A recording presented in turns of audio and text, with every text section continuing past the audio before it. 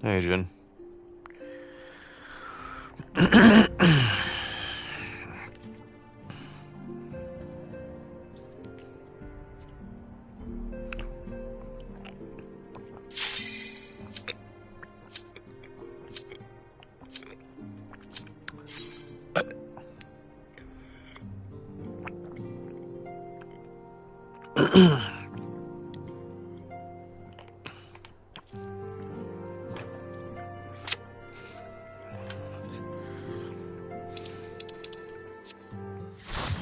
Doing alright. Just another day. Ah, the Auntie's Tower. Oh boy, this place. Again.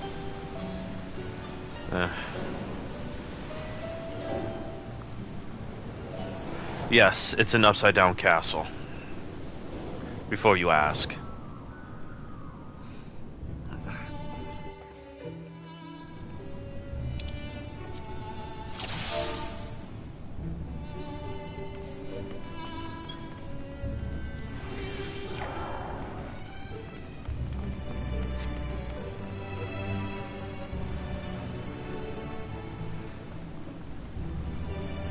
I believe this was around the time, like, before...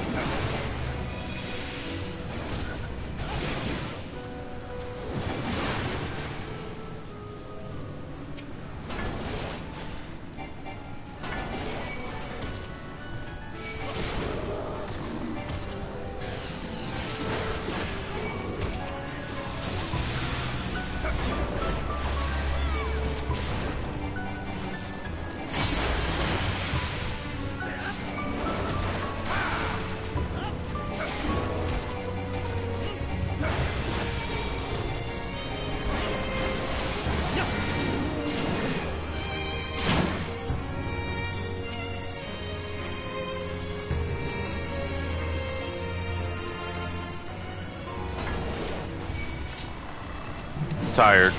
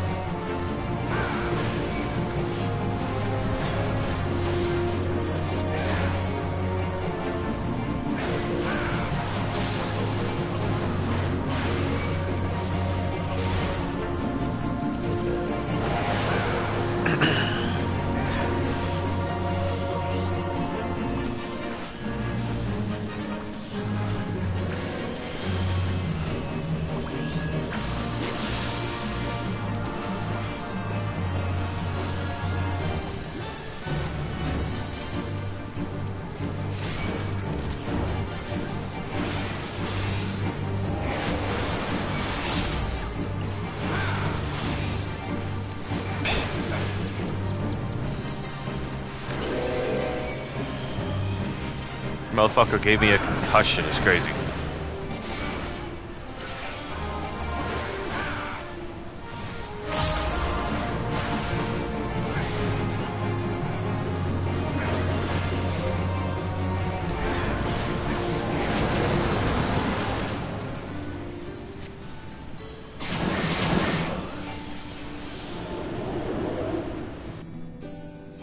That shit's crazy. Motherfucker gave me a concussion. Legitimately. I forgot what this led to, but I guess we'll find out.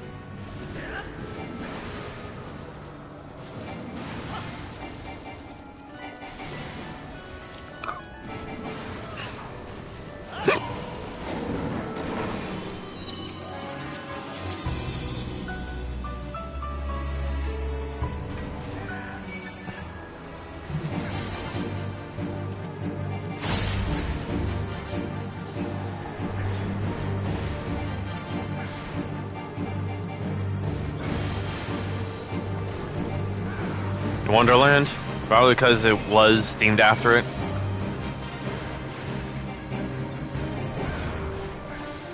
Uh-oh.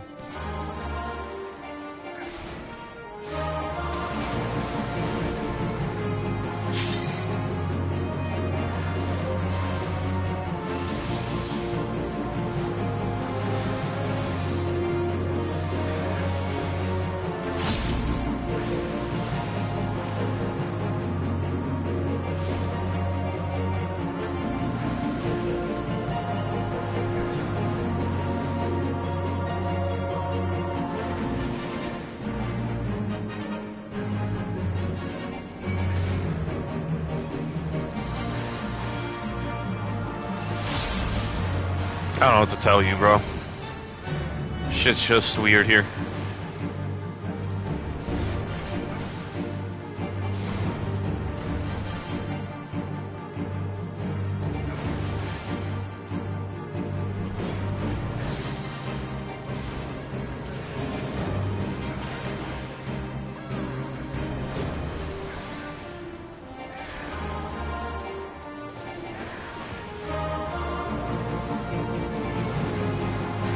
This idiot. Oh, wait, no, never mind. His name is literally Hit Me Please. Oh, for fuck's sakes. I was like, why isn't this guy dodging? But no, his name is literally just Hit Me Please. Jesus Christ.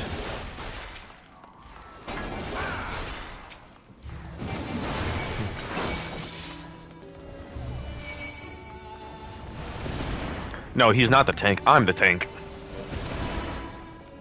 He's a bard. He's a squishy. Like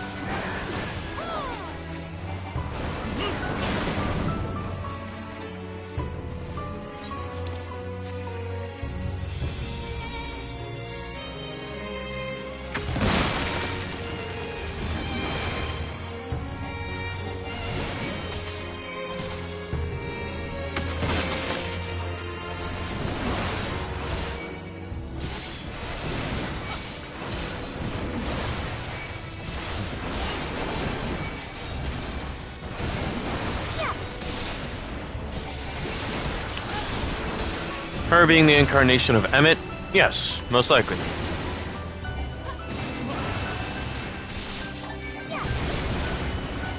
No, sorry, of Asm, the incarnation of Asm. Sorry, focusing on the dungeon, being the tank, everything, all that jazz.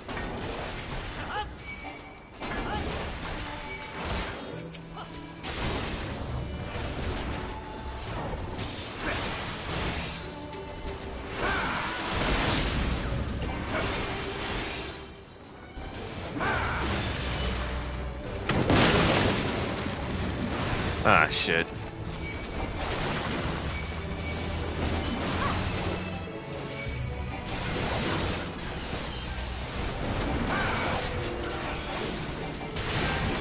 It's pretty cool.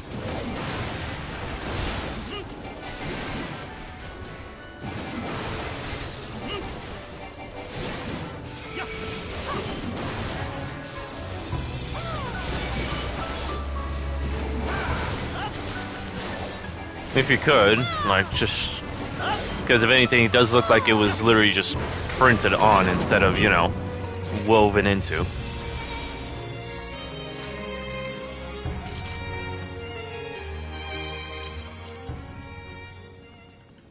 I hate this part. Very.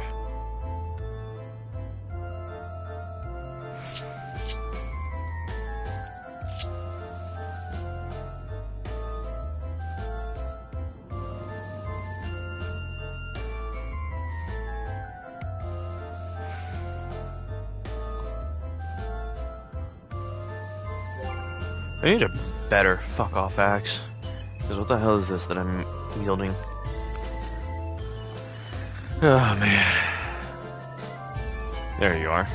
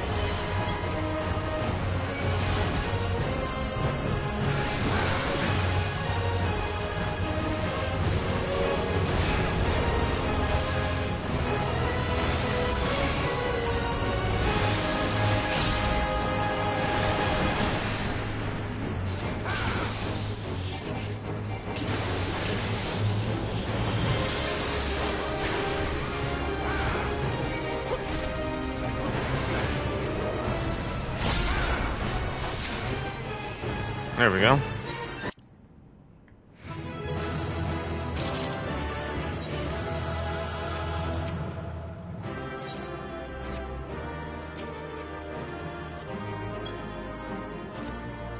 I don't have it, so why not?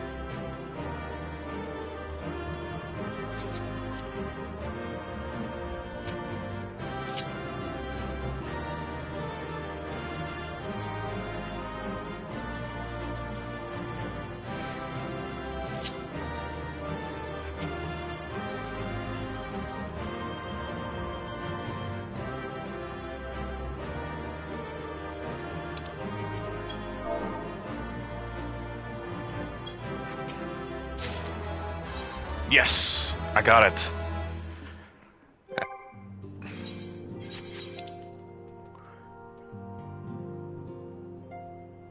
Down the up staircase. Eh. Sweet. Alright.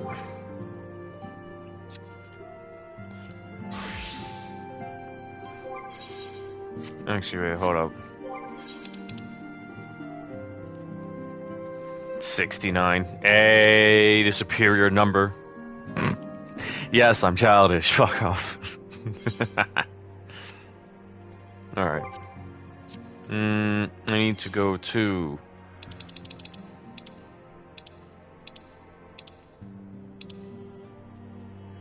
Old Charlian, real quick. Sorry if I'm doing a lot of other things that's not Shadowbringers.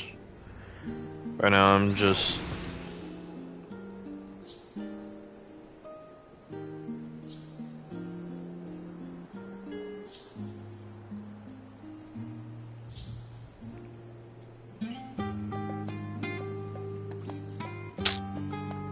I hate it here.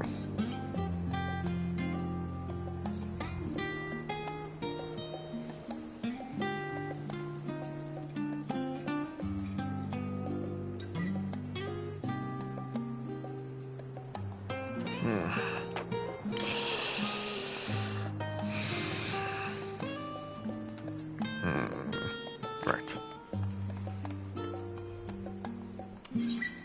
Alright. What do I not have?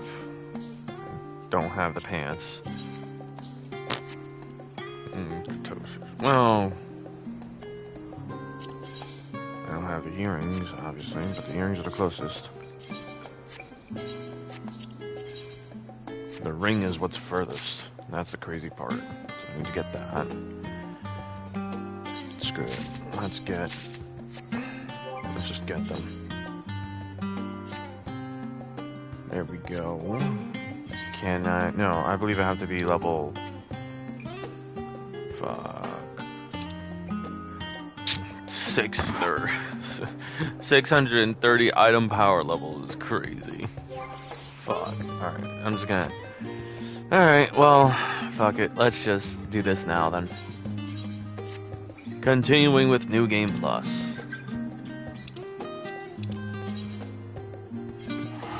Going back to Revenant's Toll and Mordona.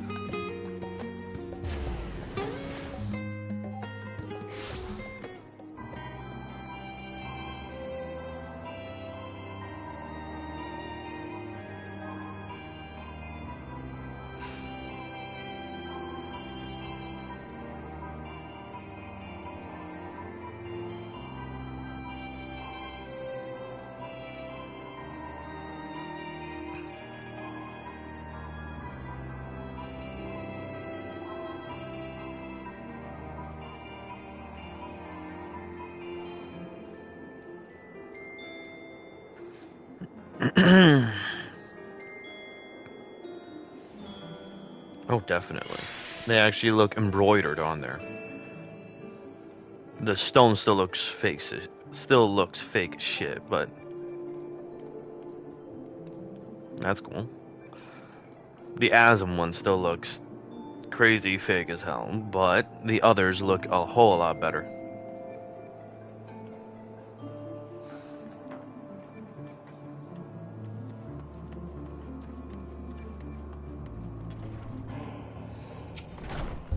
Well, are we ready for Alize's quest now? uh, ready for the shit show?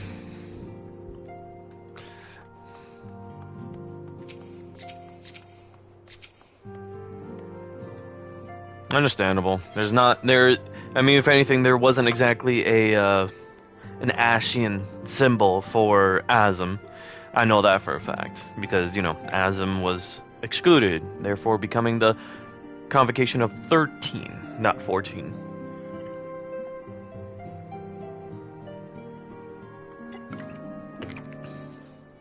Yes, the dumpster fire that is my little sister. Let's get this started.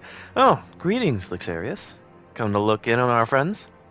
Rest assured, everyone is quite well. I'm keeping a close eye on them and have satisfied myself that they are all in fine health. As a matter of fact, they're just about to convene in Dawn's Respite to discuss how best to use their pent-up energy. Let's join them, shall we? Oh gosh, the Dawn's Respite. There we go. Please, voice acting. Please, I beg of you. Well, my friends. Yes! Now that we have all settled back into our bodies, it is time we resumed our duties in earnest. Let us speak of our plans. Ever since the Emperor's death, it's been one unsettling rumor after another. I've a mind to pay a visit to Garlemald to ascertain the truth of the matter. A prudent endeavor. 'Tis of the essence that we establish the full extent of the threat, not least if it should prove that Xenos doth indeed orchestrate events from the shadows. In light of which possibility, I shall accompany thee on thy mission. Shalt find me more a help. Thou requirest another to imbue thine ammunition, dost thou not? You're not wrong. Rain's not here. Assuming that's settled, there's something I've been meaning to look into as well. Fudge stripes.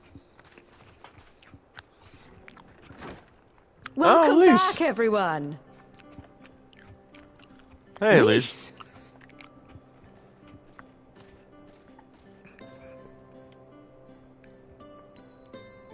You're fine now, right? No more headaches or keeling over? That's right. We're fighting fit and raring to go.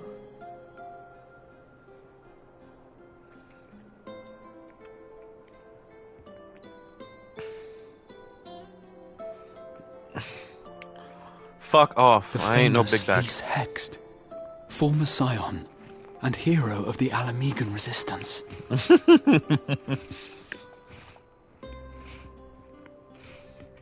I don't believe we've met. Really? It's so easy to assume that all Archons are acquainted. But then I suppose your fields of expertise are rather different. My girl decided to get them for me. When I asked for cookies at your for, service. I have read much and more about your exploits, Commander. It is a pleasure to finally make your acquaintance. She decided to just get them. He's not fiending. He's like, more history, more of the memories that I recall of, my previous timeline. But what's it called? My girl decided to get me fudge stripes at random, when all I asked for was just cookies. I told her, like, just get me something, just cookies. And she just blessed me with fudge stripes. It's been a long ass time since I had fudge stripes, so honestly, bless her heart.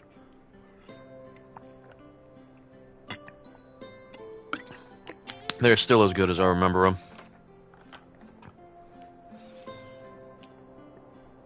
them.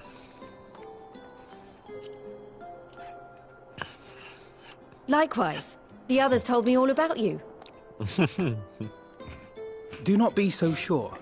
Words scarcely do justice to the vital role he played in our victory in the first. A more dependable comrade one would be hard-pressed to find.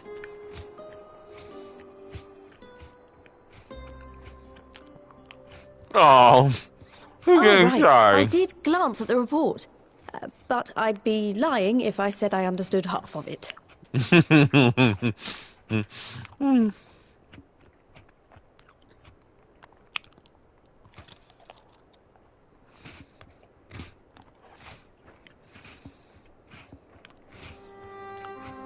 Well, that's a lot to take in. Just to be clear, this means we're not heading for another calamity, does it?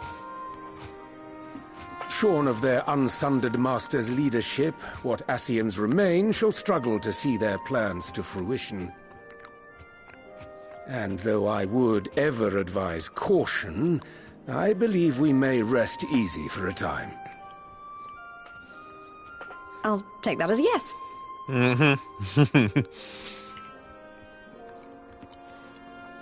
Even so, I don't know what to make of this business about Hydaelyn and Zodiac being primals. A difficult truth to bear, yes. But at last we understand the nature of our adversary. And if there are no further calamities, neither will there be rejoinings, meaning Zodiac will never regain his full strength.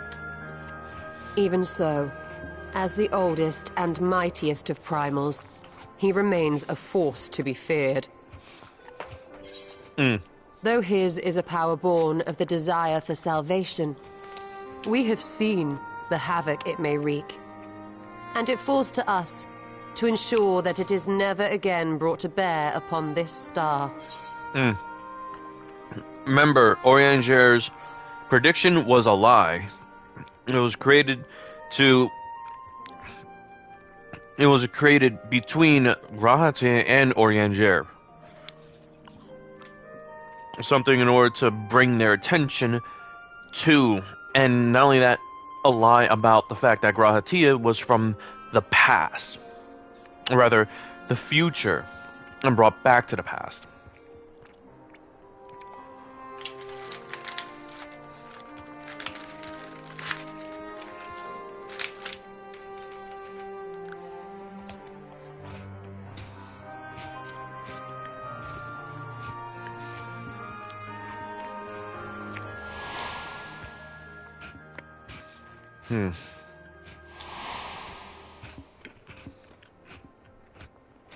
But tell us, Lys, to what do we owe the pleasure of your visit? What do you mean? Isn't seeing my long-lost comrades reason enough? Alright, there was one other matter. I have a message from the Alliance, and before you ask, yes, it's about the Empire. So, after Emperor Varys' assassination, it seems his cousin Nerva made a bid for the throne. The trouble is, he wasn't the only one with designs on it, and it didn't take long for a civil war to break out. And it's not just in the provinces. Early reports say huge swathes of the Imperial capital have been reduced to rubble. The Alliance will soon convene in Alamigo to decide on a course of action, and we were hoping you'd come along. Well, as it happens, Urianger and I were just this moment planning a little trip to Garlemald, and we should be grateful for any advice the Alliance can provide on how best to make the most of our visit.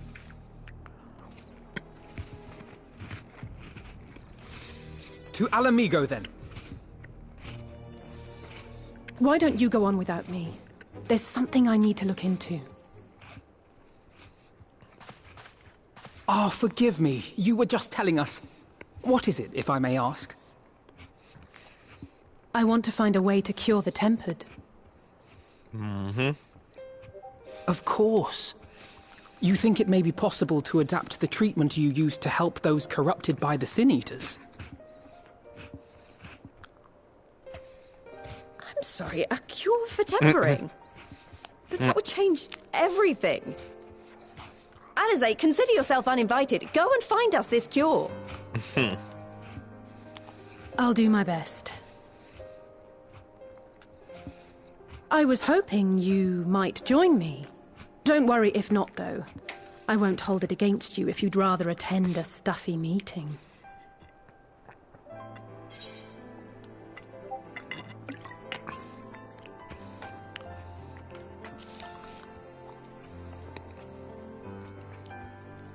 Rest assured, there'll be many, many more. Go on, lend Alize a hand.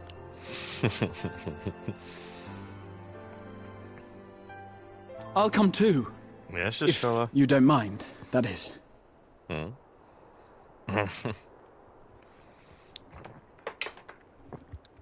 Literally the moment Rahatia said something, Mind? I'm Mary was sure they gushing. would be glad of your company. Pray, enjoy your time together with your hero. I kid you not. No, that's not... I mean, I simply thought my knowledge might be of some use. Everyone knows him. We shall be on our way then. Godspeed.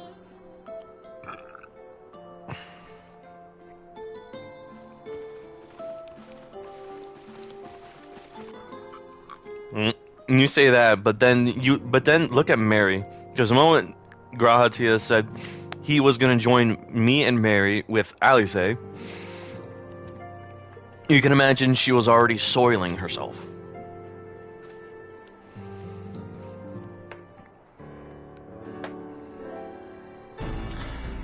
When I set out to save Halric, I think Gabu was always at the back of my mind, and having proved that the light corrupted are not lost, I'm convinced that the same must be true of the tempered. Similar to those corrupted by the Sin Eaters, the ether of Gabu's soul has been rendered stagnant. Yes, she did. And though the root cause is different, perhaps the solution is the same.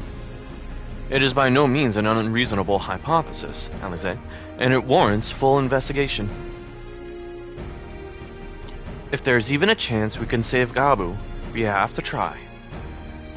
But however much I'd like to race over to Limsa and set to work, there's no room for recklessness, not when a child's life is at stake. As I'm sure Backlog would remind us, we still know little and less about the soul. Any number of things could go wrong if we don't exercise due caution. And so, before attempting anything, we should learn all we possibly can about tempering. There's just one problem. Research into the condition has long since ground to a halt, and the combined work of the many scholars involved doesn't exactly amount to a wealth of knowledge. Not of the modern scholars, perhaps, but what of their ancient counterparts? I know the Alligans took a more than passing interest in the subject. Yes, with me as their guinea pig. And if what we seek is to be found anywhere, it would surely be at the etherochemical research. God damn it, we're going back there. Where they experimented on primals and their worshippers. And Lixarius. Yes? Good thinking. I've never actually been there myself, but I did read the reports on Azaz Law, which means we'll be needing an airship. An airship, you say? Fuck you, Jin. Meet me at the northern bank of Silver Tear Lake. I've got a little surprise for you. Oh, and come prepared to travel. Of course, Tatru bought the Scions their own personal airship. Before you ask, airships are a rare commodity.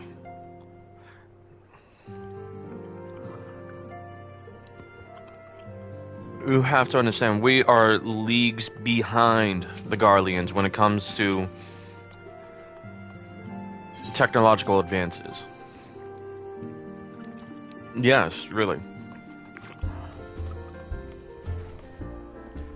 Remember, we are heavily dependent on ether as a whole.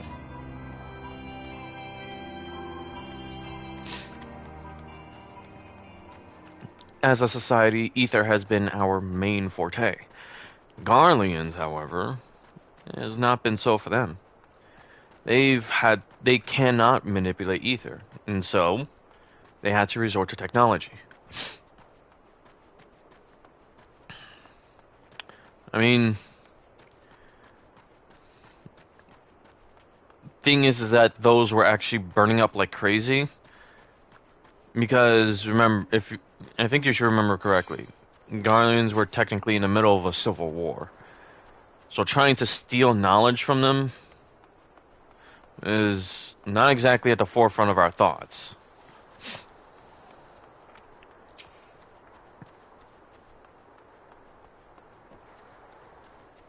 And now that you saw the state of Garlemald when we actually finally got there, you think there was anything left?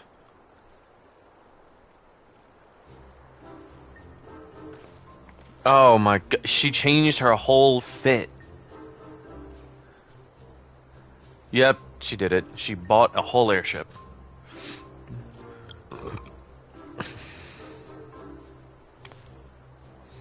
I give you the Bonanza, the Scion's very own airship. Bonanza. I built her as a company project with help from our friends at the Rising Stones, and named her for luck and prosperity. Tazru, this is amazing. We'll be able to fly just about anywhere we want. Our garments were impressive enough, but to build an entire airship, I see the annals did not exaggerate the many talents of the Scion's fabled coin keeper. I also introduced myself as your pilot, except the training didn't quite go as well as I'd hoped. But that's alright, because we've hired this capable fellow here instead.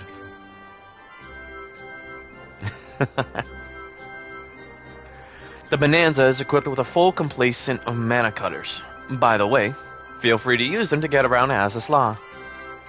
But enough talk, it's time to fly. All aboard!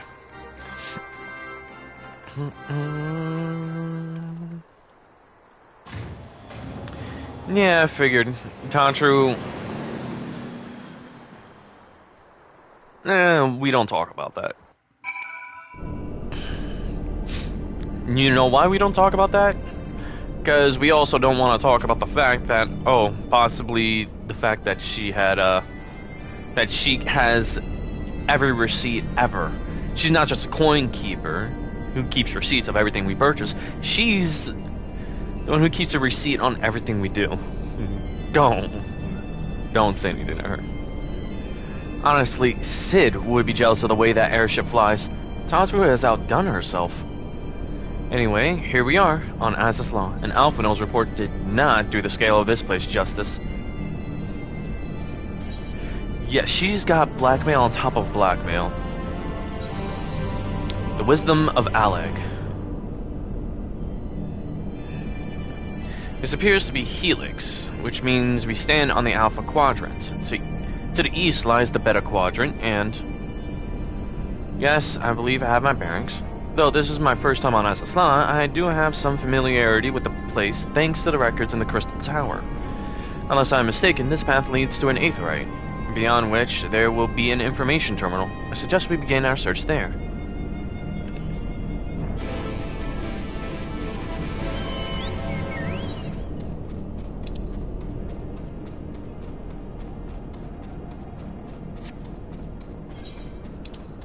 Welcome to Azaz Law. This is literally the place where I was trapped inside of.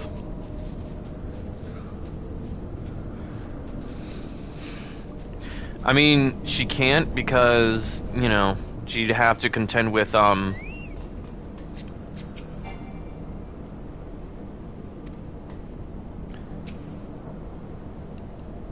she'd have to contend with,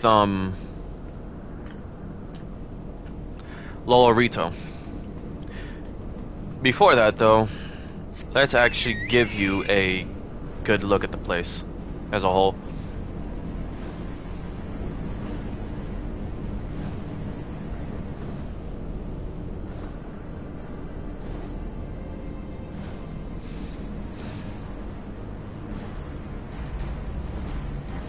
Let's just get up to the height limit so we can actually see the place as a whole.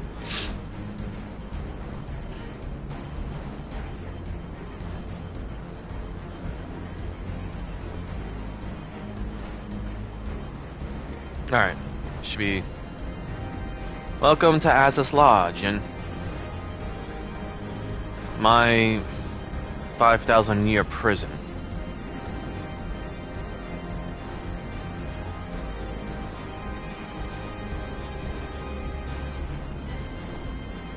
Over there, where you see all the green rings, is where I was kept.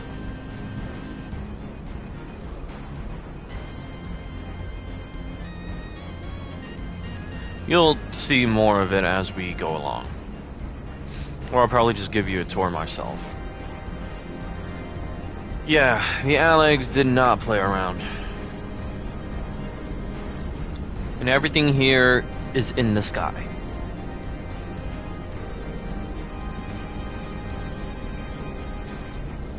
Not only that, remember, this is canonical height.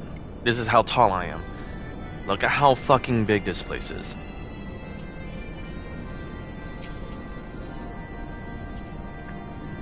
And here's the terminal.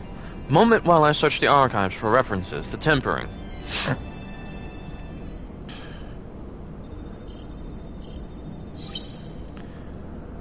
Of course, Grahatia knows precisely how to work the terminal.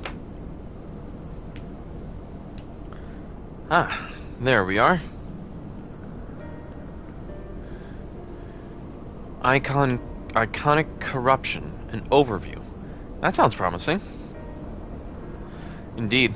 Let us see what this report has to say.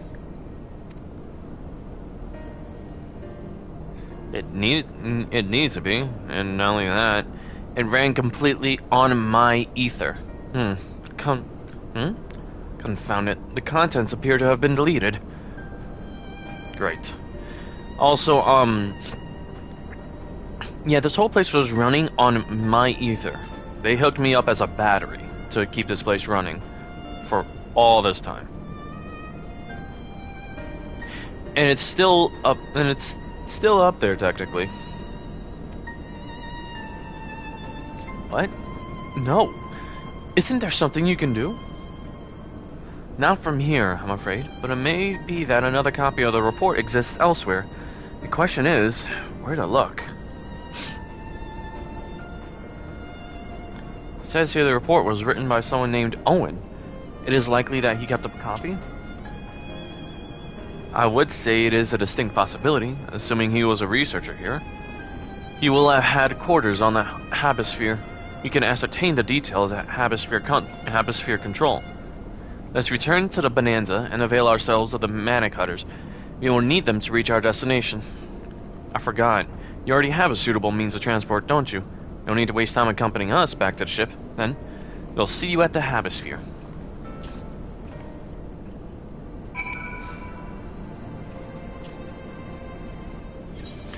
Oh, yeah. I'm gonna use this specific one then. Which is literally my Mana Cutter.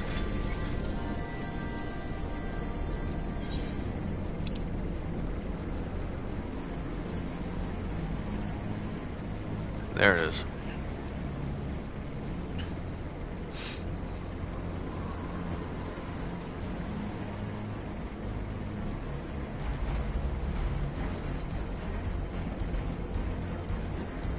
Well, me and Mary both have our own designated Mana Cutters, so.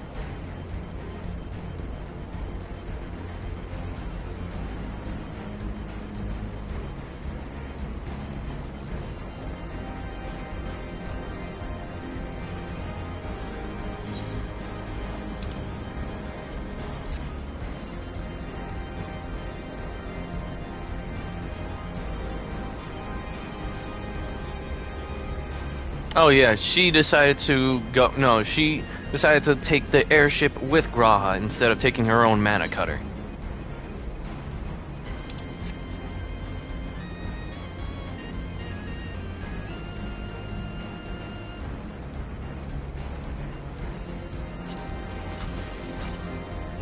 Oh, look at that.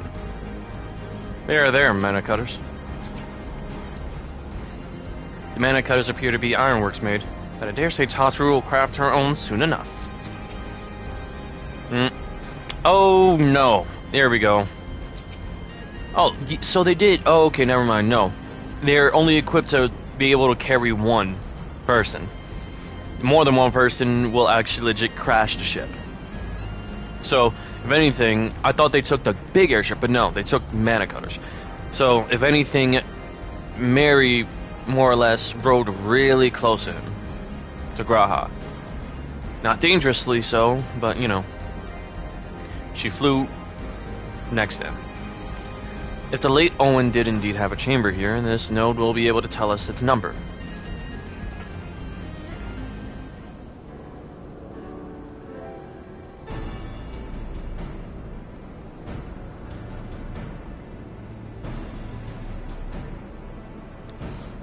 There. From what I recall of the layout, it should be somewhere in the vicinity of... Warning. An evacuation order is presently in effect. Entry to the Habisphere is not permitted at this time. Foiled again. In all likelihood, the order would have been imposed during the fourth umbral calamity. I doubt it will be lifted in the near future. Energy level critical. Returning to base for recharging. Well, surely there must be some other way to gain access. Force, for example. Ere we resort to that, I have an idea. Were we to send a surge of energy through yonder control mechanism, it should prompt the system to restart, releasing the locks. As for a suitable energy source, a concentrated lightning shard might suffice. Happily, I seem to recall that they are known to form points of stagnant ether throughout the continent. You seem to recall? Are you telling me that that was in the records too? I am. A report sent to the capital mentioned that lightning-aspected ether was prone to pooling on the continent, resulting in surges that interfered with equipment. A minor detail, I grant you, but in my role as caretaker of the Crystal Tower, there was no such thing as too much elegant knowledge. Besides, my studies helped me to feel connected to the source, to home.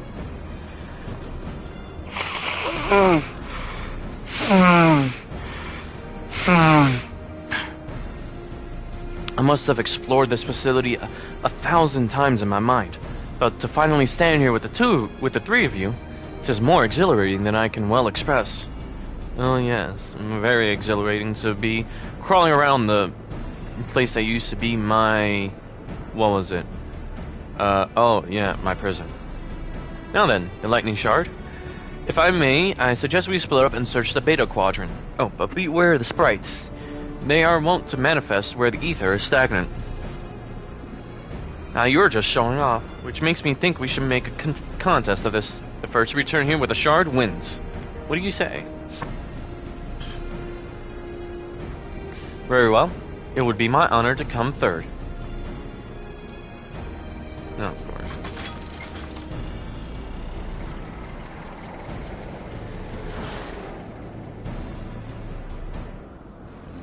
Of course, they all immediately went onward.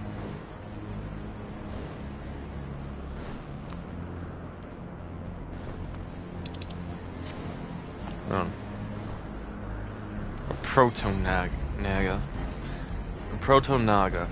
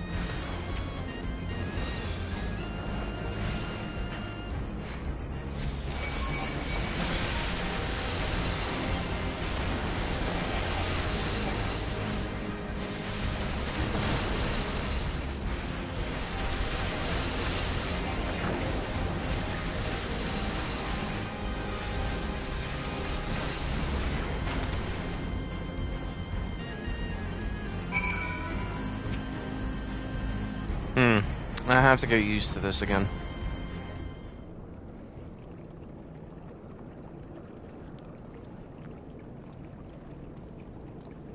Bravo! That was quite a show, adventurer. Why, the spectacle proved so enthralling that all thoughts of the prize slipped my mind. I appear to have forfeited our little race. Congratulations! The lightning shot is yours. What? No dramatic entrance? You've changed.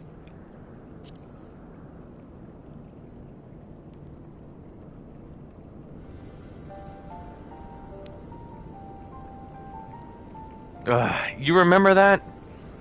In my defense, I was caught up in the moment. It isn't every day you meet an honest-to-God's hero, after all.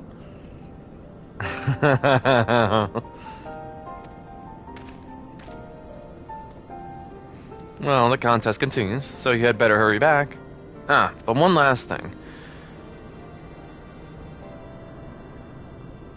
Thank you, Mary, Vixarius, for bringing me here.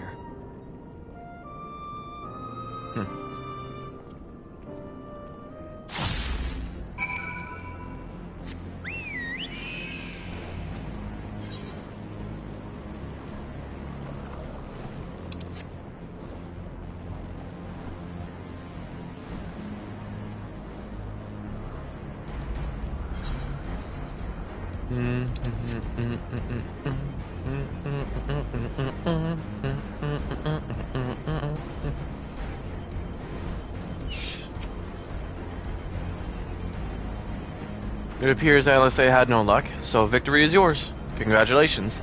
Now then, may I have the shard? Wait a minute, deadass? You have a shard? Then you win.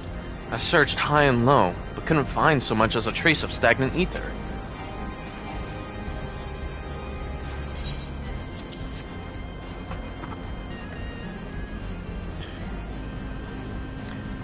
What is it that makes you so much better at finding things? What do you have that I don't? That is a question I too have asked myself on numerous occasions. I suspect we could both learn a great deal from Mary and Lixaris, and not only about the secrets of adventuring, but come, we should attend to our mission.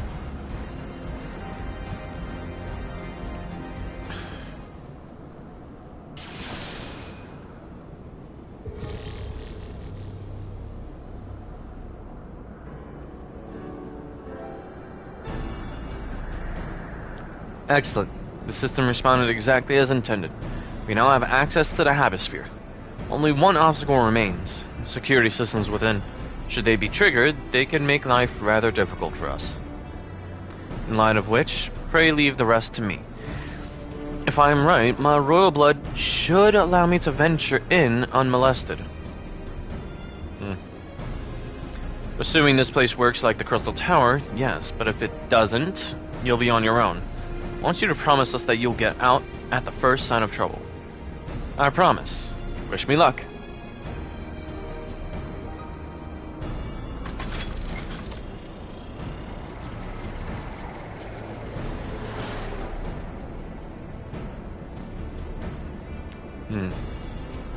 Well, nothing for it but to sit tight.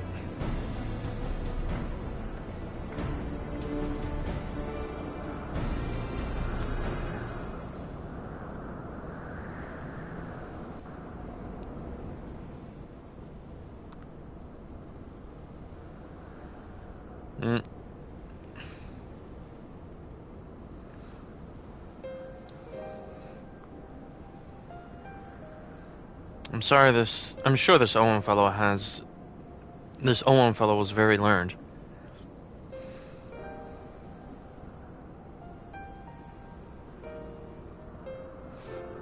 Yes, I immediately did. Well, I didn't tie her up, but I definitely held her by her waist. I literally held her up by her body in air gel. Because remember, she's so small, you could practically lift her up by her body and she'd be stuck. But I'm sure this Owen fellow was very learned, but iconic corruption and overview sounds like a studium thesis. We all had to write one. Lest you wonder, mine was about the combat applications of ether. I'm nothing if not practical. Alphonse was more philosophical, of course. Political, I dare say it. He chose to write a lengthy discourse on our nation's duty to the world. Controversial subject, to say the least. He asserted that Charlene's knowledge should rightly be used to protect all life on the star, in direct opposition to the country's cherished policy of non-intervention. Being a leading member of the Forum, our father was not happy. Yes, I did. She was not happy about that at the time, but I did reason with her after 10 minutes of arguing.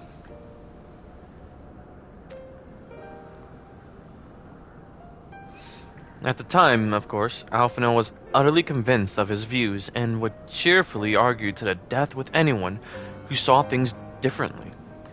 By which I mean the rows were long. Since learned to be a little more open-minded, but deep down he still holds fast to that one belief, and I admire him for that.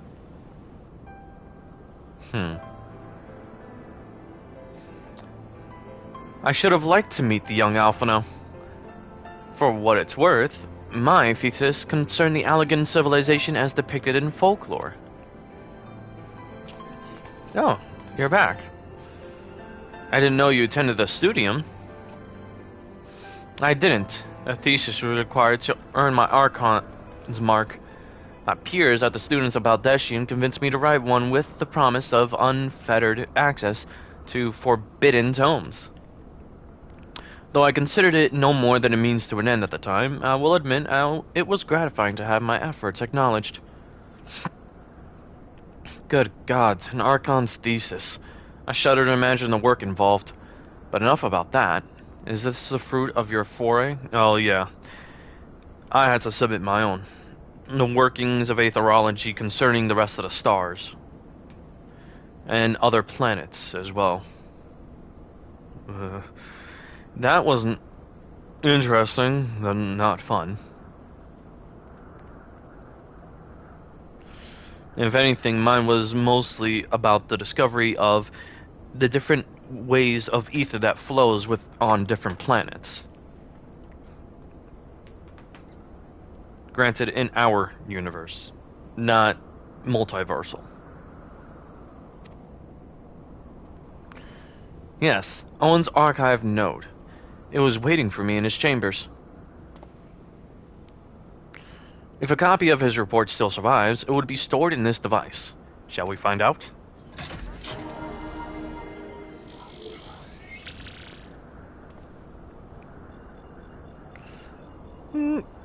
Blip.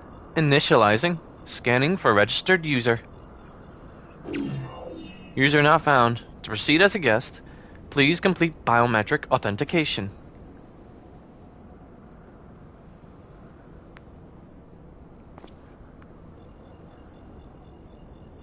Verifying. Authentication complete. Guest identified as member of the royal family. I am at your most humble service, your highness. It never ceases to amuse me. 'Tis but a pity the effect will not last forever. Doga and Une said as much when they granted me this gift, but until such time as it fades, I shall use it gratefully. Search archive for iconic corruption. Okay, so Uma and Duge were clones made by the Allegans set out into the world to collect data, to keep an eye on everything. They had countless and countless and countless more clones in the Crystal Tower, and they were always thrown out into the world to try and keep an eye on the place. Keep an eye on civilization as a whole. I don't know why, but that's just how it was. Searching. One item found. Iconic corruption. An overview. The report is locked by the author. Please state password. Well, go on then, your highness. Tell the nice node the password.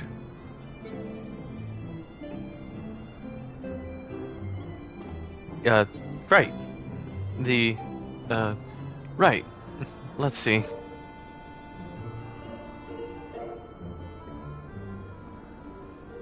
Glory be to Alag.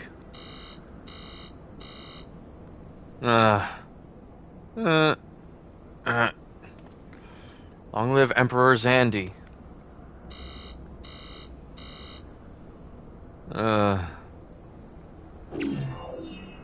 Password incorrect. Please try again. Confound it. Come now, passwords are invariably short and simple. For instance...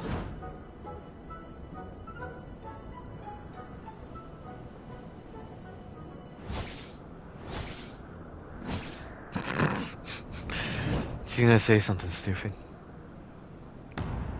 Password.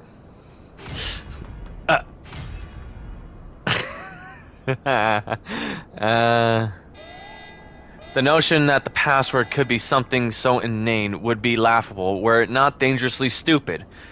Furthermore, your conduct in the presence of His Highness is grossly inappropriate. Know your place, handmaiden. What did that thing just call me?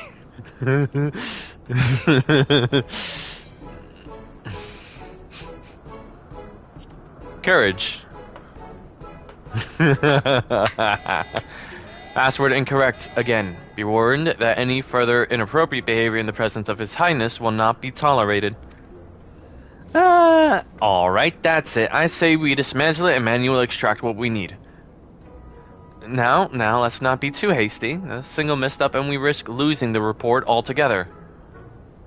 I believe this may be a task for Sid and his colleagues. If anyone could coax Mashna into cooperating, it is them. He's not wrong. Come, let us bear the note back to the Rising Stones.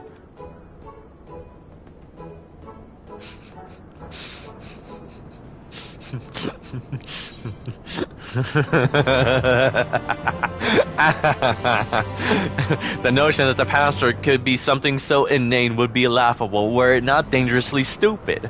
Furthermore, your conduct in the presence of is grossly inappropriate. Know your place, handmaiden.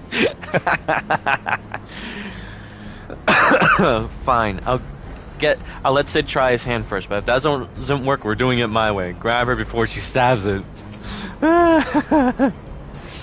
You mean grab her before she stabs me, because I perfectly restated what it said word for word to her.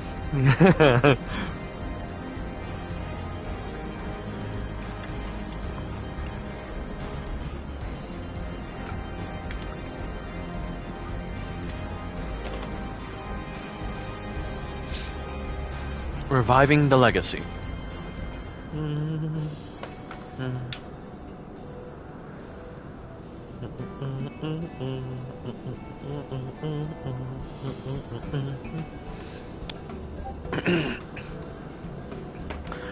We'll see. I completely forgot about the node. It's probably with Sid. I should probably mention that I have yet to meet Sid since waking up. Rambros did send word to the Ironworks, but it appears our friend has been afield on urgent business. Nevertheless, I assure you my proposal to seek his help is no pretext.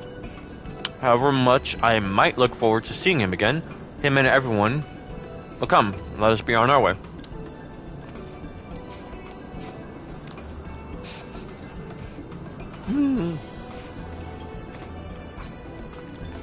It's Sid with a C. Look at him, all about running. How sweet.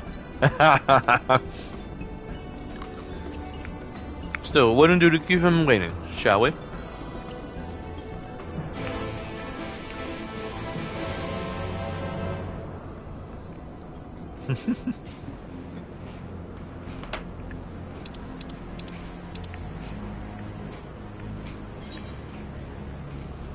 Figured.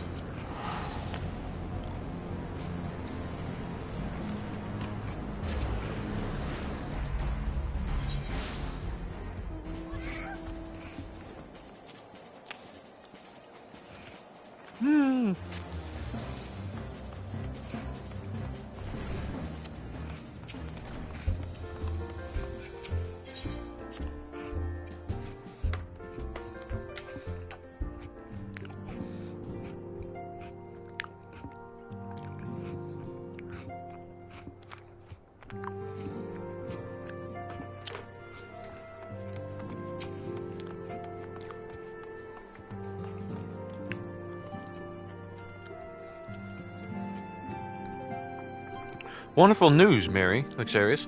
Dr. contacted Sid on our behalf, and he is on his way here even as we speak.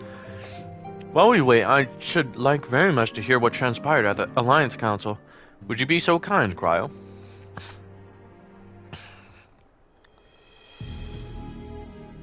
As you know, the meeting was convened to discuss how best to respond to recent events in Garlemald. According to intelligence from our Doman allies, the War of Secession rages on, and the Empire remains without a leader. Amidst the chaos, the Imperial legions in the provinces have begun to move independently of the motherland. Of greatest concern to us is the Third, a legion aligned with Lord Nerva. It appears they have received substantial financial backing from House Brutus. Oh, great. The one that, Xenos hails from.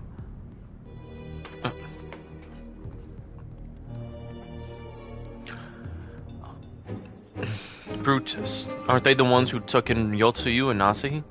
Oh, yeah, no. The one. Oh, yeah, Asahi. There you go. This bodes well. Xenos' movements, meanwhile, remain shrouded in mystery. We're hoping that Thinkred and Orianger will be able to shed some light on his activities when they return. Until such time as they do, the Allied leaders feel it will be unwise to interfere in the conflict. And so, thanks in part to the Imperial withdrawal from Gimlet, they have decided to turn their attention to the primal problem once more. Working with friendly factions among the Beast Tribes, they hope to reopen dialogue and explore new avenues for peace.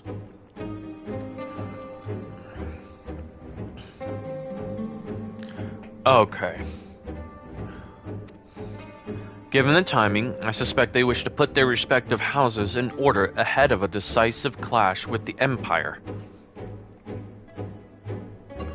Whatever their intent, this is not a problem easily solved. The Laminsons, in particular, struggle in their efforts, and Alphino and Y'shtola have been called upon to aid them.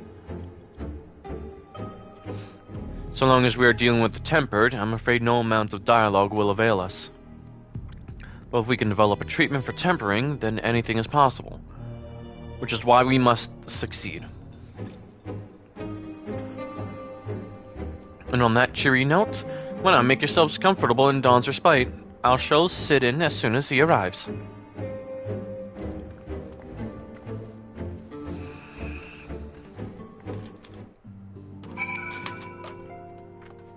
Please, more voice acting? I want to eat.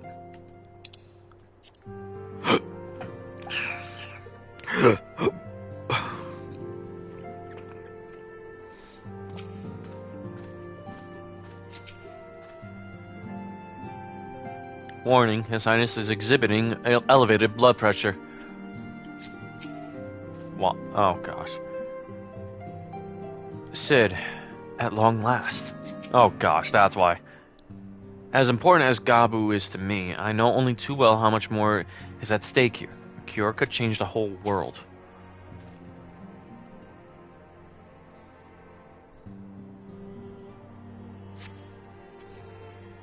Please, voice acting?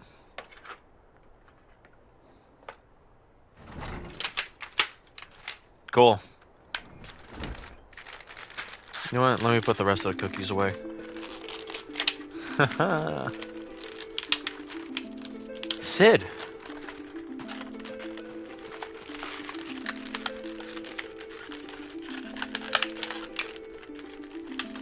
Forgive us for not coming to see you sooner, my friend.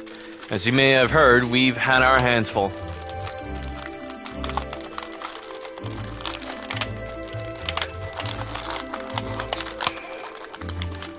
God damn it. Come on, go back in there. There we go.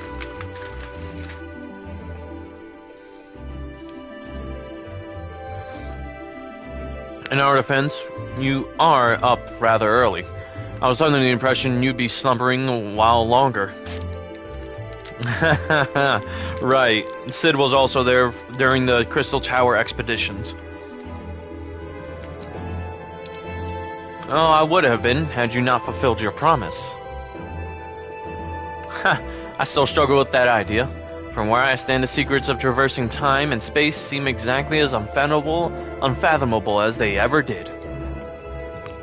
Well, if an alternate version of myself has already laid them bare, I dare say that frees me up to concentrate on other endeavors.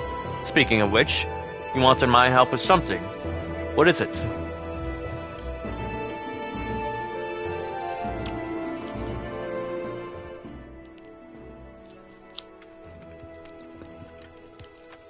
Well.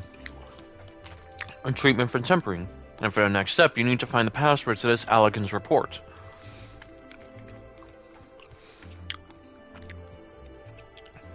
Just so.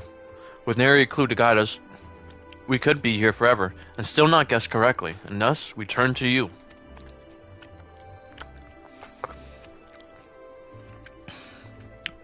Well, I'd love to say that we could help, so I will. Once suitably configured, a Magitech terminal should make short work of identifying the password. I knew I could rely on you. Now, anticipating that it might be of use, I took the liberty of borrowing a tombstone from Rambros. It contains an Allegan dictionary.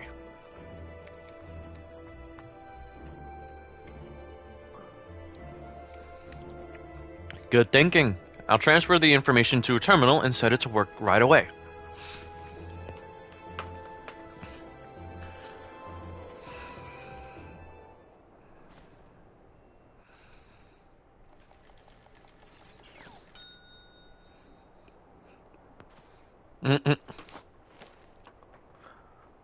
Damn it! Come on! Give me voice acting!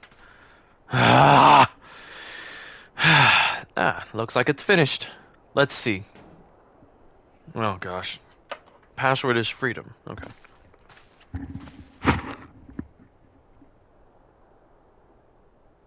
Hey.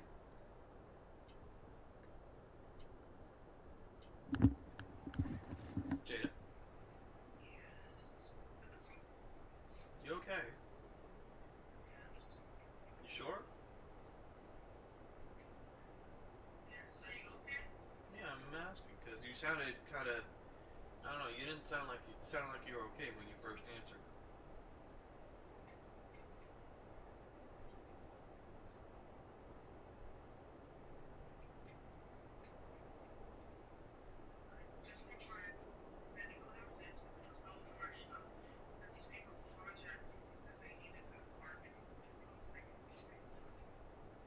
Seriously? Oh gosh.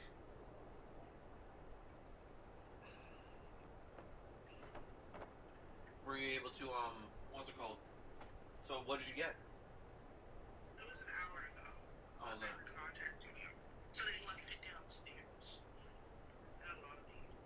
That's wow.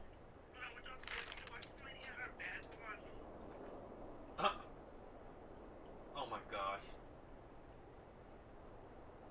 That's disrespectful.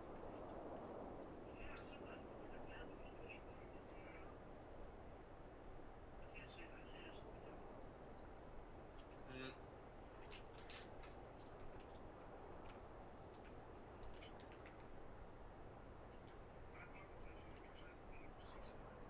mm.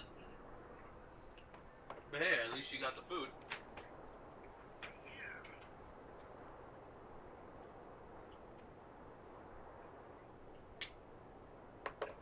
Knowing you, I know you would have crashed out if someone else took it, or if they, brought it to the wrong building.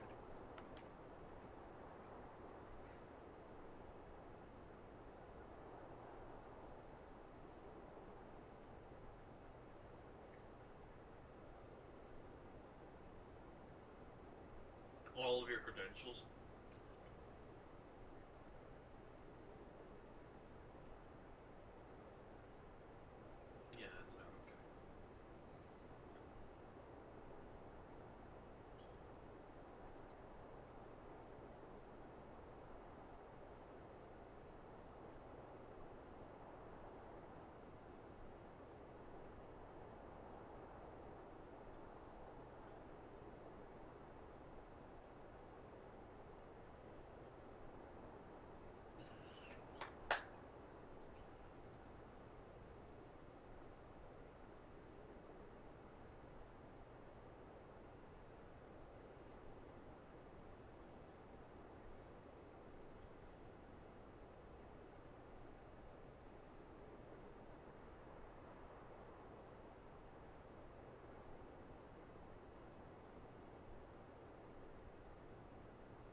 tired.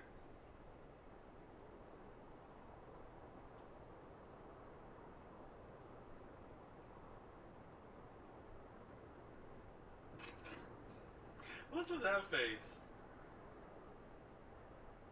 I can't smile?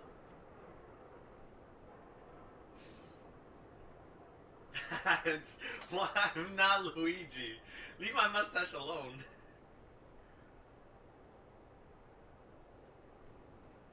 Don't you dare insult me.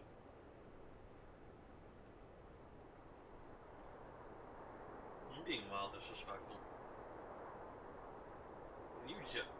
You just got up.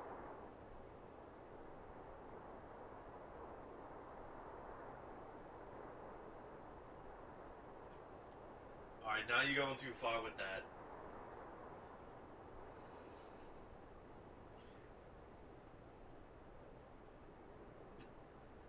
Not only that, Princess Peach is a hoe.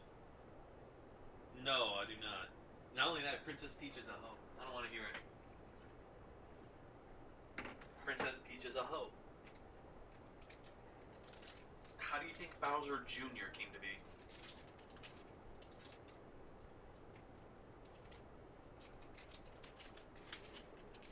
So you know, you don't. Okay, so how do you think Bowser Jr. was born?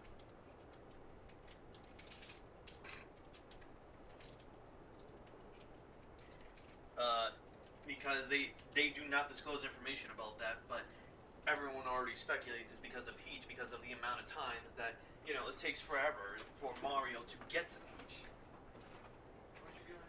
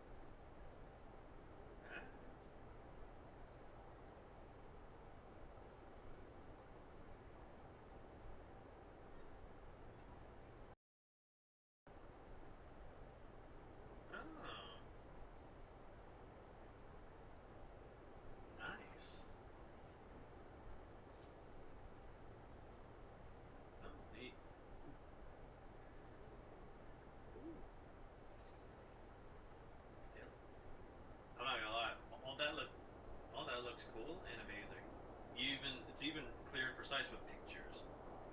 I know you like your pictures.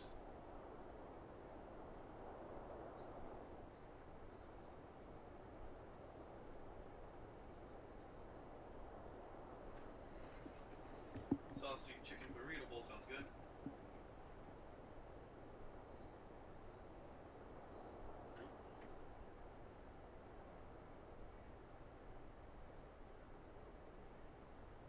Yay! Tacos!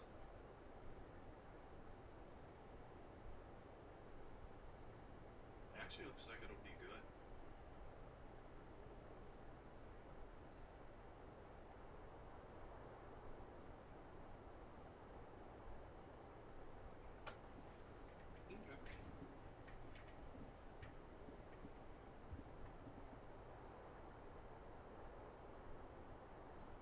That's cool. And nutrition's value. Allergens before you start. That's a nice play on words.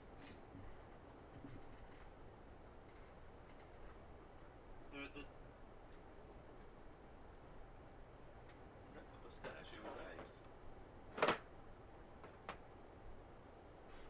Cool.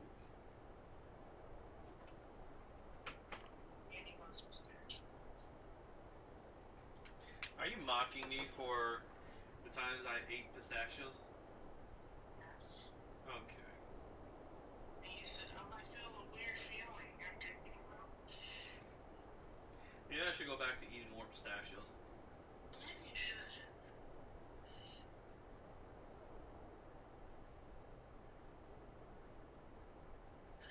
I miss when you ate pistachios. I'll be honest, so did I. Why? Because at least I could get active.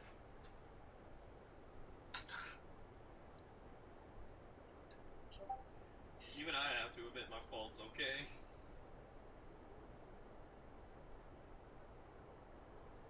You can't act like they don't exist.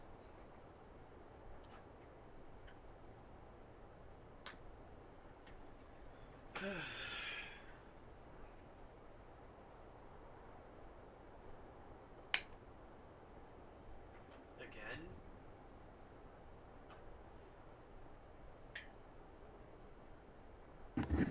Okay. Self-care, right? As you should, then.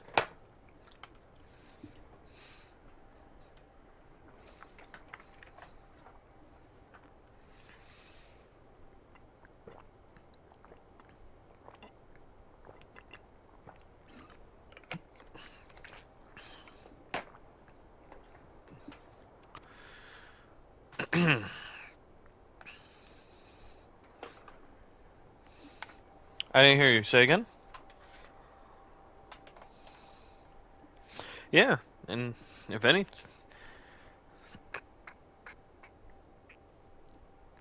Oh my goodness, Jada. Oh boy, be more careful. It's Sabbath. Yeah, we're always... Our bodies are trained to be tired so we can actually rest.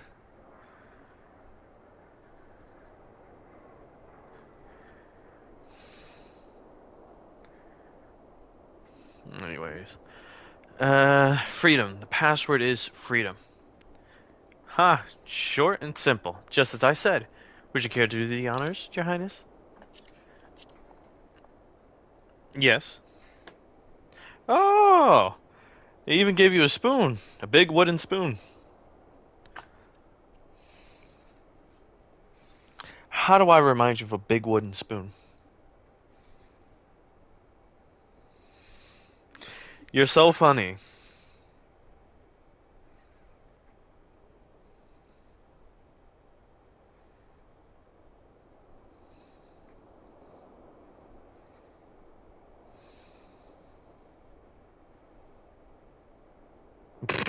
Why am I in your forehead? All up in your big ass forehead.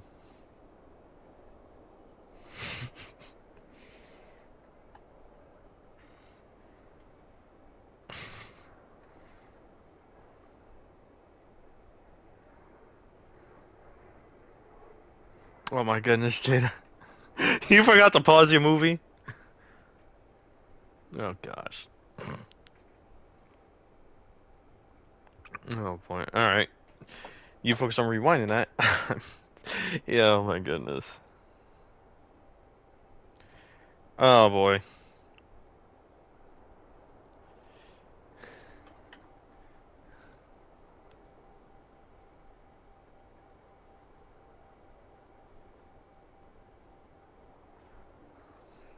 Oh boy.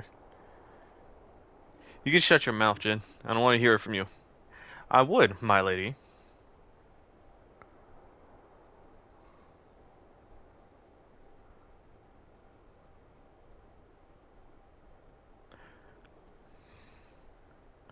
Node, open the report titled Iconic Corruption, an overview.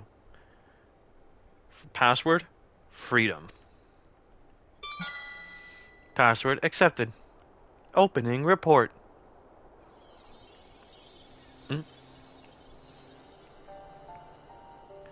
This report seeks to provide an overview of the mechanism by which icons corrupt and bring men to their will. Oh. The phenomenon we call corruption refers to the alteration of the ether of the soul.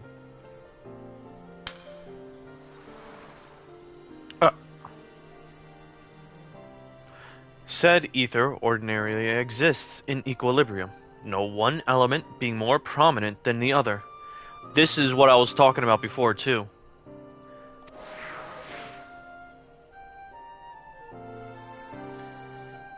But when a subject is exposed to the ether of an icon, this changes, their soul taking on the properties of the entity in question. Oh gosh, here we go. By way of an example, exposure to the ether of the fiend Sephiroth, oh boy, would cause a subject's ether to become aligned with the element of earth.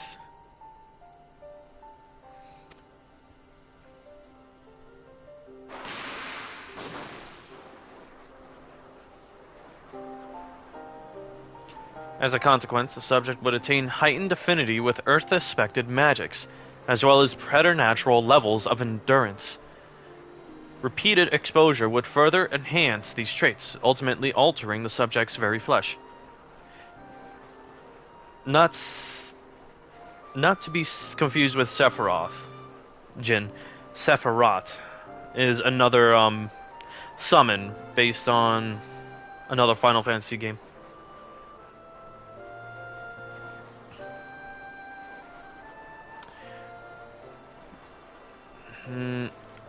I don't think I read this. As a consequence, the subject would attain heightened affinity with earth-aspected magics, as well as preternatural levels of endurance.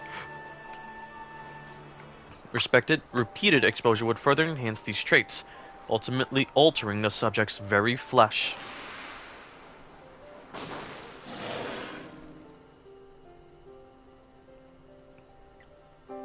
The changes undergone by the subject are not solely attributable to elemental alignment, however.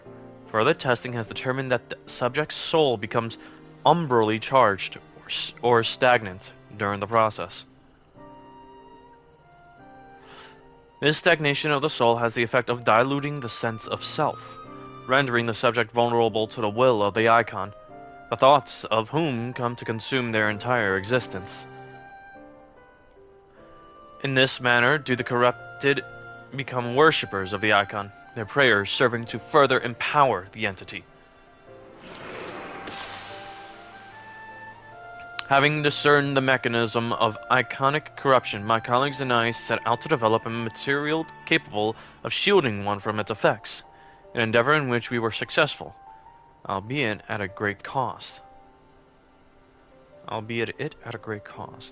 In the course of testing, many of my assistants, good men and women all, fell victim to corruption, and in accordance with protocol, they were summarily put to death.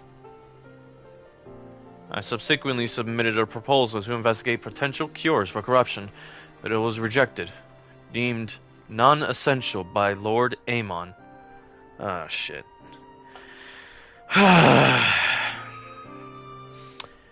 Amon was Emmett Selk back then. during the time of the Alekans.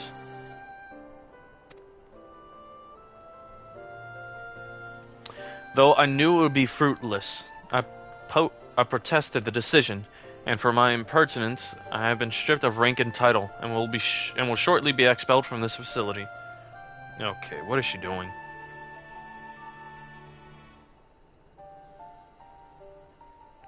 Hello?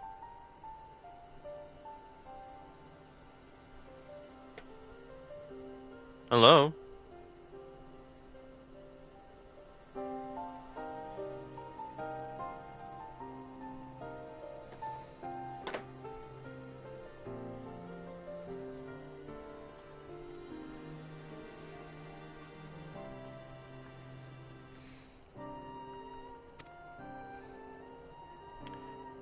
In all likelihood, this report will be expunged from the archives. Nonetheless, I record it in the hope that one day... Hey, what happened?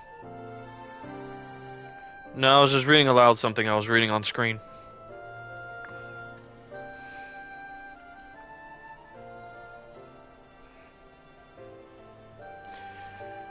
In all likelihood, this report will be expunged from the archives. Nonetheless, I record it in the hope that one day, someone will undertake to do that which I could not, and find the cure for the victims of iconic corruption. End recording.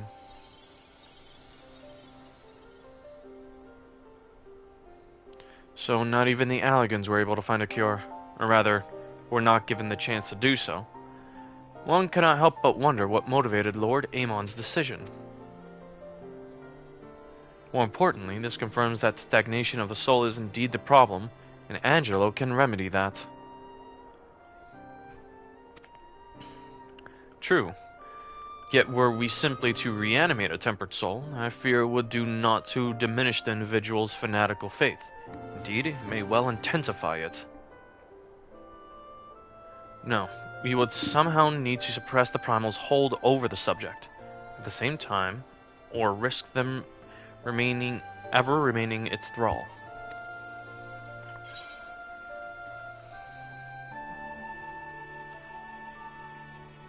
So there's no point in reviving their souls unless we can restore their sense of self. But of course, memory transference. The process has the effect of compartmentalizing memories, separating them into manageable bundles, if you will. By adapting the technique, it may be possible to achieve selective reanimation. That is, limit the effects to only those memories that existed prior to tempering. Through restoring the sense of self, we could theoretically drown out the incitements of false faith, which had come to dominate the individual's thoughts. I see. The theory seems sound, and our experience treating the light corrupted would help us to identify suitable memories for reanimation. But are you confident you can adapt memory transference as required? I seem to recall your attempts to do so while trying to bring us home culminated in literal bloodletting. They did. You are right. Despite my best efforts, I cannot recreate the mechanism, and I can see that the rather clumsy compromise I reached would not provide the basis for your cure. Then perhaps it's better that we consider another approach. Morning. Well, afternoon at this point.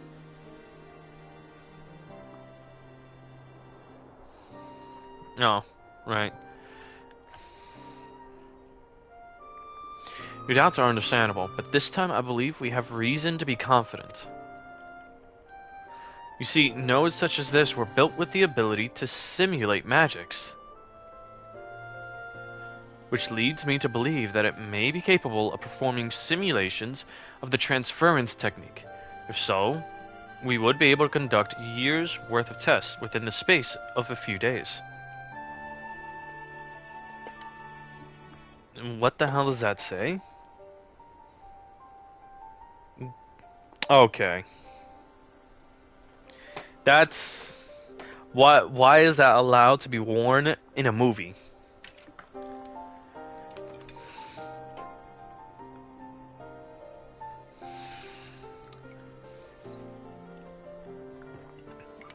Yeah, no, what the hell? Where is that? Netflix? That is nasty.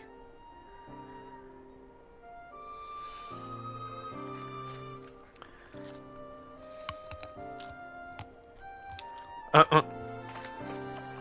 That's crazy.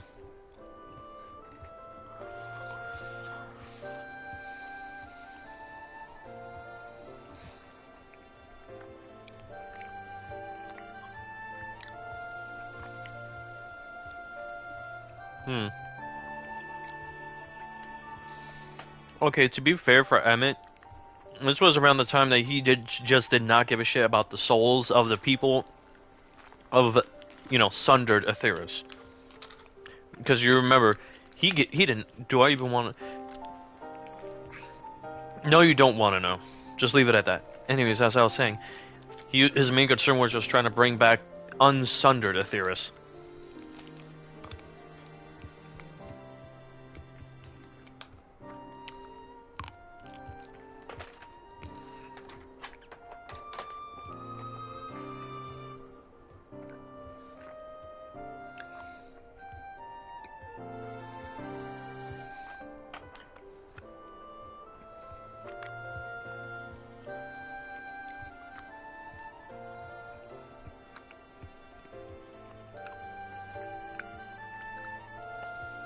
Oh, okay. I got my schedule.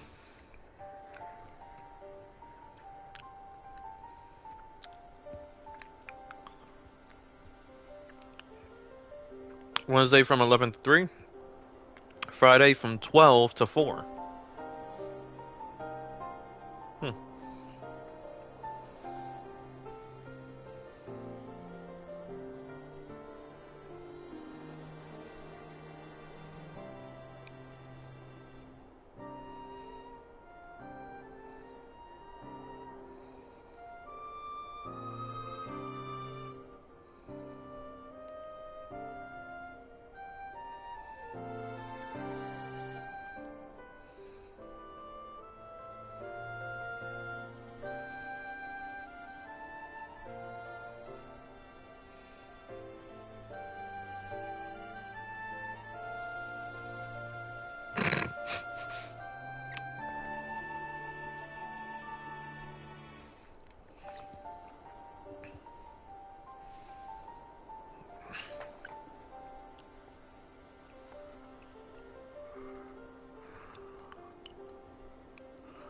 Right. That may be capable. Oh, right.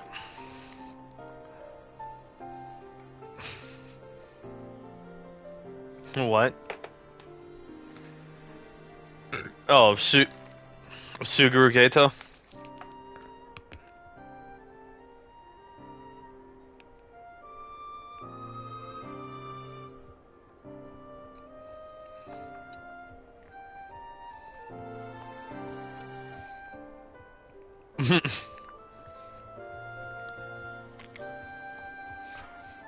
Suguru. That's how you say his name, Jada. It's not Sugar You Ghetto, it's Suguru Ghetto.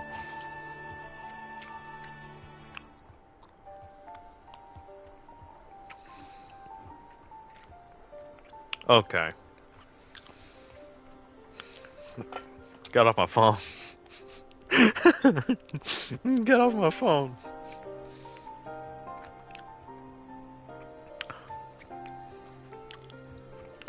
Okay, so,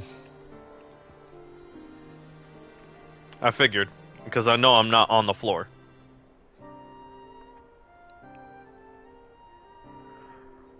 You're a bozo.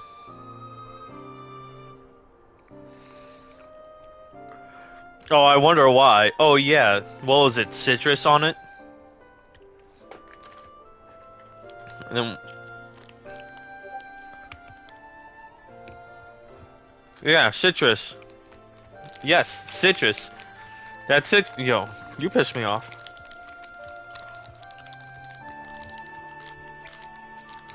Oh my goodness. Alright. What? Oh yeah, what had my girl and me tripping was a movie called Sex Pot. I don't remember what the description said, but it said something about like a group of friends and aphrodisiacs. I'm like, no.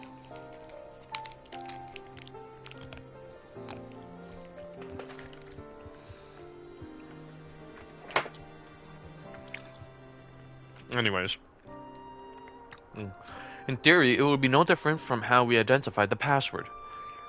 But it'll take more calculating power, a lot more. I honestly couldn't say whether our equipment would be up to the task. Yeah, absolutely the fuck hell no. Tell me, Sid, why do you suppose Owen locked his report behind a password? To keep it from prying eyes, of course. Why else? Wait.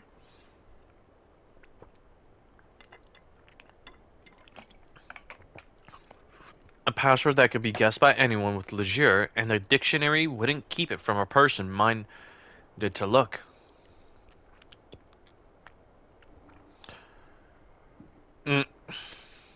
No, he wanted his report to be seen by those who strive for freedom. Not unlike the members of a certain distinguished engineering collective, I believe their motto was freedom through technology, or some such. You two, round up as many Magitech terminals as you can, and as you can find, and bring them to the workshop. Right away, Chief.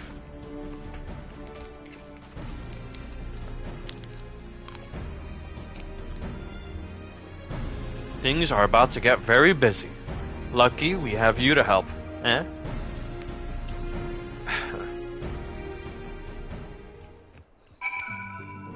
I'm tired of no voice acting, bro. I'm so tired of it. Right.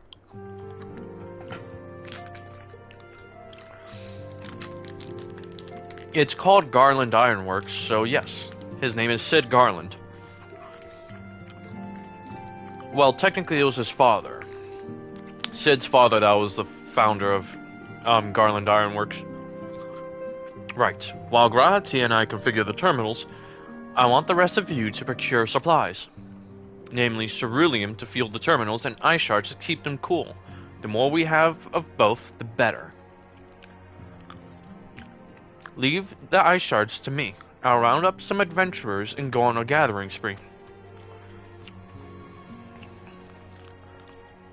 In that case, I'll trust Mary, Luxurious, and Alice with the ceruleum. Here's a promissory note for each of you.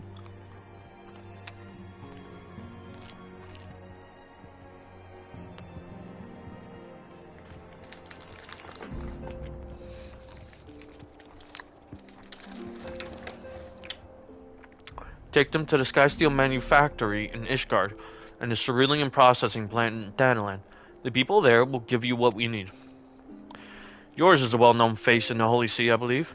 If it's all the same to you, I'll head to Danalan.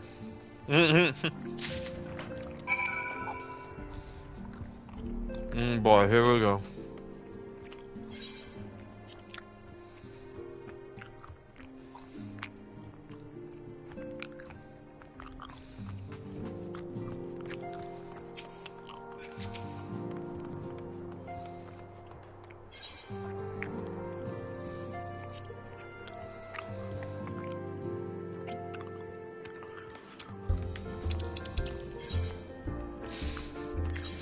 I mean, I'm gonna be honest, my guess is just, I was just actually making guesses. I don't truly remember how Ironworks came about.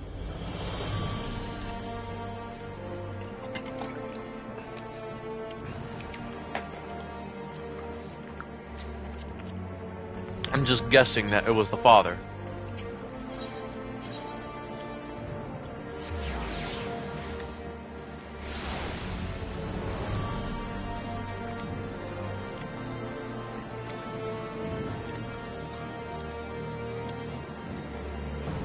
Maybe.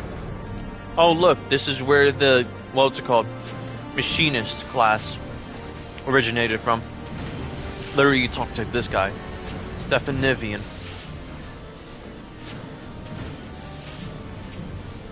From a lot. Welcome back. Mistress Mary, Master Luxarius.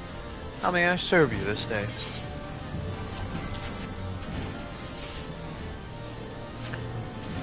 So you are after Cerulean. In that case, please present the note to our engineer at the airship landing. He shall be glad to assist you.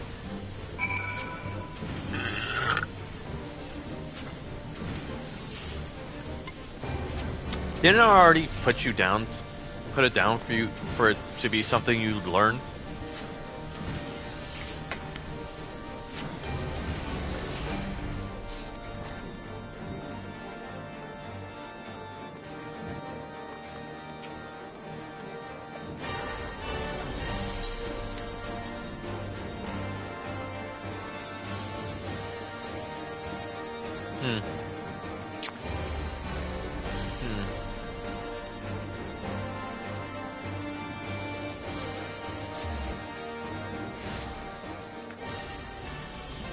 Alright, I'll put in a word for you at the Sky Steel Manufactory.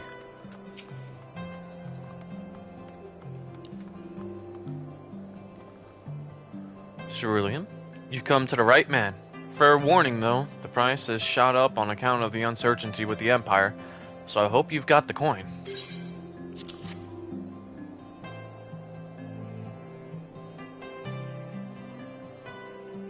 Well now, a promissory note from the Ironworks. Don't see many of these. Not that it's a problem, it's as good as gold to me.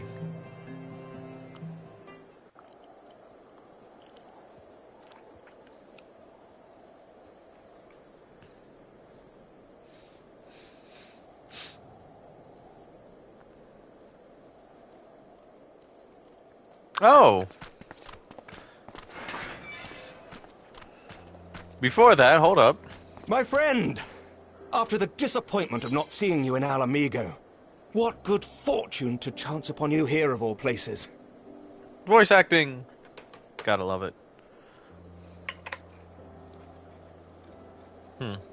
As you may have heard, the Allied nations are making a renewed effort to address the primal problem. Mm-hmm. To that end, have I invited the chieftain of the Vanu to Ishgard, that we might together plot a course. Aymeric, the leader of the Holy See of Since the war with Ishgard. the Empire appears to be nearing its conclusion, I would also like to call upon Estinian's lance. Alas, he is, as ever, a difficult man to find. He always is. I am informed he recently paid a visit to the Rising Stones. Should he happen to do so again, be sure to pass on my regards, won't you? But tell me, what business brings you to our fair city this day? He's basically the leader of Ishgard. Aymeric. He was also the son of the bishop. The guy who turned himself into an icon of the Knights of Round.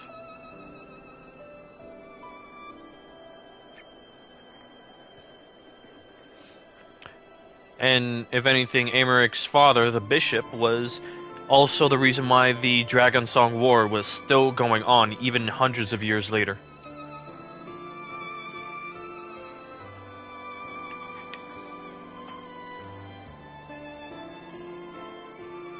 Playing the same ad over and over again is diabolical.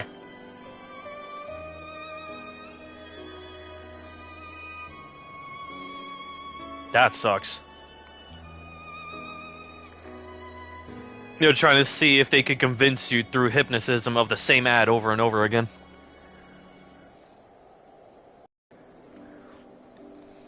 He is a good dude. If anything, he's alright. Not only that, but thing is that the bishop is supposedly supposed like a celibate man. But if anything, he had a bastard son, and that bastard son, Aymeric. If anything, Aymeric doesn't hold it against him, and he long since put down the views of his father, because his father put himself through tempering. Yeah, pretty much like the Catholic. This was more, if anything, the entirety of Heavensward was more of like the Arthurian times. medieval because, you know, dragons, knights, church.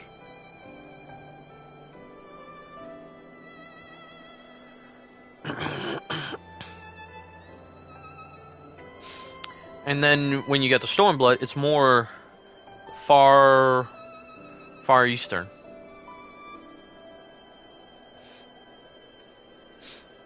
Now, when it comes to Endwalker, I don't know what it is. But no, Hinduism, I think, is what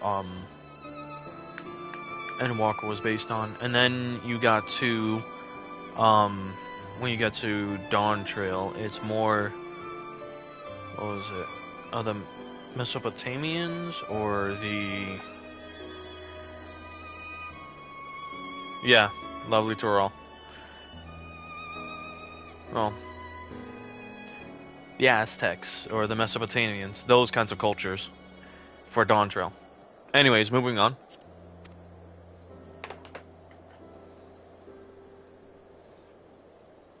A cure for There you go. tempering. You never cease to amaze me. Until now, our only hope has been prevention, our every failure irrevocable. But this would rewrite the rules of engagement. Very well. Damn it. Because my girl's talking to me.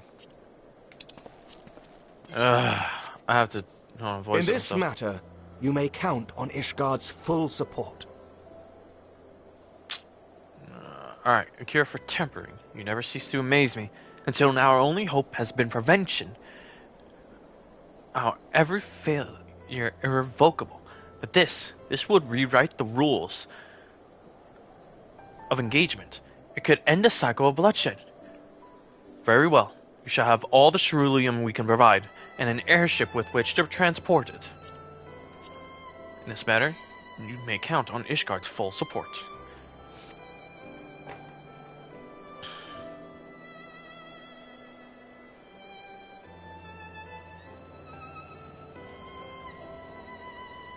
Hmm.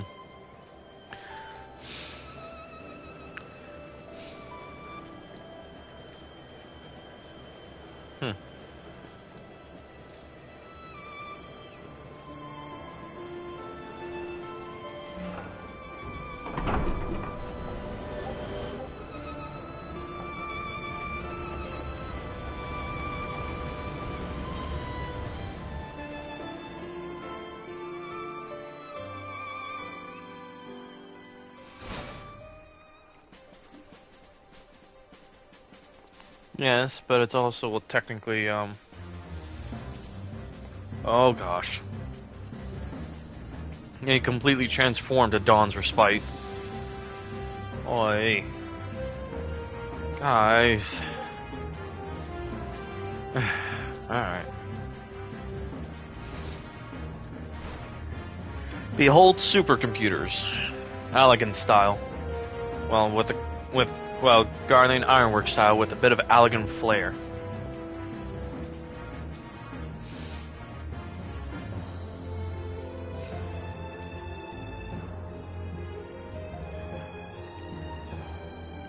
What's up with Alizé? Oh, who would have thought ceruleum weighed so much?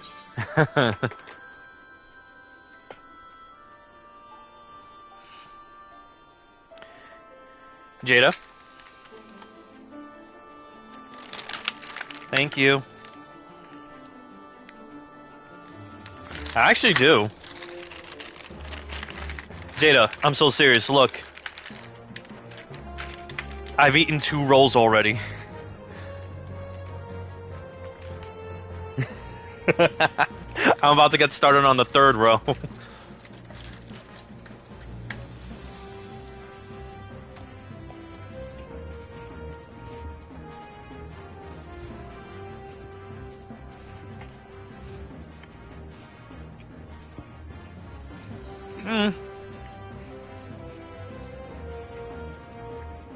I mean, a barrel is worth enough to blow up a room.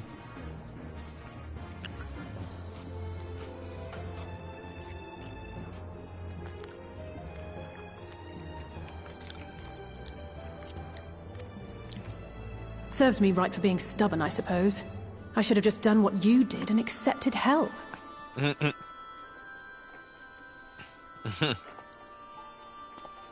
Yeah, technically. Good work, you two. This is all we asked for and more. Quite a lot more now that I look at it.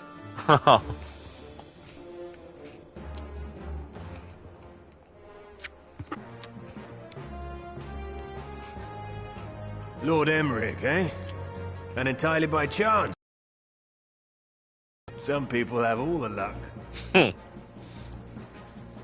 We have also succeeded in configuring the terminals, thanks in no small part to our able assistant. Ha! Guess who? It's been a while, hero. You seem surprised to see me. Lest you misunderstand, I've no interest in such things as cures for tempering. But if you mean to achieve that which eluded even the storied Allagans, it seemed plain that you would require my expertise. And so it proved. Is that not right, Garland? Ask Jessie. She was the one who hired you. All I know is you're an employee of the Ironworks now, so you'll bloody well earn your keep.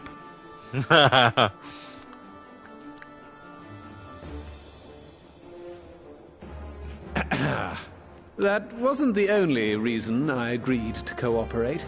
I'm reliably informed that Garland and I are destined to unravel the secrets of travel, not only across dimensions, but through time.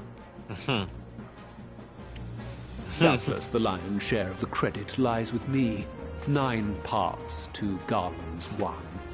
And this research will be a stepping stone to that illustrious achievement. Very well then. I'll do 1/10 of the work. Just the part that's beyond you. Whatever you say, Garland. Right. If everyone's ready, let's begin. Just so you know, Nero is the guy that Mary fought towards the end of the original game.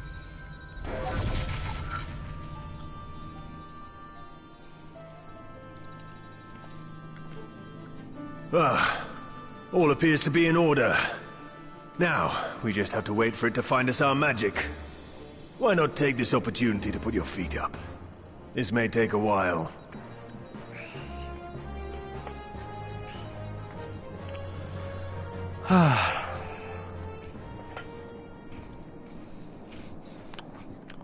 They were telling me to put my feet up, but me? I was still hard at work to try and master my skills, so I left the room, leaving Mary alone with, well, in this place.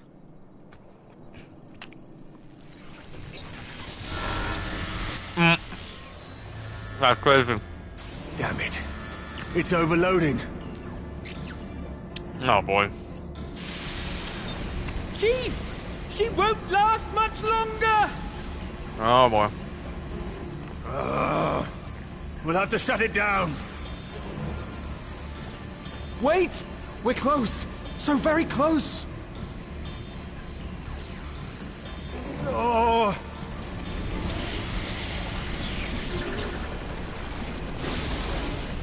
Well, this is going swimmingly. Please, a moment longer. I beg you. I legit said the same thing. There!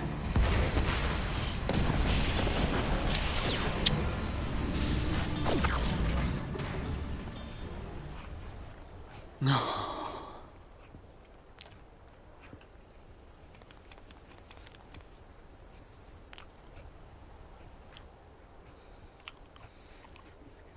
I was able to memorize the magic before it faded. It still needs to be put to the proof, but I believe we have our cure. Oh, there you go.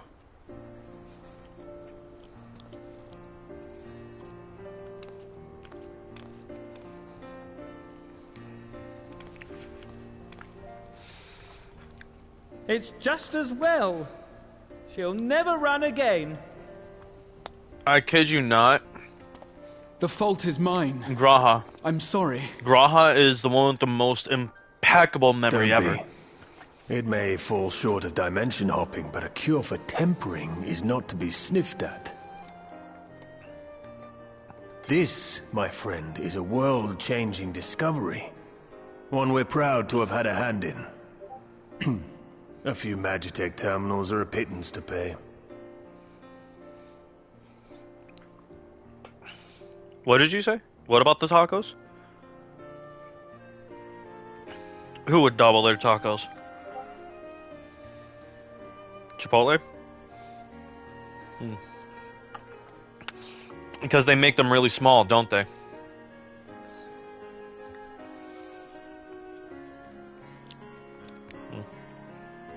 They make them in smaller portions now.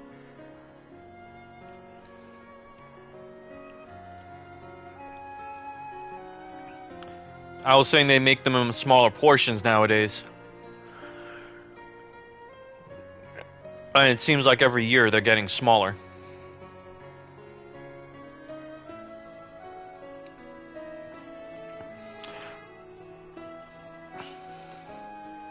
I'm not repeating myself for the third time, Jada.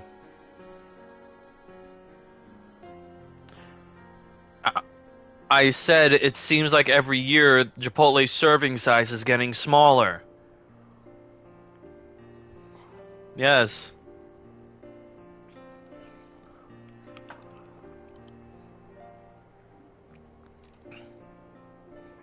I did not hear you this time because of the background of your TV.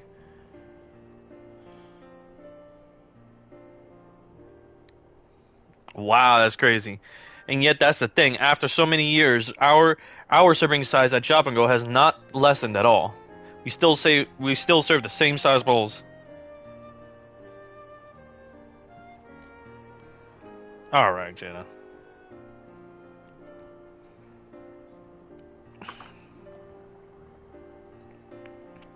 Yeah, I mean, if anything, I found it very good myself. Now, but it's mostly because New York's qualities can, like, when it comes to fresh food, it's good sometimes. But then when it comes to, like, preserved food, it's really, really bad. But as I was saying, Grahatia's memory is impossible.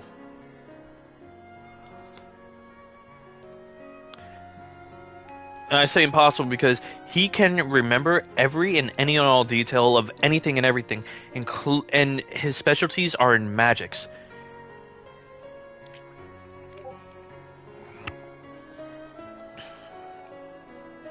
The only thing that's limiting him is... Sure, but my thing is that the only thing that's limiting Graha is his ethereal capacity.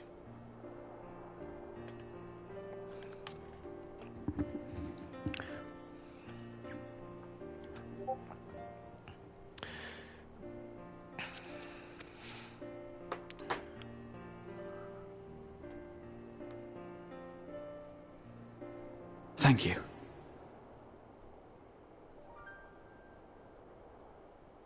Well, we've done what we can. The rest is up to you.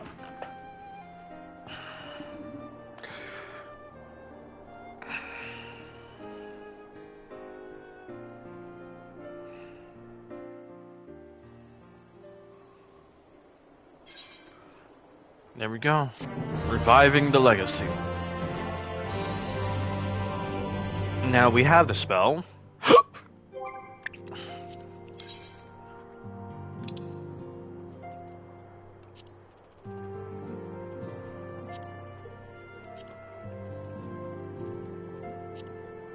Hero's gone. Oh, Matoya's relic. Oh boy. Alright, let's do this. Forget us not. At long last, we have our cure. In theory, at any rate, we cannot be certain until such time as we put it to the proof. but I'm quietly confident. Well, if we're to test it on someone, then I suggest Gabu. His symptoms are relatively mild. As long as you exercise due caution. As long as we exercise due caution, it will be fine. Without further ado, then, let's make for Limsa. We've kept Gabu waiting long enough.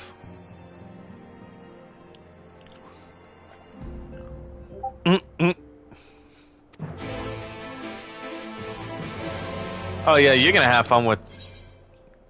If anything, I think you're gonna have fun with that.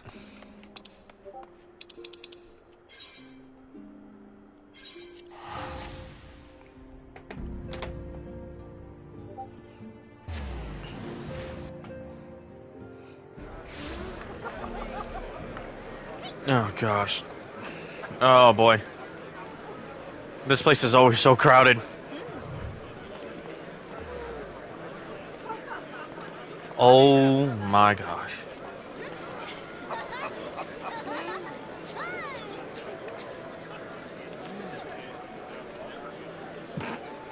Okay. Hey, look! Another Xander. Look at that. Why is he floating off the... You know what? That makes sense. Another Xander, and he's floating off the ground. It makes so much sense. Because we Xanders aura farm like there's no tomorrow. Do not give me ideas. Not only that, Y'shtola would actually slap the shit out of me.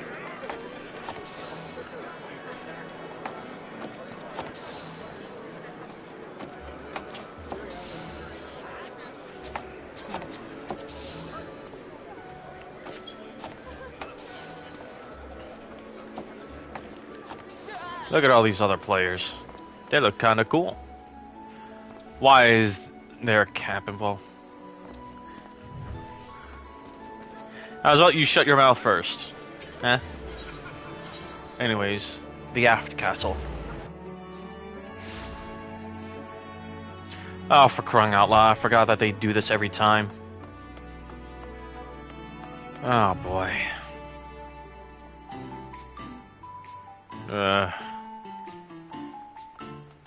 That's a big NO from me.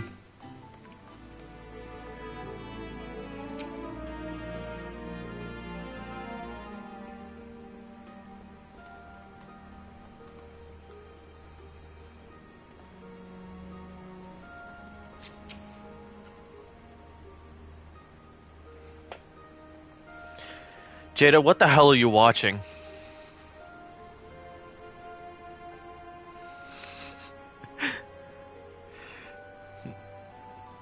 Yeah, all I heard from your background was sex. I'm talking about sex.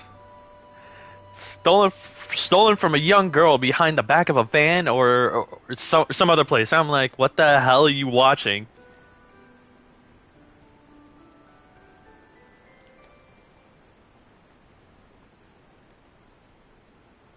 I'm just gonna ignore it. Tis plain Alice is very fond of Gabu. To the extent that I have a hand in it, I shall do all in my power to bring him back. Before you... No, don't... Look, my girl is legit not even focusing on what's playing in the background of her TV. She just has it on as background noise because of her ADD. And what she's actually doing is playing Dress Room Press on Roblox. Well, this is the moment of truth. I'll have our hosts bring Gabu to us at once.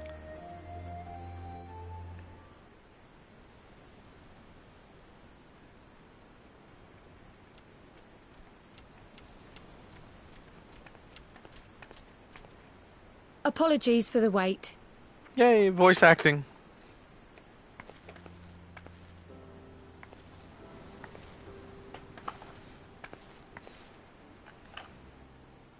Gabu, have you been good?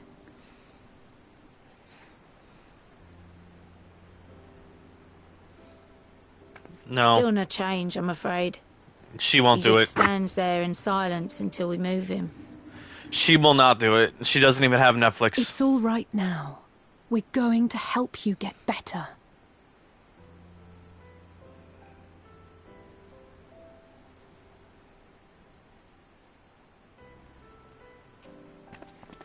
Fancy meeting you here.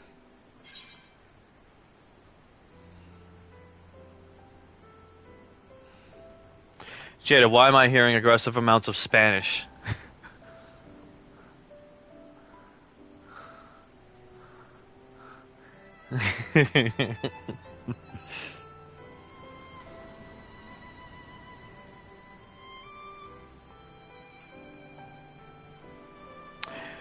I'm sorry, you were saying? Do I have Netflix? No, I do not.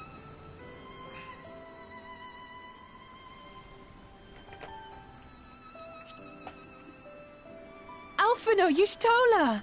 I thought you were attending to primal matters. Technically, this is where primal matters happen. We were, and came here for a meeting on the subject. Yep, figured. Certain pirate factions did not deign to attend, however, and it was cancelled. Oh, fucking course. We had resigned ourselves to having wasted a journey when we chanced to espy you. Could it be that there has been progress with the treatment?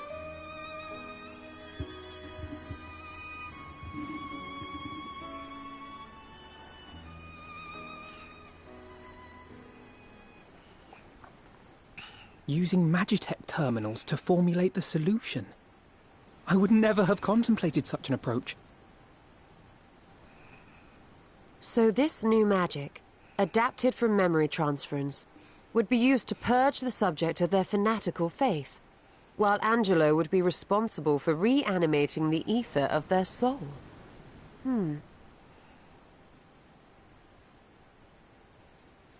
Yet I wonder at the practicalities. If one were to reanimate the soul first, it would only serve to exacerbate the tempering. Conversely, a stagnant soul would not respond to the effects of the magic. Would both need to be performed simultaneously? Nothing escapes Master Matoya's inquiring eye. As you say, both must be carried out simultaneously. And thus, I propose to imbue Angelo with the tempering treatment in much the same manner as I did the spirit vessels.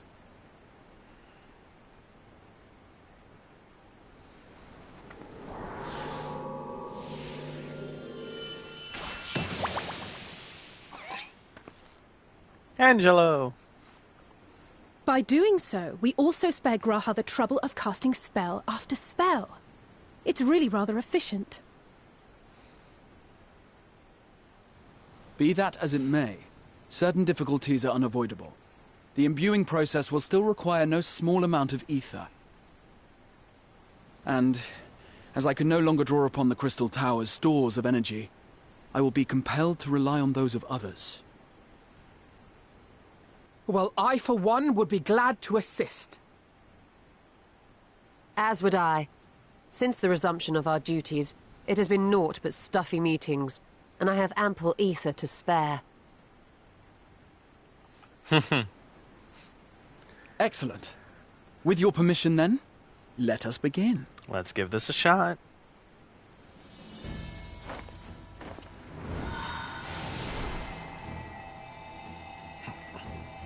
Fuck you, Jin. But yes, I also shared mine.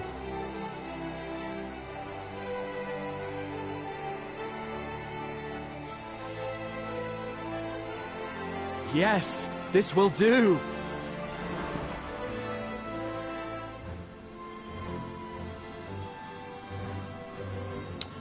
And now, it's my turn. And yes, this is how someone looks when empowered by ether.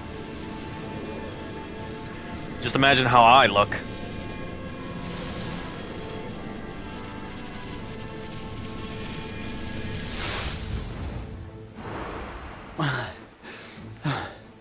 Tis done.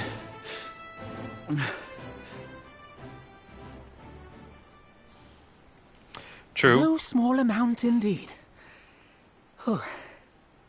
Still, you could eat shit for that one. Well, we seek to go where even the Allagans did not.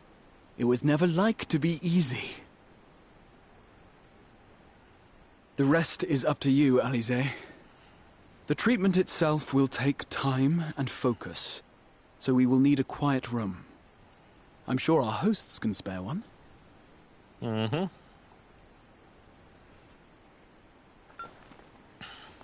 I will go with her. It may be a while before we return, so I would ask for your patience and your faith. Of course, I went with them as well, and Mary stayed out. We'll bring Gabu back. You see if we don't.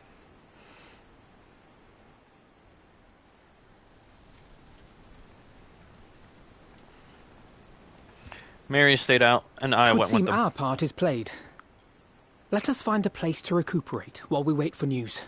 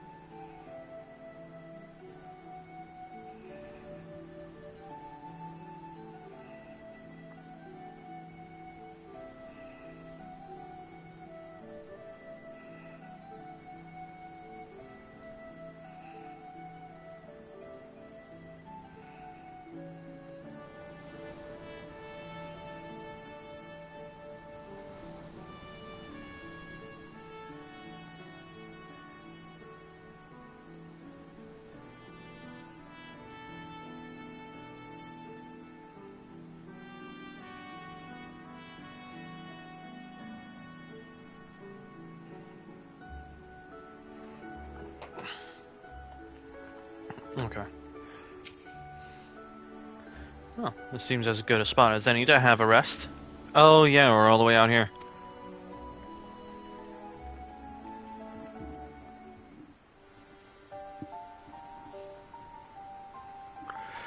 Why do you think I left and Mary stayed out there? No voice acting this time, I know that for a fact. For years, okay. Eorzea has labored to find a solution to the primal problem, without success. Any hope that tempering could be reversed faded long ago. I myself had given it up as impossible. Given up on the tempered and the light-corrupted alike. They were problems to be tolerated, or else eliminated, I believed. And to think otherwise was pure naivety. Childishness, even. But Alize refused to give up. She struggled and she struggled. And her efforts were rewarded with a way to bring back Halric. And now countless others may no longer be beyond salvation. However much we bicker, I have the greatest respect for my sister. Had I half her stubbornness, nay, her unwillingness to accept the status quo, I would be a far better person. A far better scion.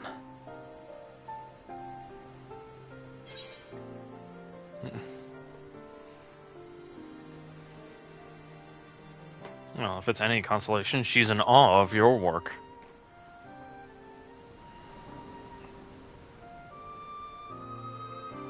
She told you of my graduation thesis. How very embarrassing.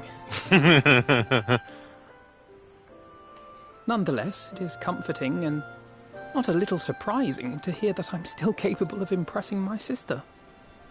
On the rare occasions I'm not annoying her, that is. Oh gosh.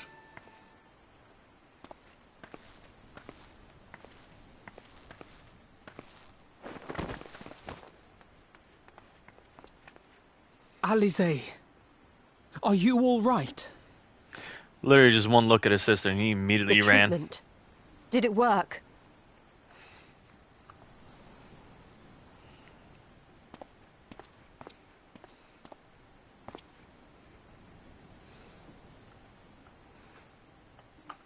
Oh, I'm so glad to see you all. Delighted, happy, glad. Boo! There he is. I mean, she was the one in control of the pork scene, so.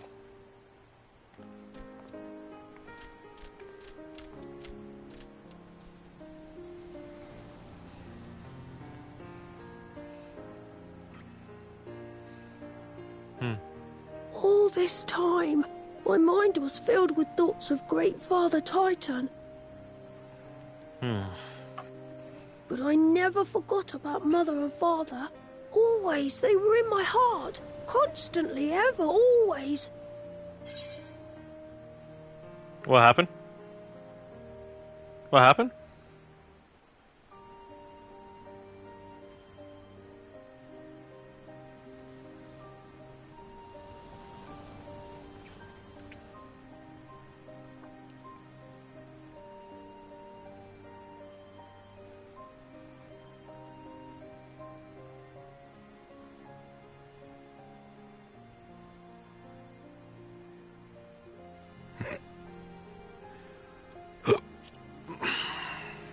So I tried to focus on their faces.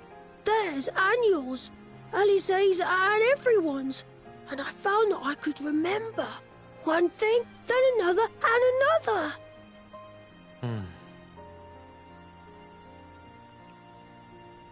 Good work, Abu. Your hopes reached Gabu. They What? What you yelling my name for? Did I do something to you again? I'm so proud of you, Gabu. Huh?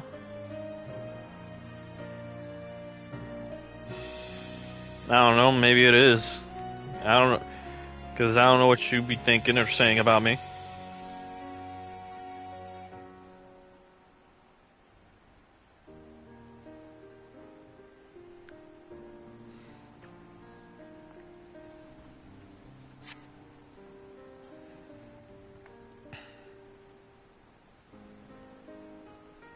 I couldn't have done it without you, Alize.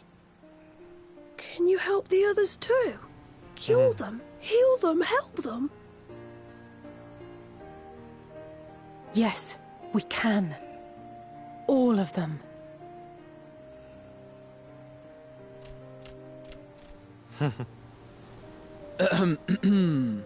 Without wishing to dampen the mood, I feel compelled to add certain caveats regarding the viability of the treatment for general use. As you know, reversing the effects of tempering demands a profuse amount of ether. And while Alize was able to heal Gabu alone, I fear the same will not be true for those who exhibit more advanced symptoms. Moreover, the treatment's effects are limited to the soul. It offers no succor to those whose very flesh has been altered through prolonged exposure to a primal's influence. All of which is to say that we cannot save everyone. Maybe we can't, or maybe we can. No one gave us a hope of saving Gabu, and yet here we are. We must find a way to treat as many as possible.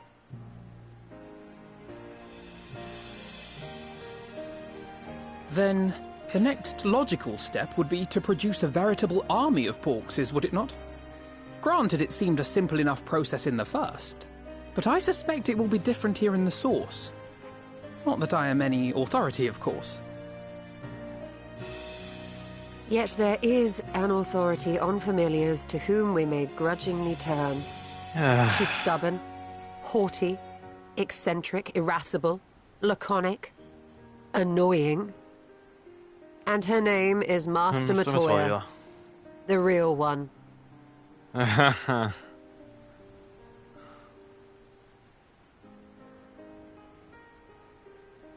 have to go now, Gabu.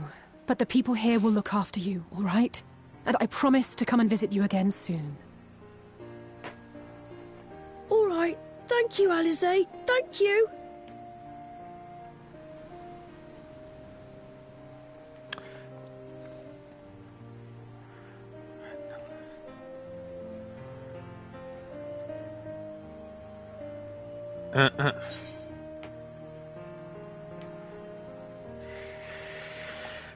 What do you mean, read the list of things I have said?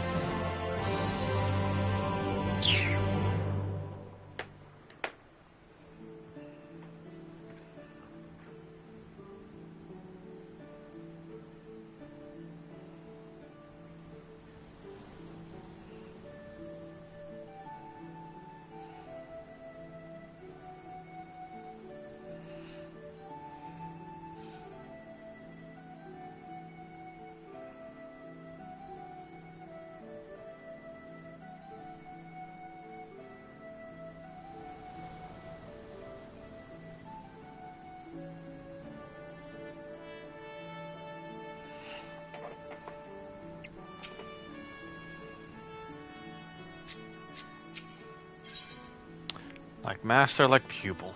Oh boy, here we go. As she will be at pains to remind me, I have not paid Master Matoya a visit since returning from the first, but this seems as good a time as any. Come, let us make for her cave.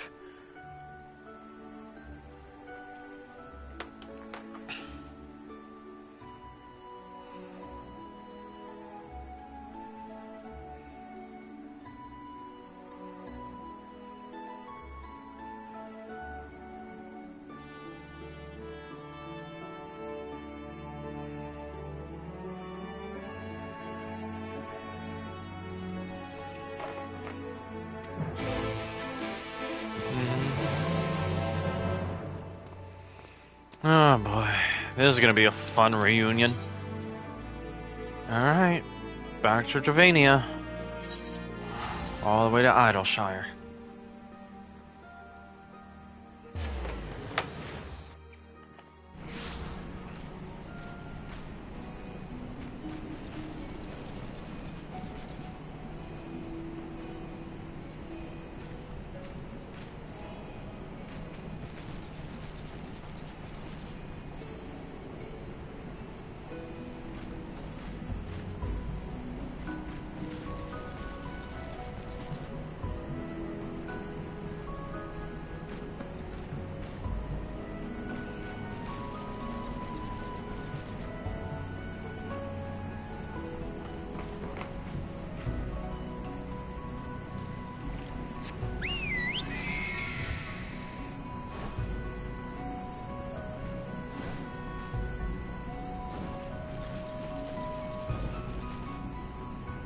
Right, I forgot. This is Gobby.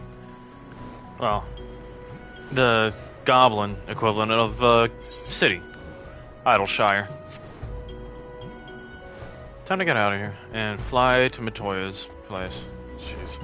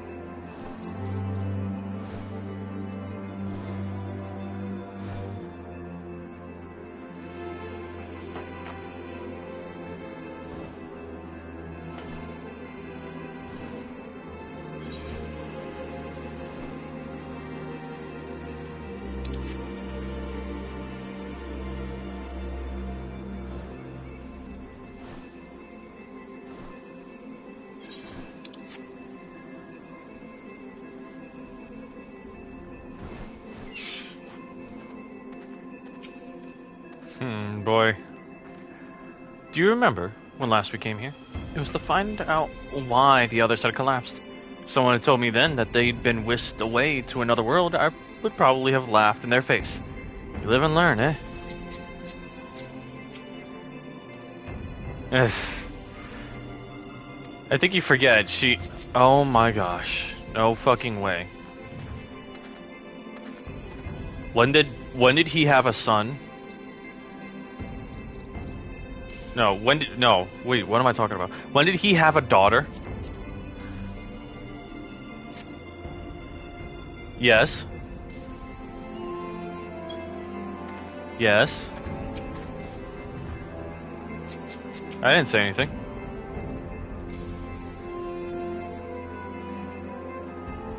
No, I mean, well, if anything, I don't even know what I said before, so it doesn't matter now at this point.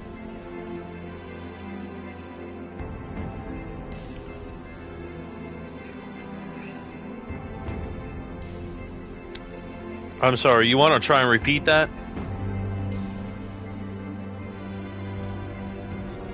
I am not no damn Mario and Luigi. You can shut your mouth.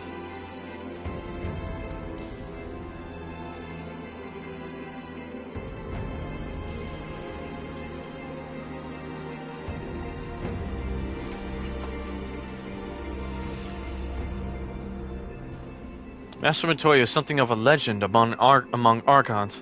I very much look forward to meeting her. If not the dressing down I am liable to receive for my inept attempts at summoning you. Oh yeah, Graha is going to receive an earful.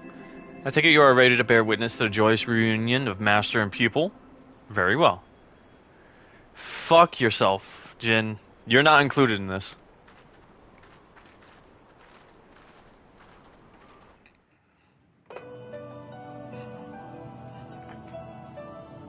You can go rightfully eat shit.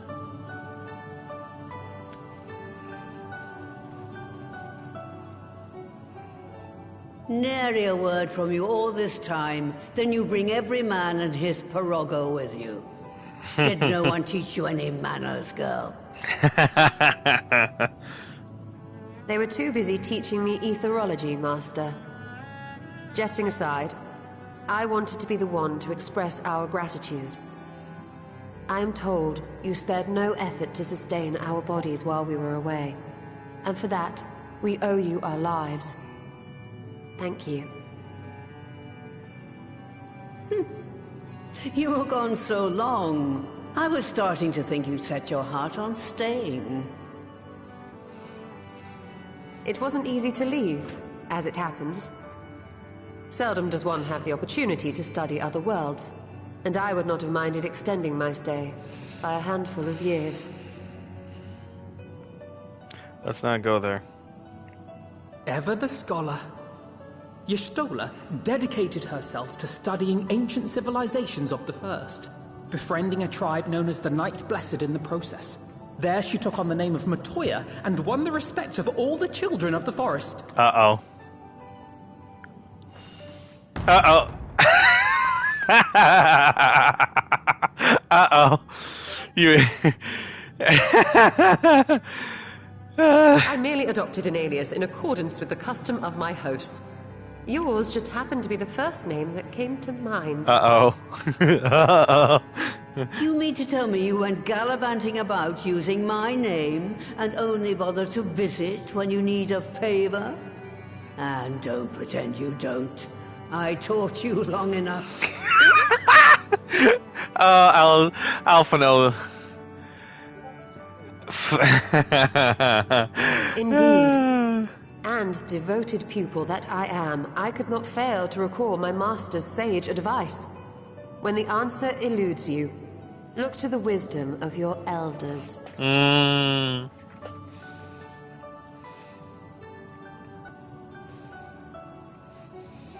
You there. Were you going to introduce yourself? Oh, here we go.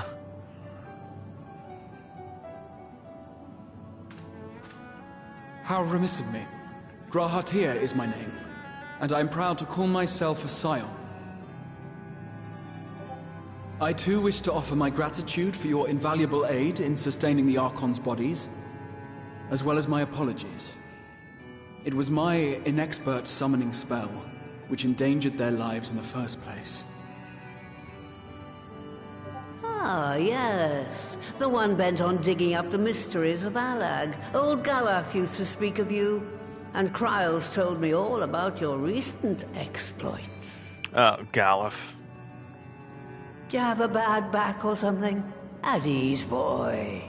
Whatever mess you've made, I'm not in the habit of dwelling on the failings of the younger generation. You are too kind. I've also heard much and more about you, Master Matoya. 'Tis an honor to finally make your acquaintance. Well, that's more than enough pleasantries for anyone. Tell me what you want. I haven't got all day. You live in a cave. You have all the time in the world. Whatever's left, you old bat.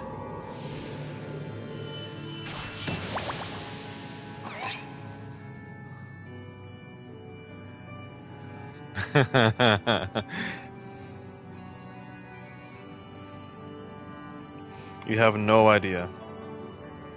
So that's the way of it. It should be a simple enough matter to make the familiar. The magic, on the other hand. Ah, that you may leave to me. Being the only one possessed of royal blood, I alone can imbue the subject with the necessary magic. So I just need to create porxes with the power to stir the soul. Just, I say. Though we're talking about a veritable herd of the little buggers, we'd collapse before we reached double figures. That is, unless we employ something... But if I could get a familiar to create the familiars, a mother porxie, as it were. Our own primal.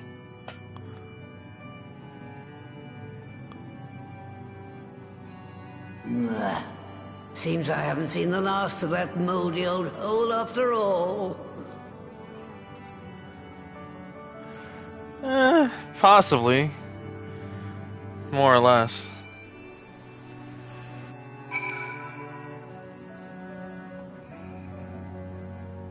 I'd actually be the one to tell you you're wrong.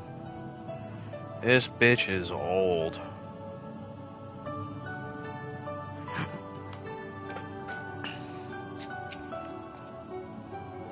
Alright, off to my old workshop then. Everything required to make your familiar is there.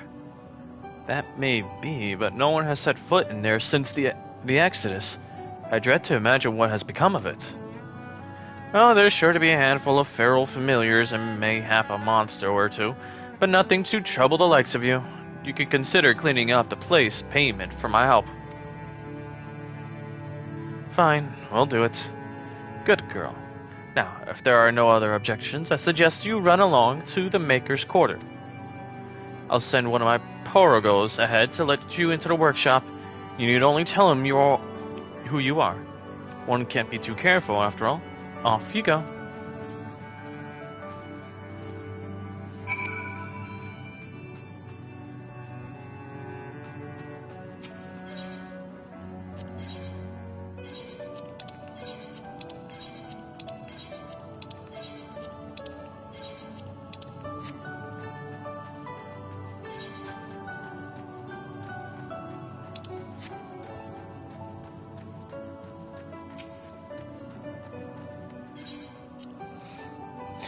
I honestly expected it.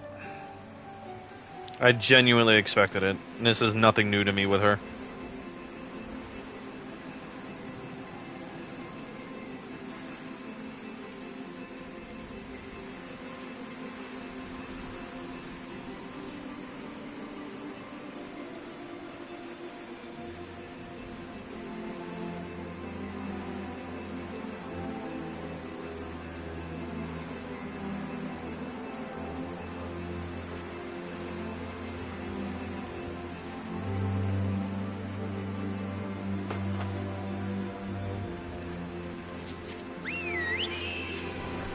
Also, did you see the name?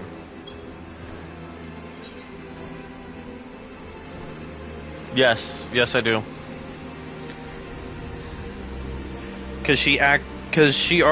She knows more than anything, like the importance of, what's it called? Technically, yes, but not only that, she is also very well versed with taking care of the young. I mean, you see how your Stola turned out. Oh, yeah, and, right, well, we just passed by. Say hello to Alexander. The time primordial.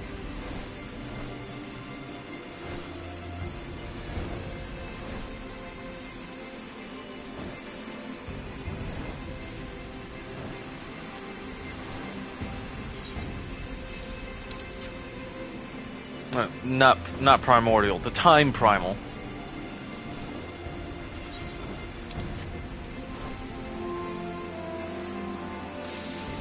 It's inoperable.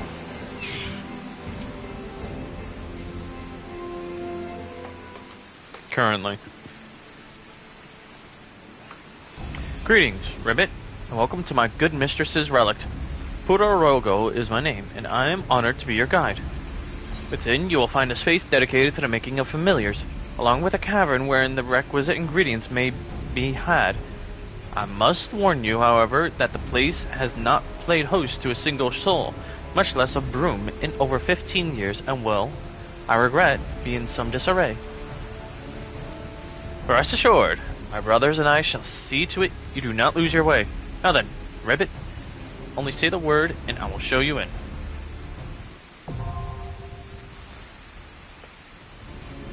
I did not hear you. What happened?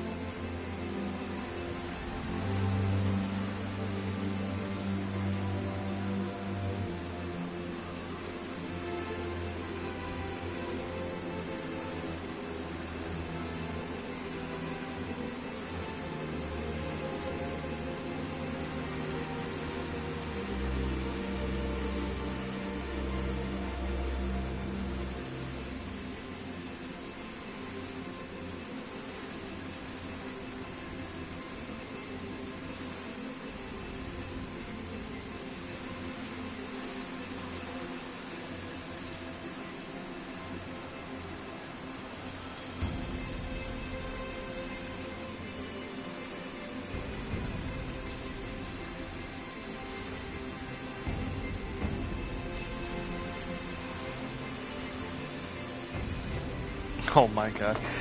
I think my girl just knocked the fuck out.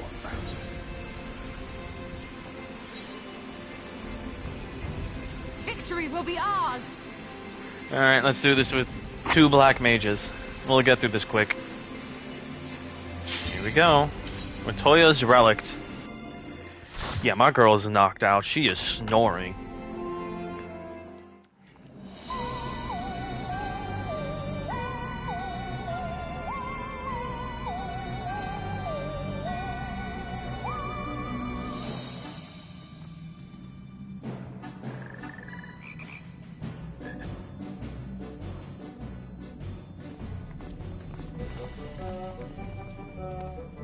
Right.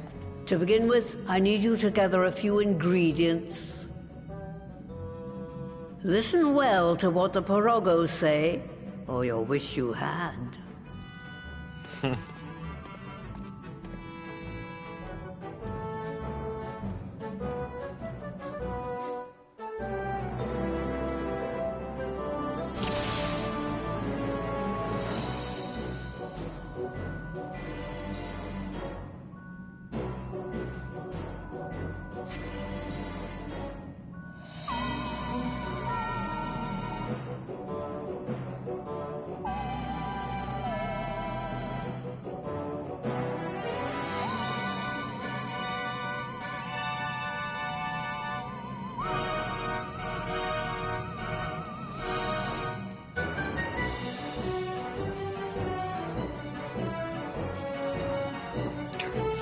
Alright.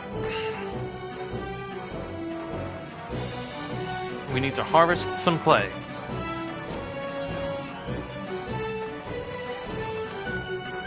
Clay can be had at the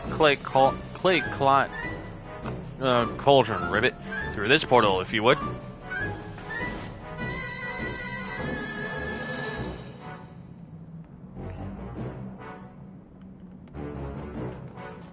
creatures have since taken up residence, I wonder? Drown any pests that bar the way.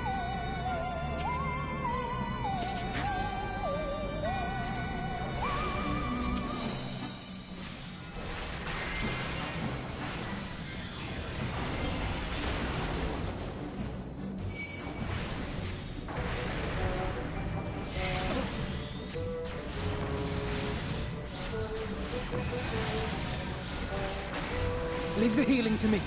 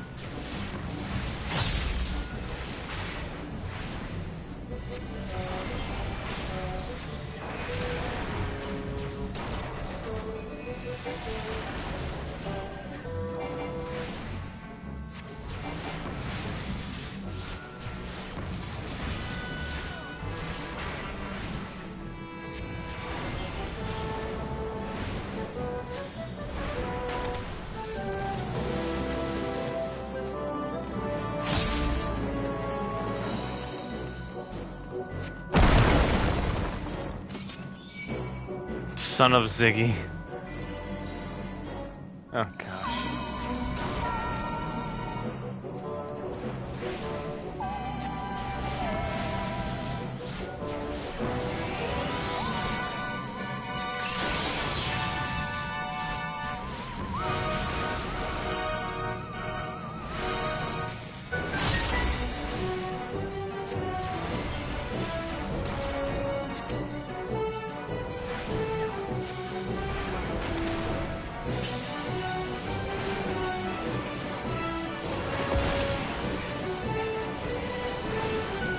Remember that giant, what's it called? That giant, Spriggan? That giant, like, bunny thing that was on top of a rock a few dungeons ago when I was leveling up, what's it called? Warrior? Yeah, that was Ziggy. The Spriggans. They're called Spriggans, by the way.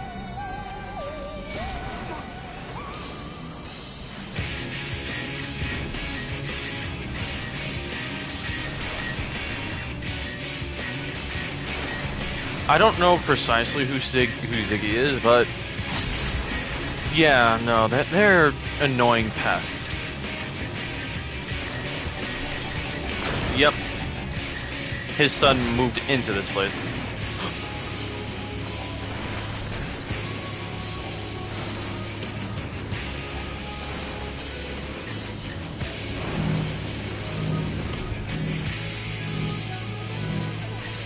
Uh-oh.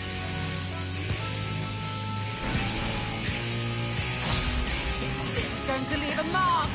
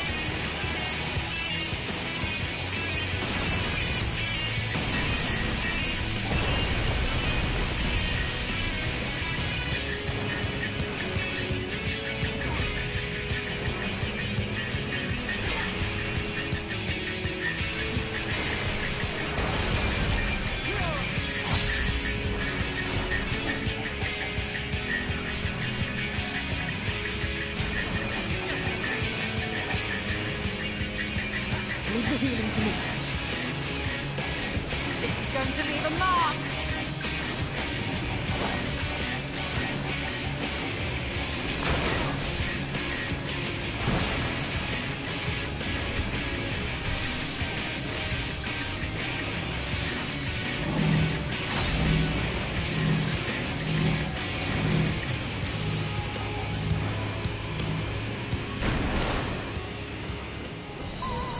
Yeah, screw you. I stayed the course and continued dealing damage like I should.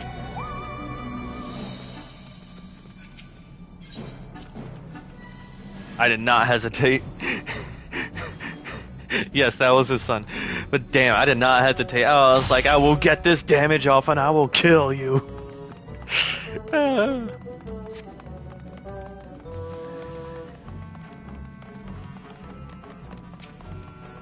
Clear note cauldron.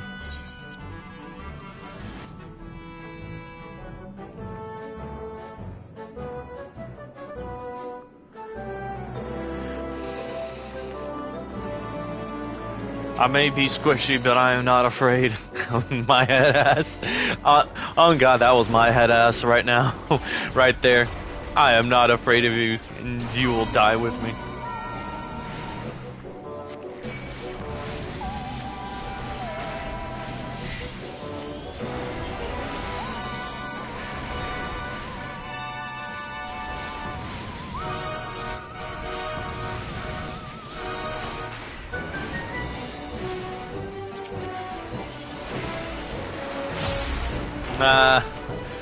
You put on a black mage's robes and try this shit. I kid you not, your spellcasting time will be atrocious.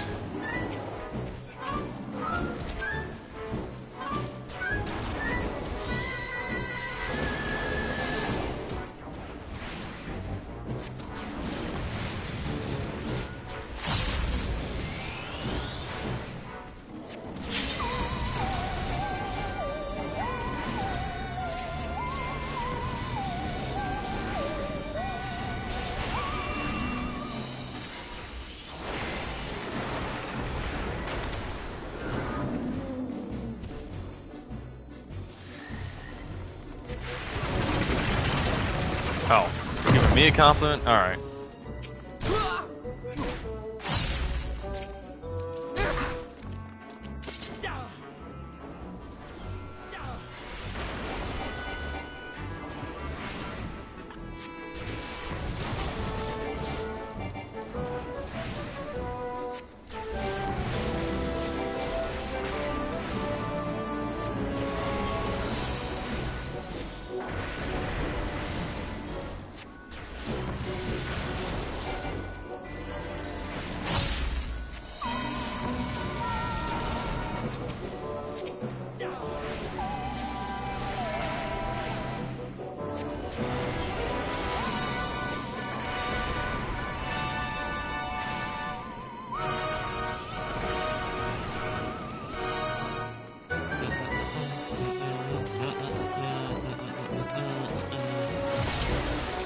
No, of course.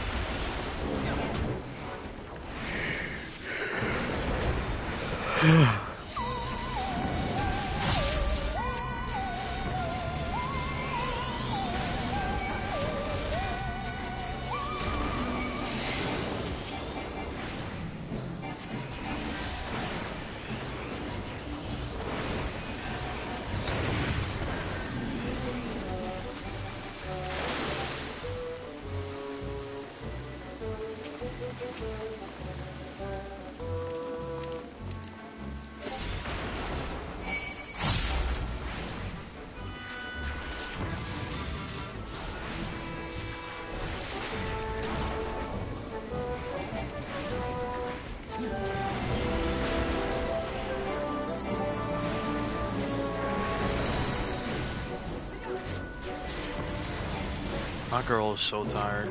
She immediately knocked the hell out.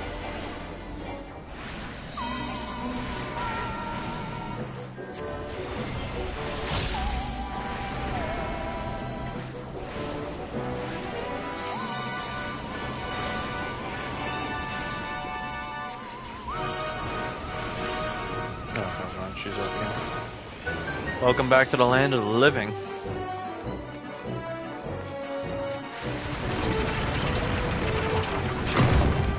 She actually just go back to getting some rest. You need it.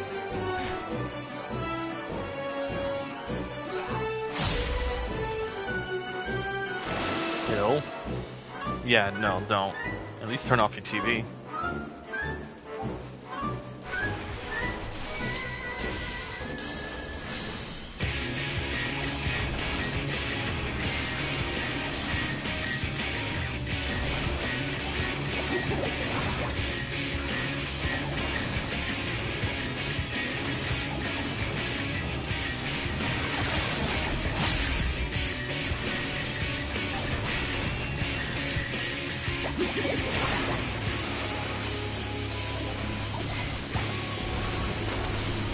What is?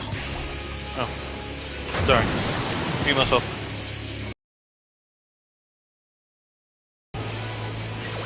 Nothing. Nothing. Don't worry about it. Sorry.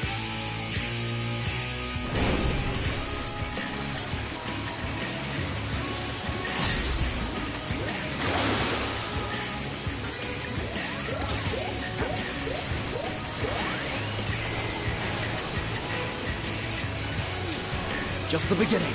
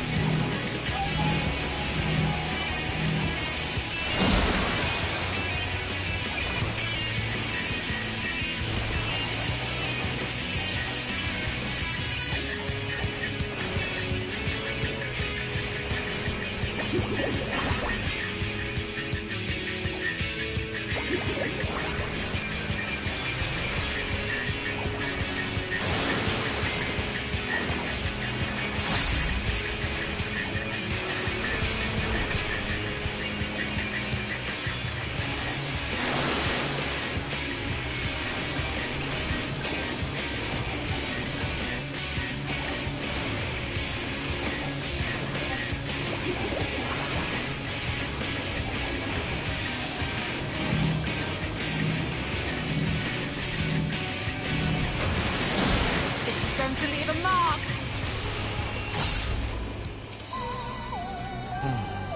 There we go.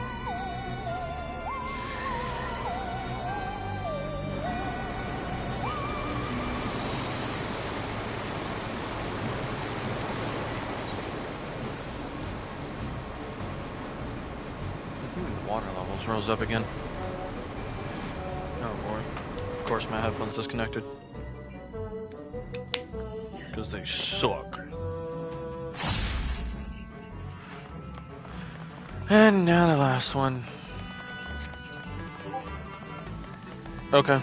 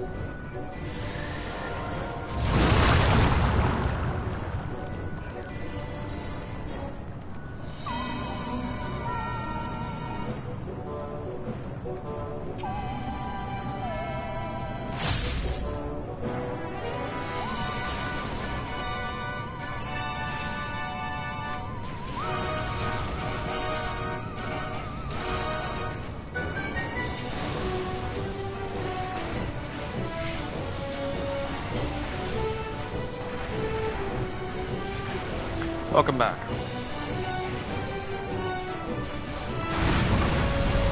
This is going to leave a mark.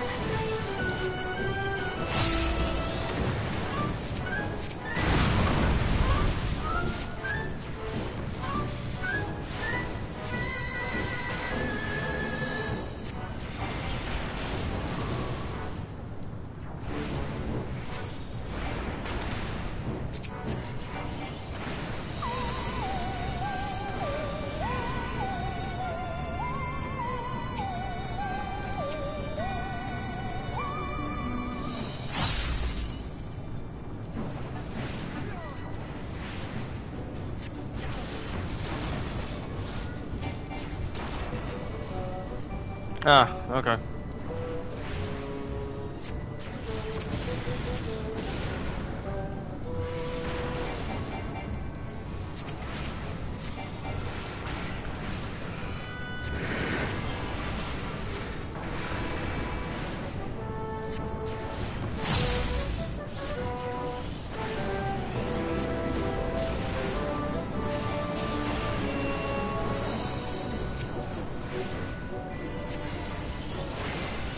How are they slightly unsettling?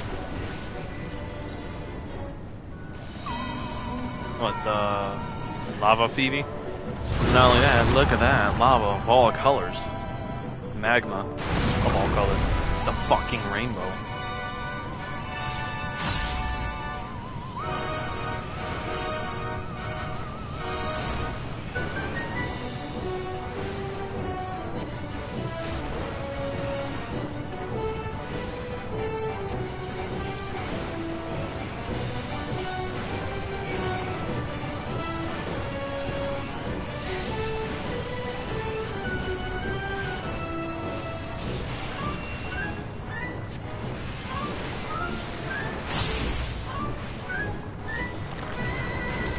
If I had all the answers, I'd tell you. But I'm pretty sure it's because it's, if anything, this is part of the melting process for some things, especially different colors of ether.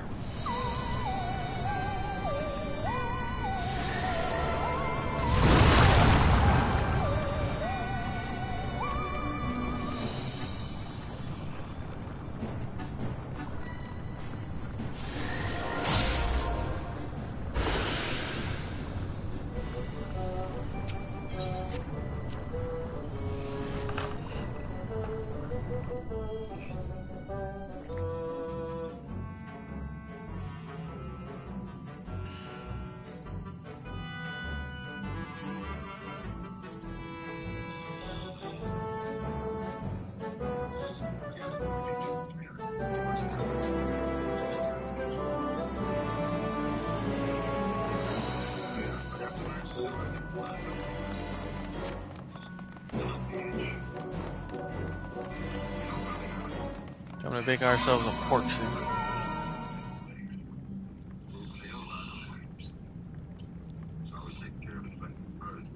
Right then. Let's get this over with.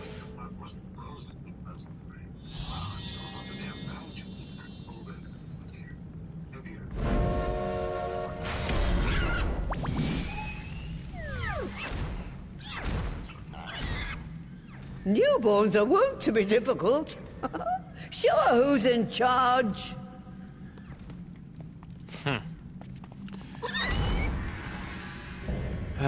Porcelain. Porcelain. Mother Porcelain.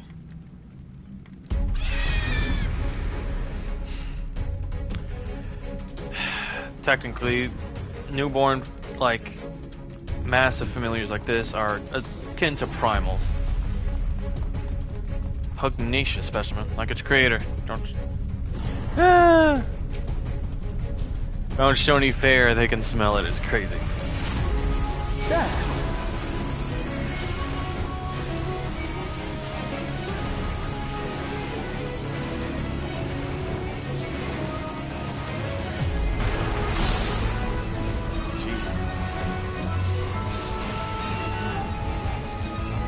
Saying fight the bacon is crazy.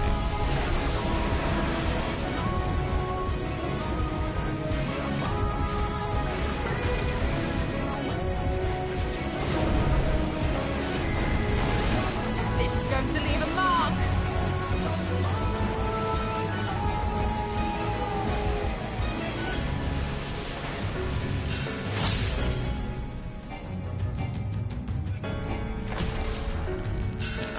Here we go.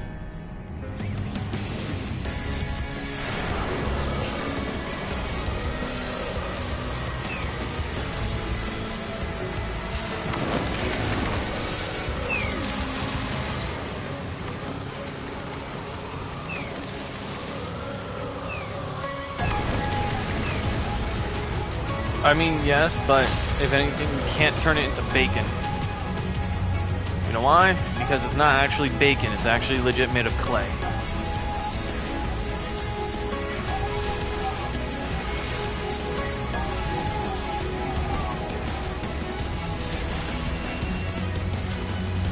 It just looks like it because, you know, it's supposed to. Mother Porksy, oh gosh.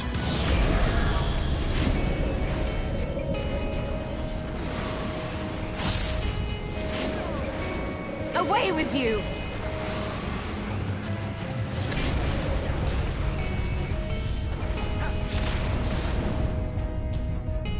There she is.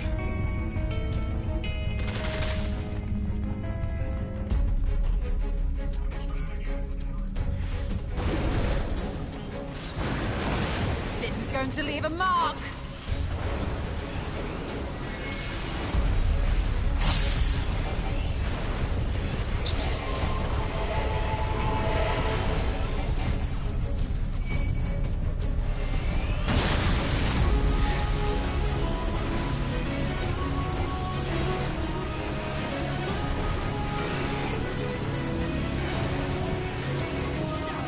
Leave the healing to me.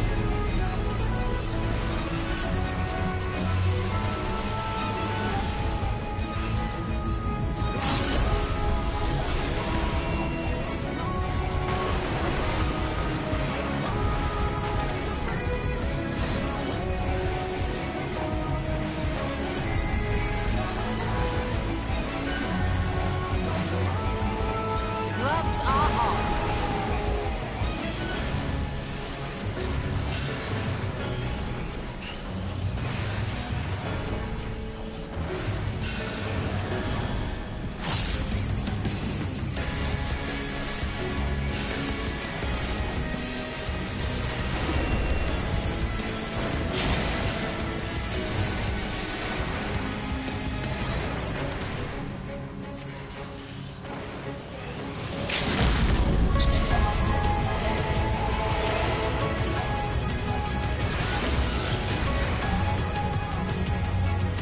Sorry, I'm not afraid of you.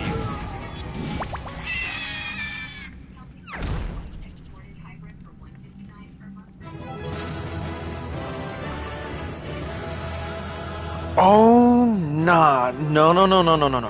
Who made it hear me out? Chat, and no. Who made it? Who did it? Who done did it? Who did what they're not supposed to?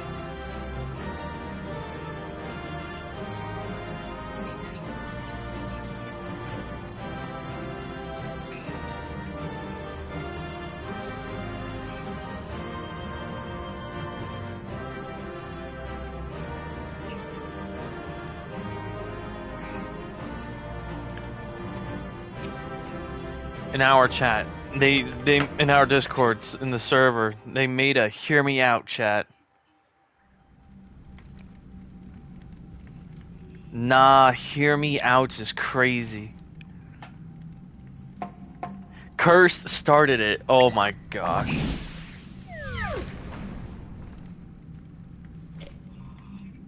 There we are. Quite tame.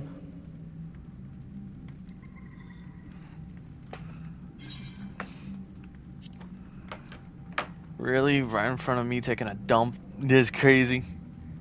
It's a main chat. If you Then want this all that channel, remains you is can for have me it. to imbue her with the magic. We all My use friends, it. This chat is I'm gonna be... afraid I must trouble you for your ether once more. What do you mean kick him? Why? Why do you want to kick King?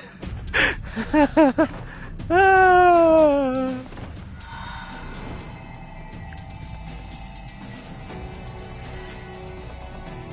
Yo, this is your fault for leaving.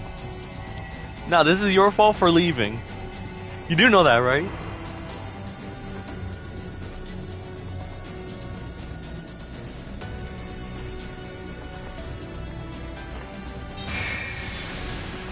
Nah. Kick him for the hear me out chat. You want to kick King for the hear me out chat? Yo, this is just crazy. I got mad. Yeah, you got mad. Sure, you got in your feelings, but come on, man. That should suffice. This is what happens when you leave. It's the same as how I take responsibility for what happens when Good. I leave. Let's set her to work then, shall we? I want to see some porkses. Assuming that is, someone can spare the requisite energy. Uh. A mere drop in the ocean for the great sorceress Matoya, I dare say.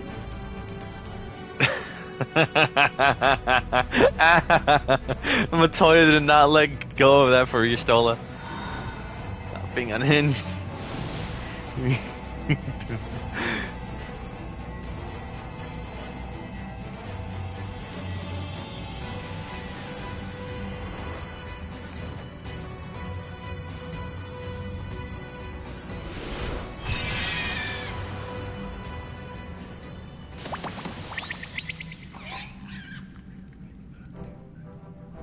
Excellent.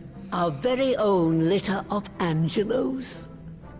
Don't say it like that. And we can make as many more as we want, simply by providing the mother Porksy with additional ether.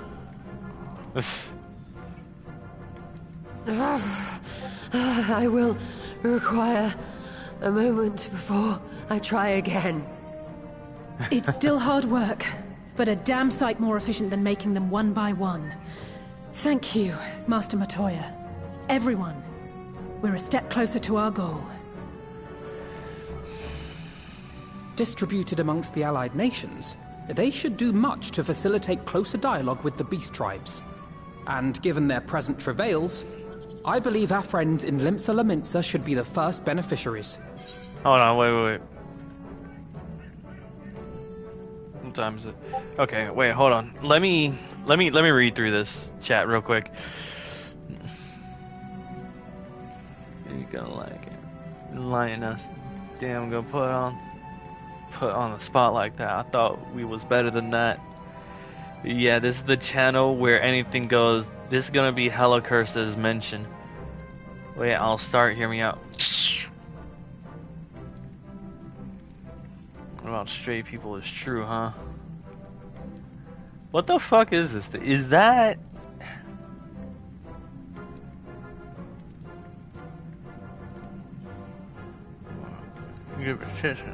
Is that... I'm sorry, what was the enemy in, What was, like, that major enemy?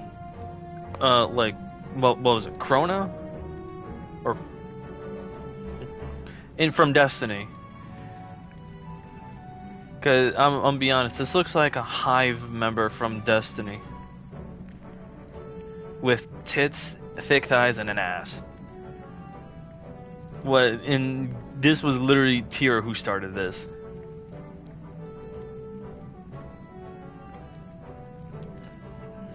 You are allowed to hear your hear me outs, but you ain't allowed to judge. It is crazy. So what they said about stray people is true. And that is, find something slightly weird, give it tits, and they'll fuck it. Tira legit said accurate. If you want my normal HMOs, watch it. Yo, that's crazy. There is something on YouTube literally called Monster Girls Rap. Hear me out. He posted it. Okay. Now, I have already heard many of those out. Sabathon. Oh, there you go. Sabathon. This is one of them out. They decent step in the right direction. Mallow was just a hell yes.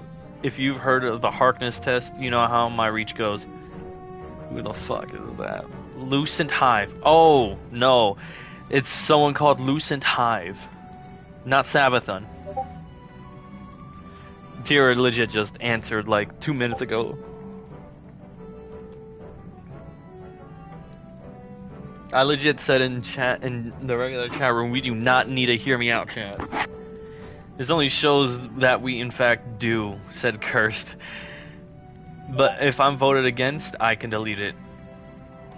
Time out for them both of them. You left. All I'm saying is return now. Don't be that guy. Return now, because you're gonna miss out your chance on having a say in this server, and then you're gonna come back to some cursed shit you ain't gonna like. That's all I'm saying, Jin. But that's up to you, man. Yeah. Again, like, only so much I can say, cause like, you're not here. You're choosing not to be here. You're still choosing not to be here. So whatever you tell me does not have any leeway for me, because you're not here. Because you're not in the chat to say them yourself. I'm only telling you the damage they're doing. So congratulations, Jin. You're leaving me alone in this fight. Freaking bozo. Jesus Christ.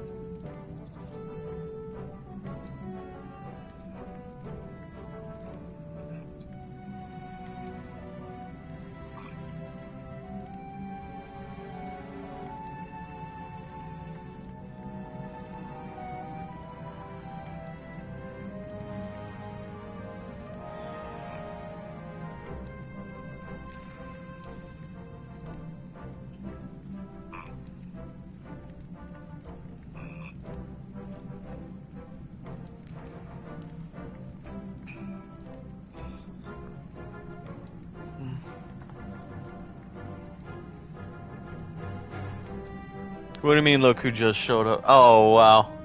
Delete it now.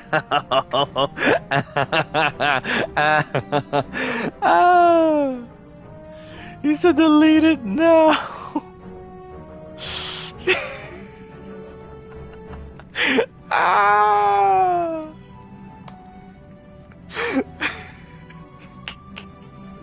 I haven't voted against, but it must be done.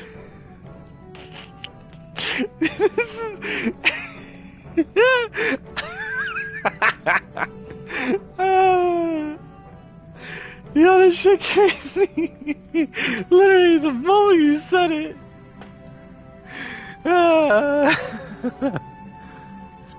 Oh my god. Delete it now. Though I must leave this errand to you. I doubt my legs will carry me out of the cave, much less to Vilbrand.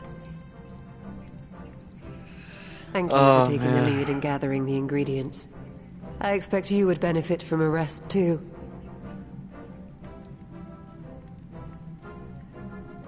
In addition to the Porkses, I trust you've gained an inkling of how much effort goes into the creation of familiars. Or mayhap you attribute your struggles to old age. If I said yes, would it persuade you to treat me like an adult? Not with that pertness, it wouldn't. Anyway, assuming you have no other favors to ask, I shall be leaving.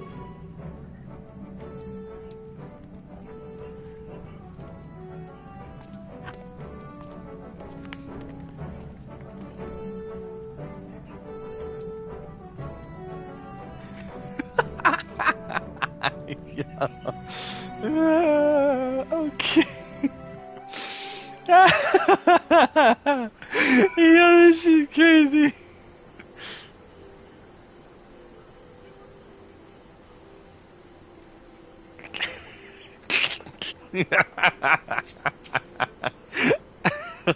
Let's, lest you wonder, Master Matoya has returned to her cave with his Stola. They are peas in a pod, are they not? Oh, this was funny. I needed this laugh. I needed this. Oh, man. The Admiral's resolve. Well then, my friends, let us return to Limsa Lamenta and deliver the good news to the Admiral. A word to the officer in Bulwark Hall should be sufficient to secure us an audience.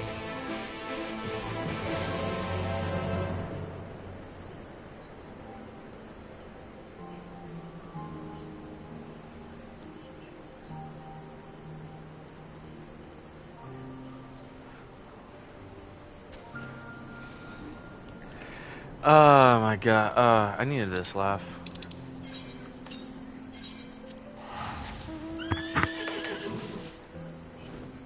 I sent you a snake back.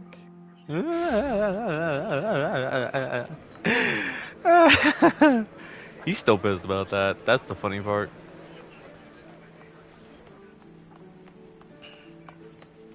I'm just gonna be here. I sent your snake back. Oh, look. Who's here? If we offer them the means to cure their temper, the beast tribes are far more likely to listen. Even as we speak, we are weaving a new future, and when it all becomes history, I hope that those who follow may look back with gladness. Though the Admiral is not expecting us, I am certain she will want to hear our report. Come, let us request an audience.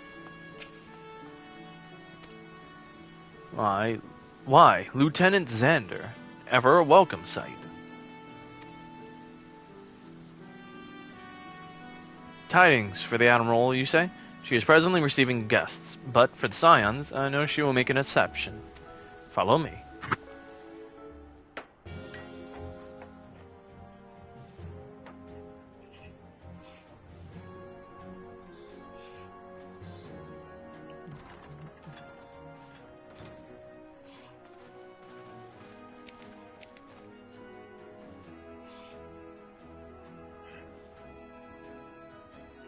Oh, shoot. No voice acting. Damn it. Okay. My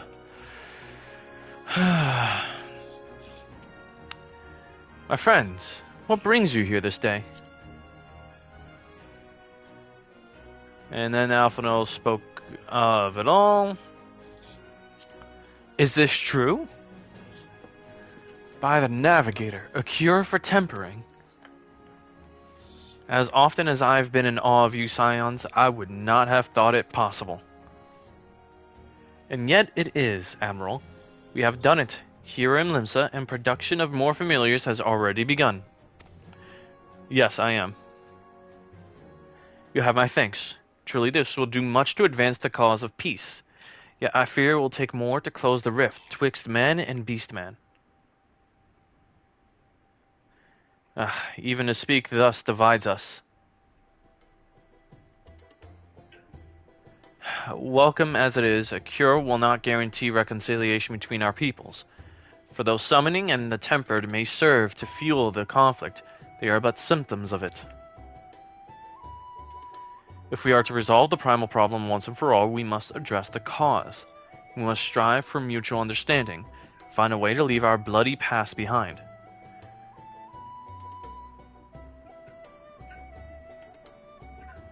'Twas I who moved that the Alliance renew its push for peace. Oh, well, that's good. Even though it's the fact that literally their very first predecessors of Limsa Lamenta had quite literally driven both the Gobbies and the Sahagins away from these shores to favor them for, well, for their city. Quite literally invaders. Since our ancestors came to these shores some 7 centuries past, we Lamentsons have been at odds with those who share our island home. Save for a brief moment of cooperation with the kobolds, our history has been one of nigh constant territorial squabbling. Right, they're called kobolds here, I forgot. Yeah, colonizers. Meanwhile, our struggle with the Sahagan for control over the seas has only grown fiercer, a matter made worse by the thrice-damned calamity driving them to seek new spawning grounds.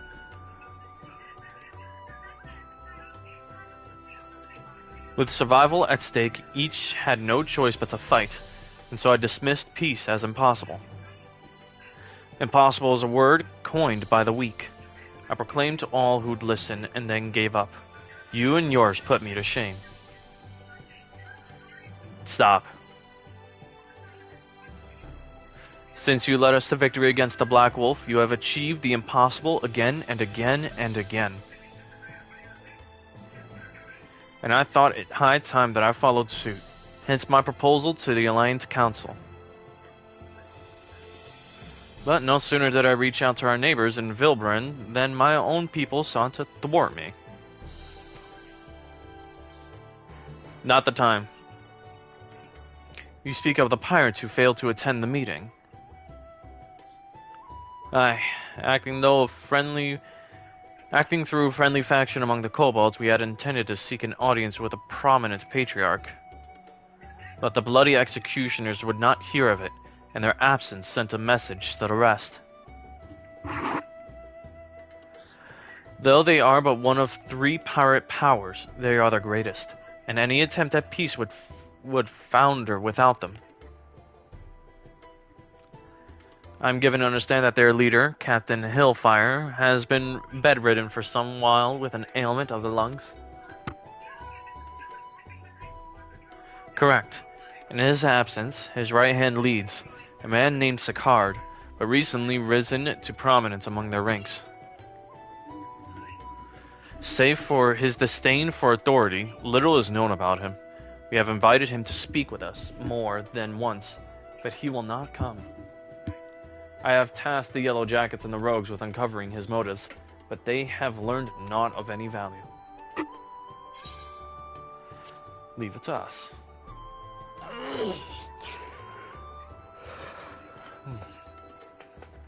We have a nose for the truth. Whatever this Sicard wants, we'll find out. Truly, I will be much obliged. I shall look forward to hearing what you learn then. Good luck.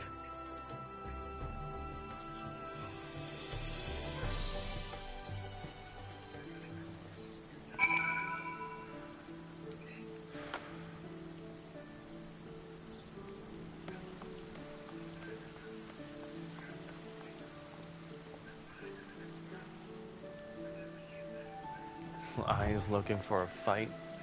Looking for the custom house. Oh gosh.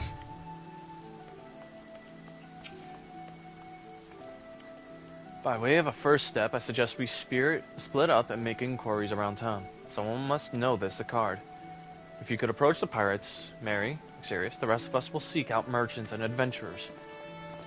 Oh yes, send the hero of Eorzea to talk to pirates.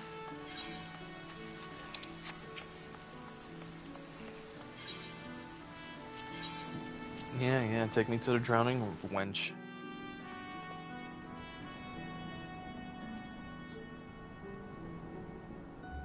Oh gosh, what is going on here?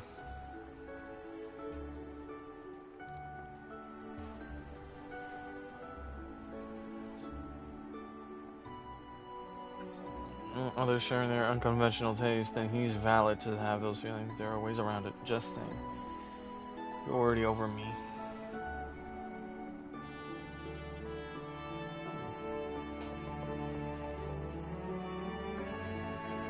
An hour ago, that's crazy. Mood before I received a text this one. I saw Anne. But yeah, I've seen things down those rabbit holes. Thank you, Tira. Hey, yes.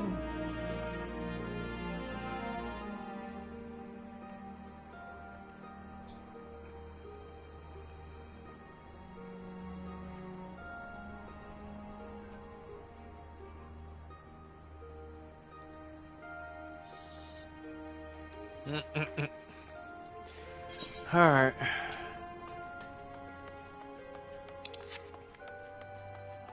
Let's go over to...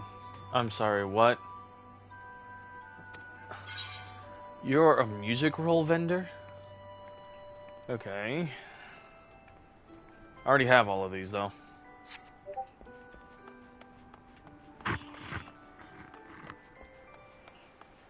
I sent my peace offering. I saw. This shit was funny. The fact that you legit came in guns blazing was like, nah, shut this shit down.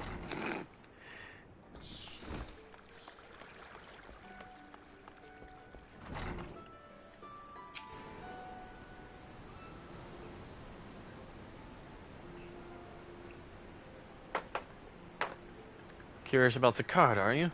As am I, my friend, as am I. Sadly, I know nothing of the man, save that the bloody executioners experienced a marked improvement in their fortunes after his promotion. Alright.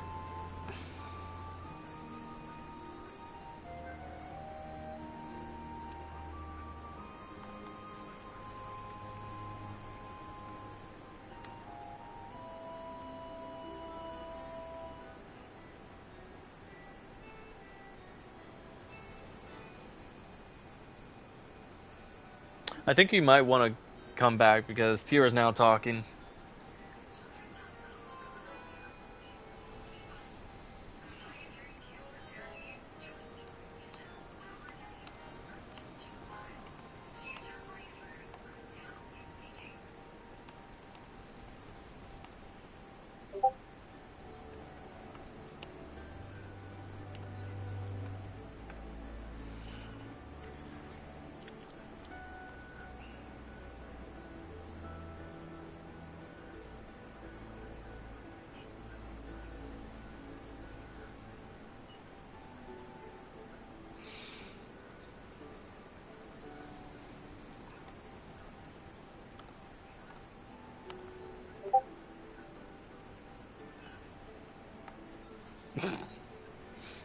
I had to say, I see two legends here.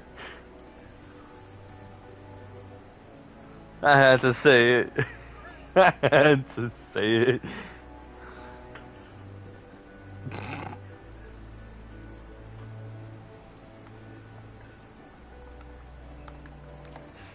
I'm joking this time. I'm joking this time.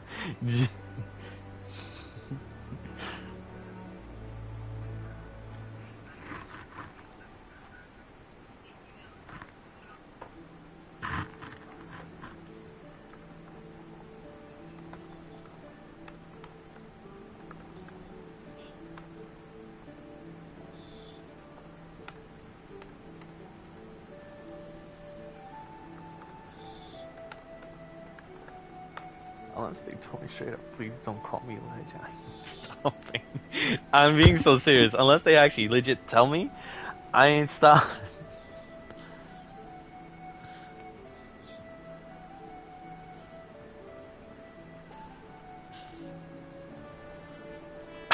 And Tira's gonna cave though. Take the high road.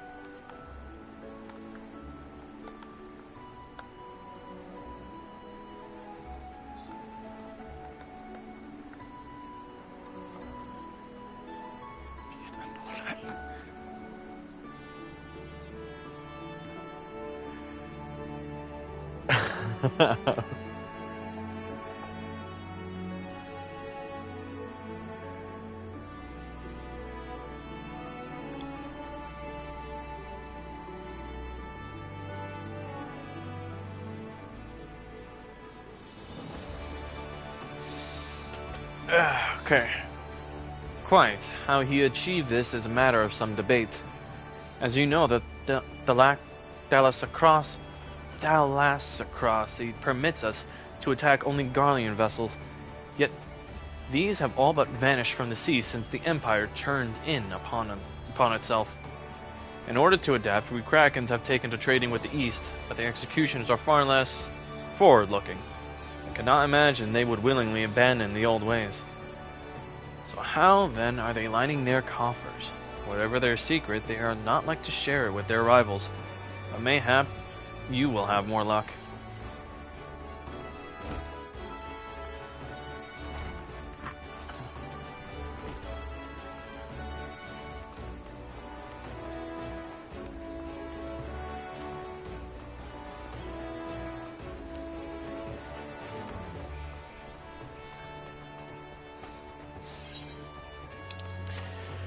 Oh man, that shit was funny.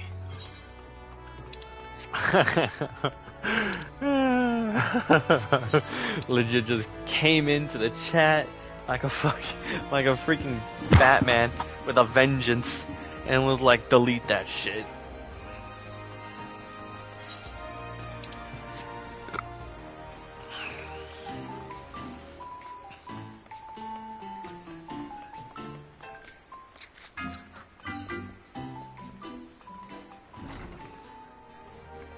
Hello, Roswin. Yeah, you wanna know about Sakard? He's a wily bugger, that is what he is. Found some clever way to make coin, they say. Traded it for Molinskat's place at old Hillfire side. It was a time we raised the executioners for our pick of the Empire's fleet. The Garleans are gone, and them days with them. Owing to which, we've all of us had to look for other ways to make ends meet. With that jumped up bilge rat Sakard, landing the juiciest, whatever it may be. Not that we sirens are struggling, mind. We do well enough guarding fish and boats from the fishbacks and other beasties. Get the first pick of the produce for our trouble, see? Quality stuff at a bargain price. This we pass to our sisters, as can't sail on account of getting old or wounded, or with child, and they cook it up and sell it for a pretty profit. Simple. Oh, I miss the old ways, don't get me wrong, but when I see the girls with their little ones, I think to myself, a life of peace and quiet ain't all bad. Oh, right, I forgot, there's also a pirate band full of nothing but women.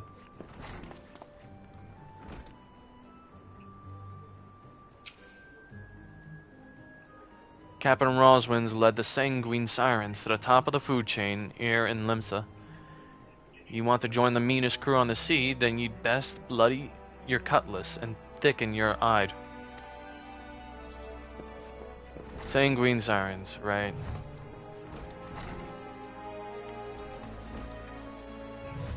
Oh yeah, I forgot. They legit just sit around here the whole time, that's the crazy part.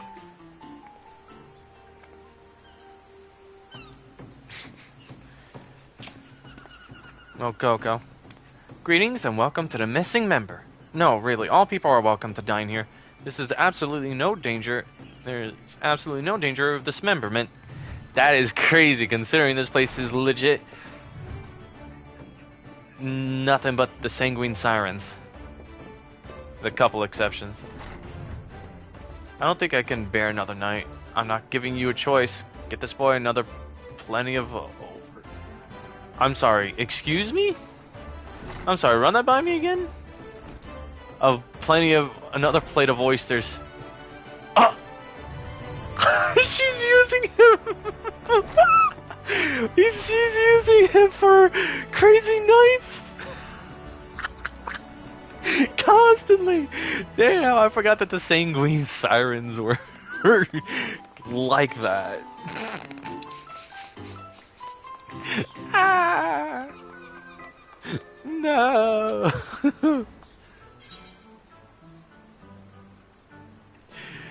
No, that's just funny.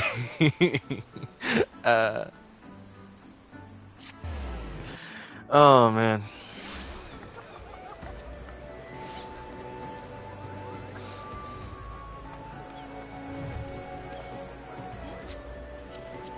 Oh no.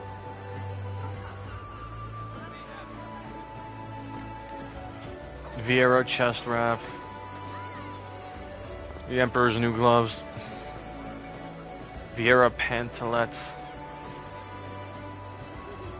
Bridesmaid sandals. Oh, crap. Nori Noriko.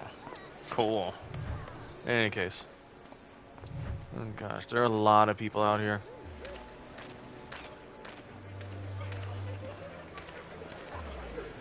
What I'm trying to figure out is what the hell, how the hell this guy is floating in the air.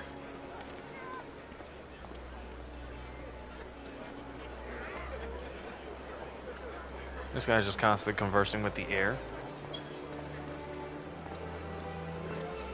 These two are staring into each other's soul.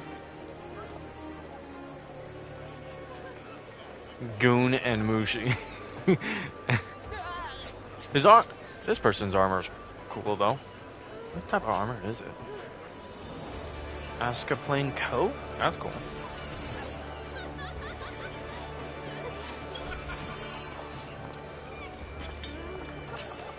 Alright.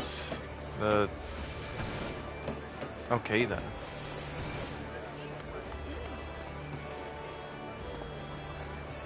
Oh, wow.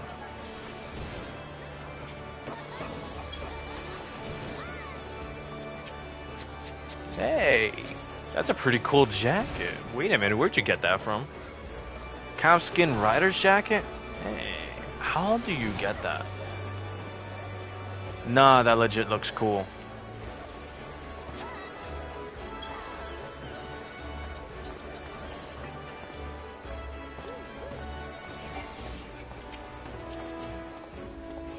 White mage. Cool. Okay. What am I looking at? Wait, what am I looking at? Power suit helm? There's a power suit now? Oh gosh. Okay, here we go. Oh gosh, what is going on here? Okay, you know what? This is more tame than usual. Anyways. Right, what am I doing?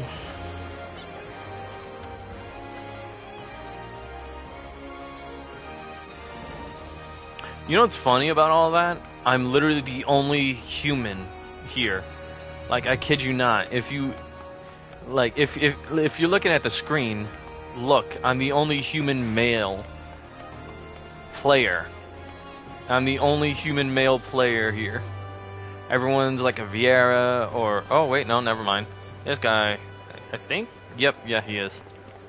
But then it's like it's only one other guy who's a human male. Everyone else is... Rabbit. Lalafels. Granted, it's like, I'm not judging, but it's like, the Hior male is lacking severely. Hior male population in this game is lacking like crazy.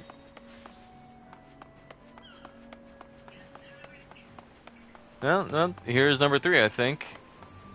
No, that's it. Nope, that's an aura.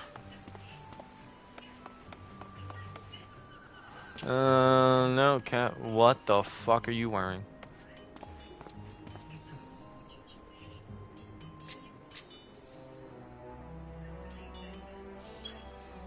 I'm not gonna cry. I'm not gonna cry. I'm not gonna cry. I'm not gonna cry. That's just how it is. That's just how they are. I'm not gonna cry. They just made them look like that. I'm not gonna cry. She looks like Vanna.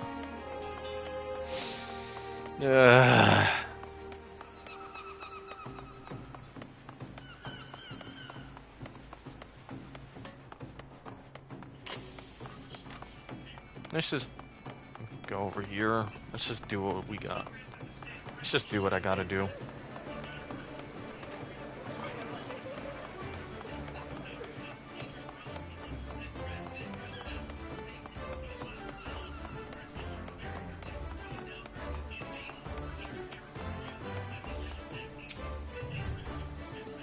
I see everyone has returned. Now, who would like to go first?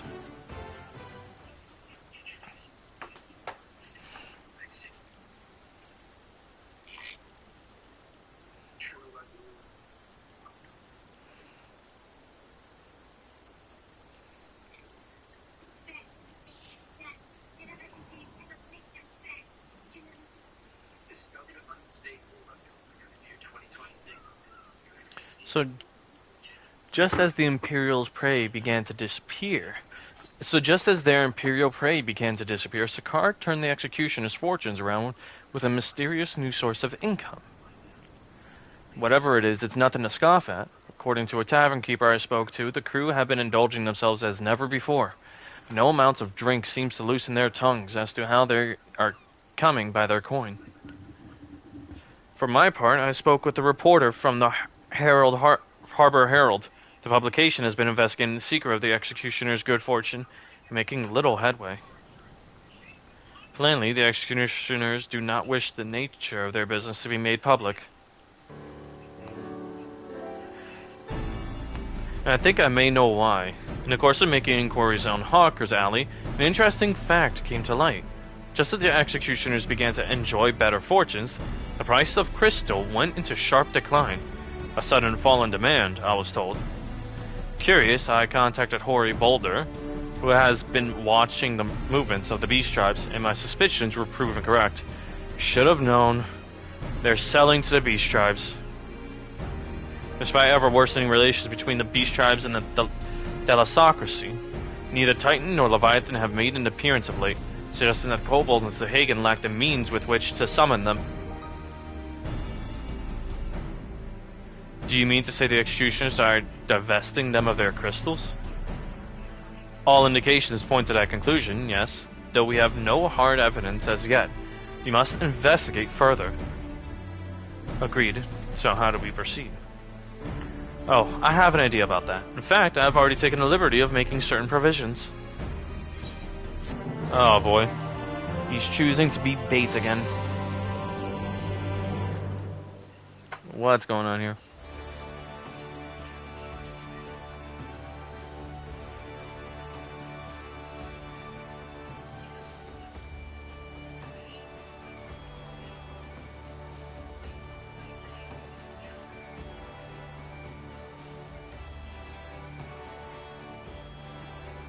No, flashbacks.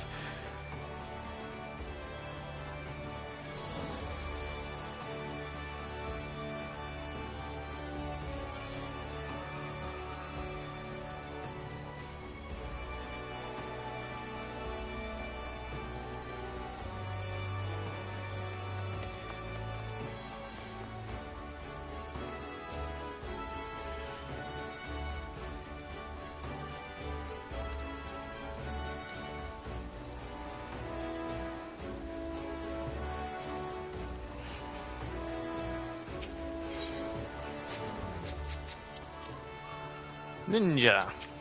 Okay. Search for Sakaar. During my inquiries, a disgruntled merchant informed me that a wholesaler of crystals had recently arrived in Limsa, offering wares at prices far undercutting the competition. After asking around, I was able to gain an introduction and will shortly pose as a potential buyer in a bid to establish the crystal's provenance. The man is due to be at Ocean's Embrace in Lower Lenosha shortly. I suggest we make our way there at once.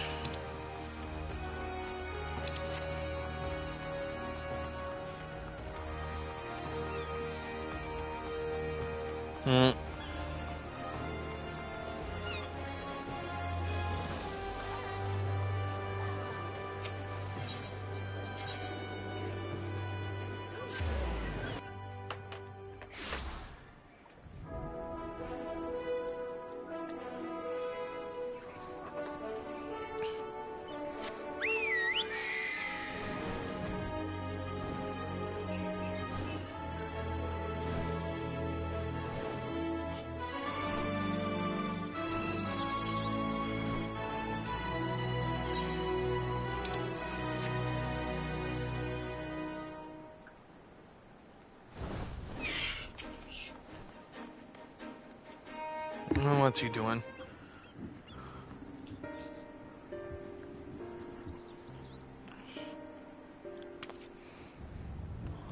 Hmm? That appears to be our merchant. Wish me luck.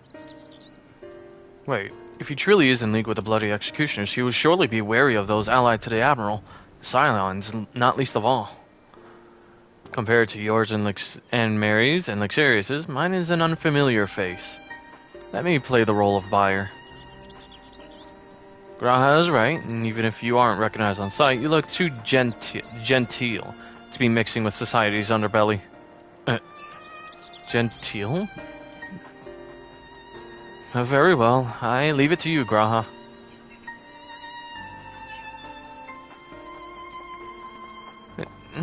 Doesn't he kind of look the same? Pot calling a kettle black? Got business with me, Catboy?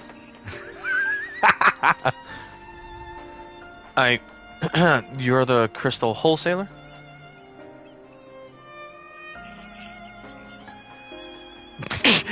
That I am, but you're no merchant. So what do you want the crystals for? Punt him. Don't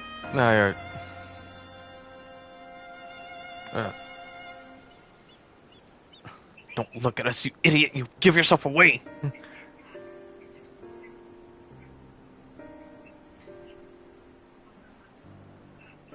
Oh, I see. You're a weaponsmith, am I right? You need crystals to make staffs like that fine specimen you've got there. Oh. That's right. I'm indeed a weaponsmith, and I use naught but the finest materials. I bid you show me your wares. Well, we don't invite just anybody to our storehouses. It takes time to establish trust, you understand? Look, I have a large and urgent commission. If the quality is satisfactory, I will not quibble over the price. Alright, explain that it's no ordinary crystal adorning your staff, so I'll make an exception. Come with me. She's gonna probably pilfer him. Or get him... Fucking... What are you doing? Yo, Graha! He's still just a baby in all this. It seems to be working. Let's follow them.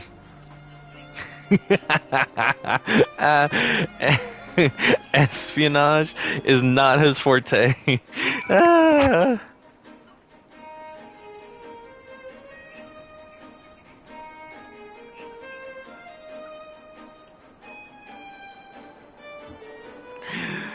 Yo! What the hell is Graha doing?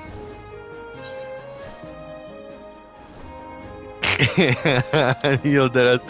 Damn it, man.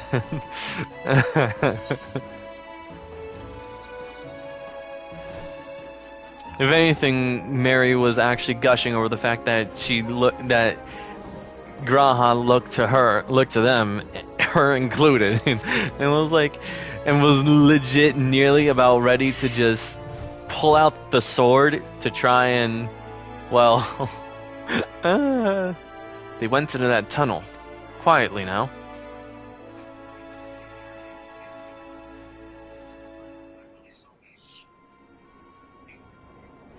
Oh boy.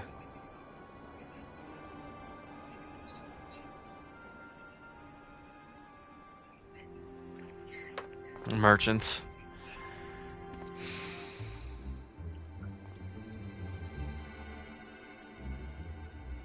You won't find any finer, especially not for the price. Indeed, I would expect to pay more than double for such quality. How could they possibly be so cheap? There's nothing unlawful about them, if that's your worry. They're from Gamoro, if you take my meaning. Gamoro. Stuff's as pure as it gets. You won't be disappointed. So, how much you'd want? Well, here's the whole operation.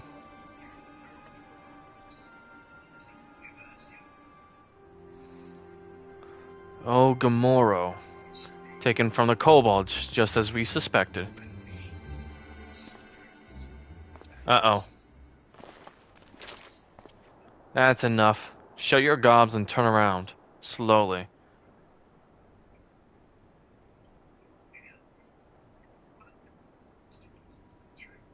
Hmm.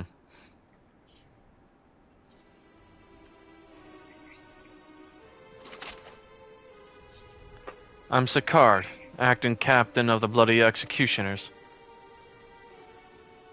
No need to introduce yourselves. We know who you are, scions.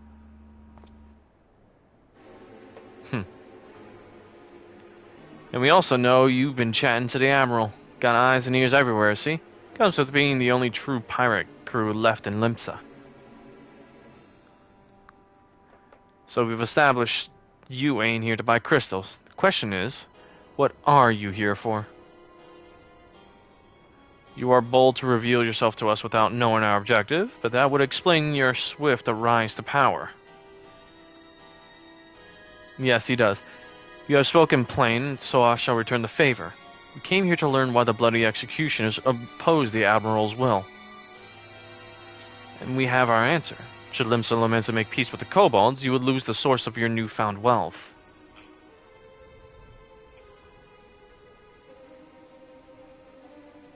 That's right. Just to remind you, though, we ain't breaking any rules here.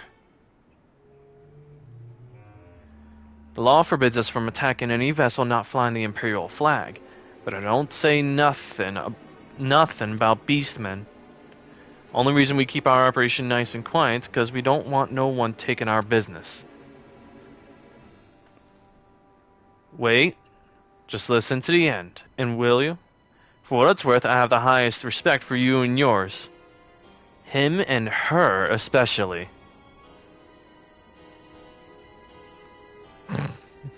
While the Maelstrom were worrying about dirtying their fancy red clobber, you lot stormed Ugamoro and battered Bleatin' Titan himself. Raised a mug to you when I heard the news. And now we're following in your footsteps. Make sure the beastmen never summon their stinking gods again. Practically your successors we are. When there were still Imperial ships about, we did our bit for Limsa and went after them. But with the Garleans gone, and there's no one left to ply our trade on except the beastmen. So let us have that, eh? It's only fair. Contentious though some may find your views, it is true that you have broken no laws. That being so, I see no reason why you should not state your case directly to the Admiral's face. Unless the acting captain of the only true pirate crew left in Limsa Lominsa has some other cause to hide in a cave. Well said indeed.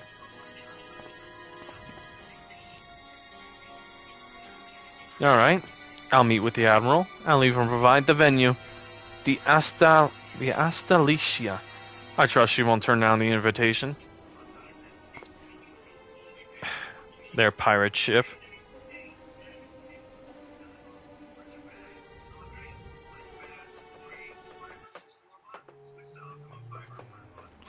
No, I didn't get to.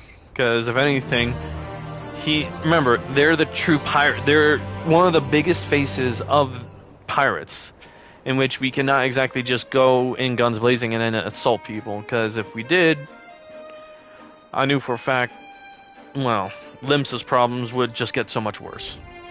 Because again, at this time, I'm representing the Scions. By being one of them. True. But, I'd say, thing was, we would still be just fine. I thought myself the hunter, but it turns out I was the prey. A timely reminder that the pirate powers of Limsa Lominsa are not to be trifled with.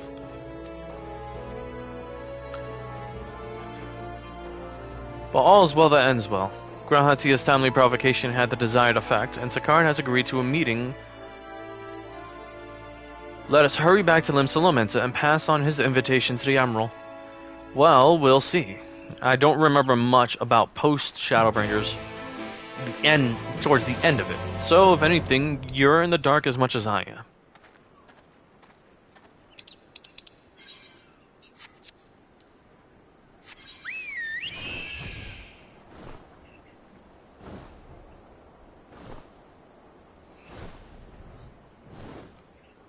I admit I have forgotten everything about post-Shadowbringers, up to a point.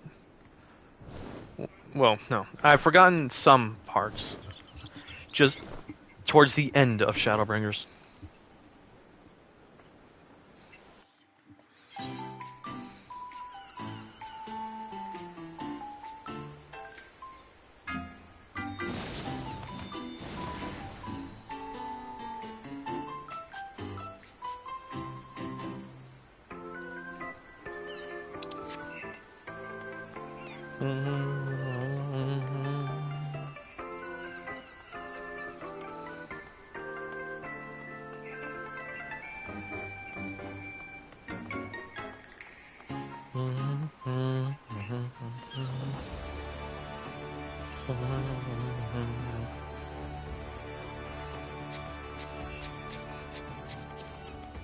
Flint Mushi. And they are a baby. They're new. Aww.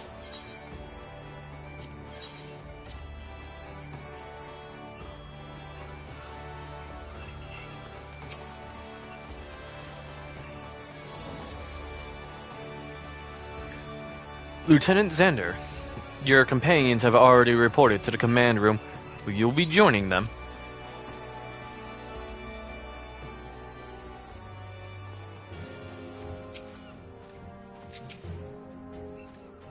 Welcome back, my friends. What news?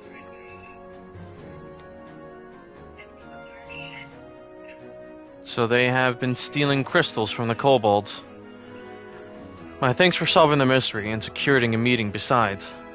Suffice to say, I accept the card's invitation, and I would have you join me as my guests. The future of Limsa hangs upon the outcome of this meeting, and I would have the Scions present to bear witness.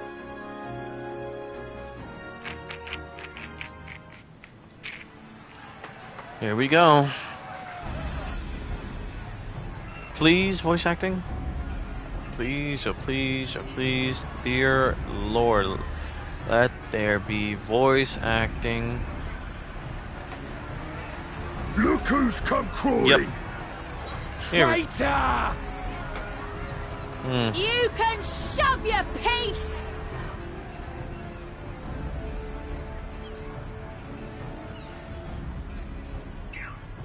Welcome aboard, Admiral. I'll wager you don't remember me. Sicard, acting captain of the bloody executioners, at your service. 'Twas kind of you to invite us. Now, if Captain Hillfear has a message for me, I bid you speak it. We have just the one demand. That you forget this bilge about making peace with the Beastmen. Ours is a nation of pirates. Always has been, always will be. Deny us our right to plunder, and you deny who we are. Too bloody right! Pirates till we die! What we want, we take!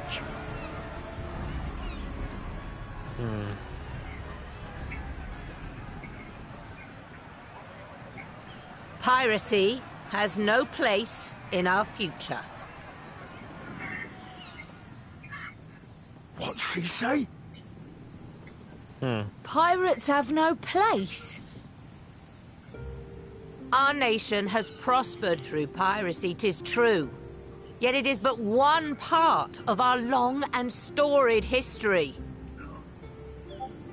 Centuries ago, our ancestors led a failed rebellion and were driven from their homes with little more than the shirts on their backs.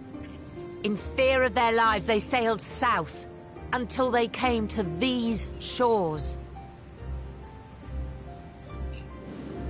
Finding the land occupied by kobolds, however, they were forced to turn to piracy in order to survive. And survive they did. But not so long ago, when the Empire threatened to crush everything we'd built, we set aside piracy and joined hands with our neighbors. This too was in order to survive. And survive we did. Time after time we fought the Empire, and time after time we won. And through trade with our newfound allies, we prospered more than we ever did through pillaging and plundering. The Empire teeters on the brink of collapse. Ere long, provinces like Wurlid and Bosnia and many others will regain their freedom. When they do, our matchless fleet will lead the world in a new golden age of commerce.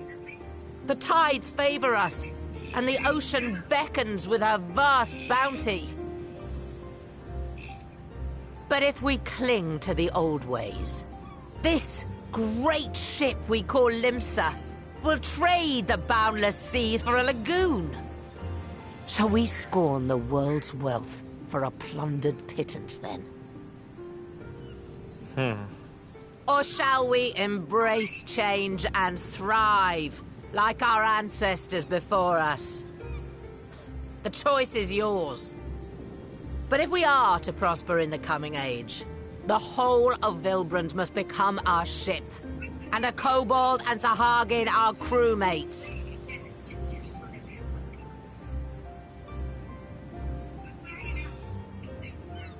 Rousing words. Might even be some truth in them. But pirating's all we've ever known. And we ain't about to give it up just 'cause you say so.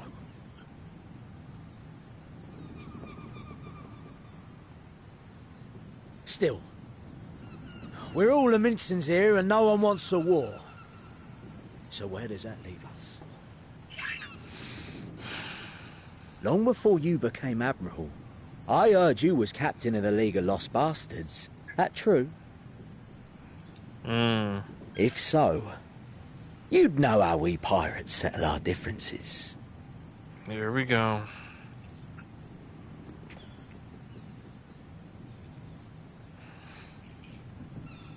A duel. I kid you not. As Admiral of Limsa Laminsa, I accept your challenge. I kid you not. I was somewhat smitten with her after this one. Because, damn, she ain't one hell of a woman for this. She still tries me, though.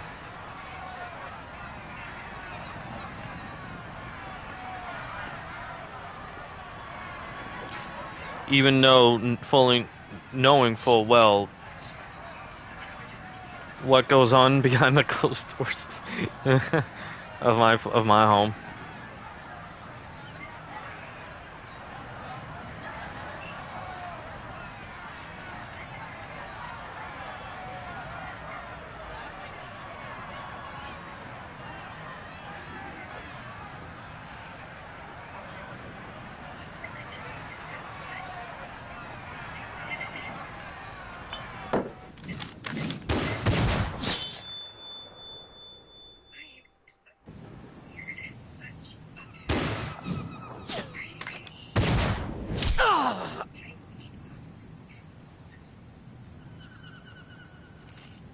This ain't over! Not till one of us is dead! Finish the job! Or I will! Oh! Is that the bedridden captain?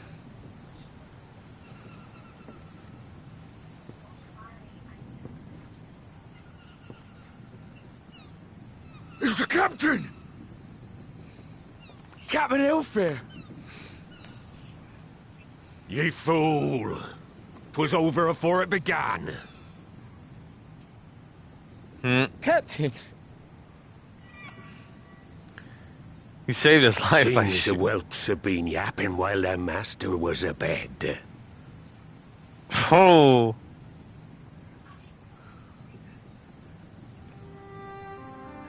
Listen well, all of ye. Since the signing of the Galadian Accord, we all of us have been part of the same crew. The crew with a good ship Limsa Laminsa.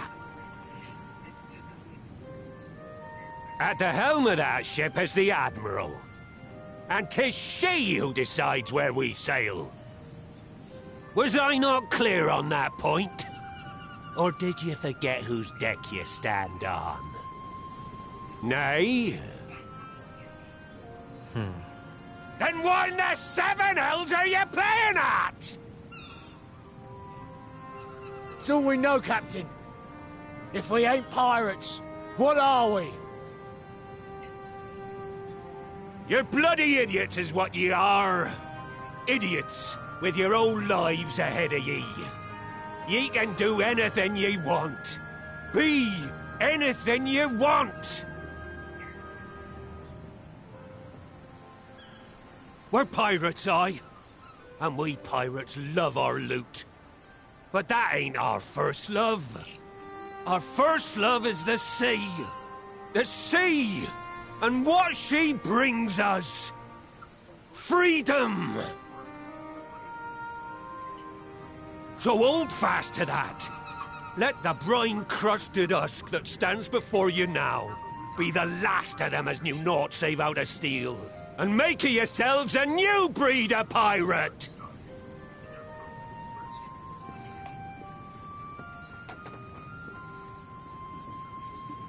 Lad, I made ye me right hand 'cause I saw something in ye. And I still do. You've the makings of a captain. All you lack's the belief.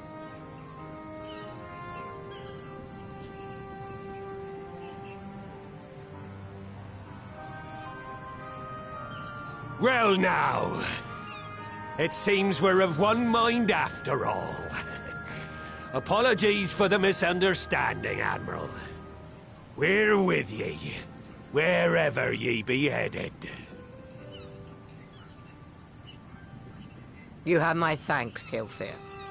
Hillfear. I was saying Hellfire. Hillfire. Shit.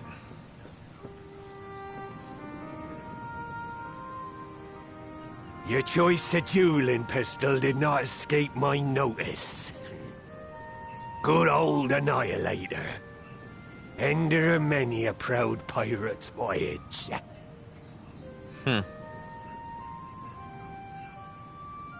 Mistbeard's vanished into legend, and it won't be long before I take my rest in the depths.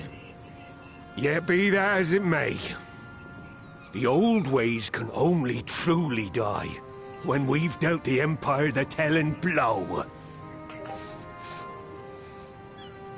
There'll be stormy seas ahead, no doubt. But I'm trusting ye to steer us through to the other side.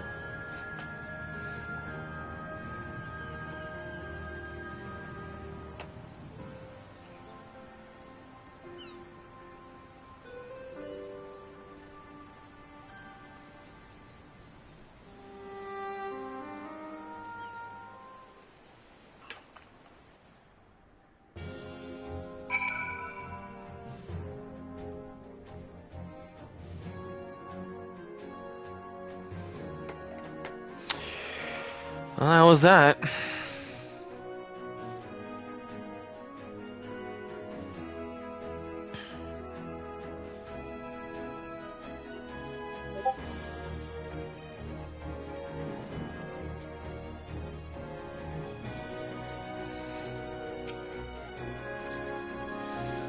Though I had anticipated a duel, I did not foresee that Hillfear would intervene. But full glad am I that he did. It would have been a shame to kill the boy. Instead, the whelp has learned a valuable lesson, and we have made peace amongst ourselves. All that remains is to do likewise with our neighbors.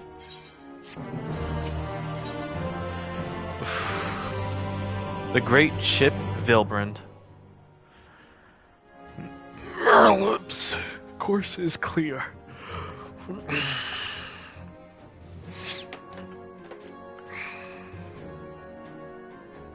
I'm gonna be honest, I wish she'd stop pining for me.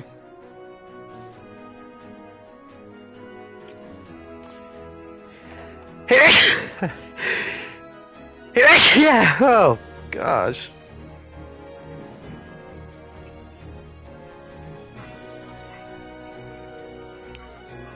She was a bear. Why am I saying it? No, no, no, no, no, no, no, no, no. God damn, I can't. No, I never said that. I didn't say it. It's false. I never said it. You never make me say it again. I never said it. You can't make me.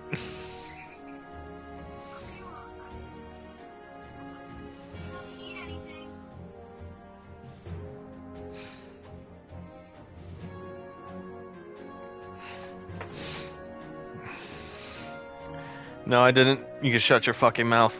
You can shut your whore ass mouth.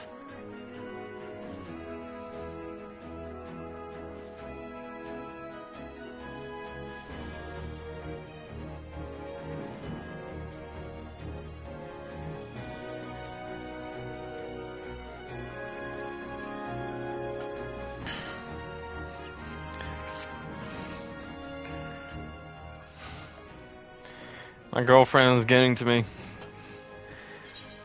Now I need hardly tell you, but any attempt to negotiate with the tribes is doomed to fail unless their minds can first be wrestled from the grip of their gods.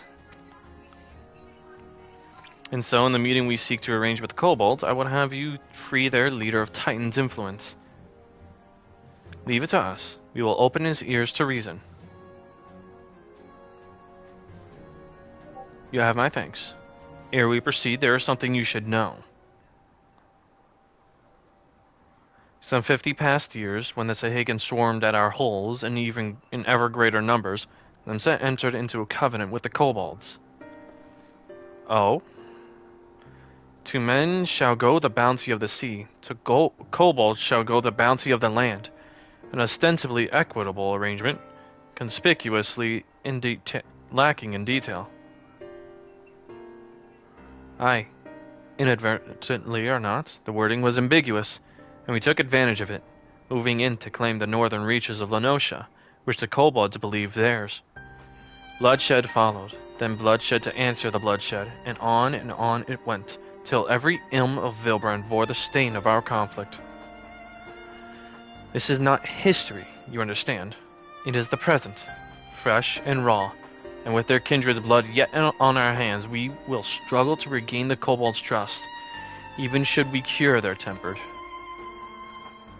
Admiral, you speak of obstacles we are like to encounter at the meeting, but as things stand, I see no reason why the kobolds would agree to a meeting in the first place. And so we must provide a reason. I will restore their stolen crystals to them and personally deliver the cargo along with my apologies. Fate.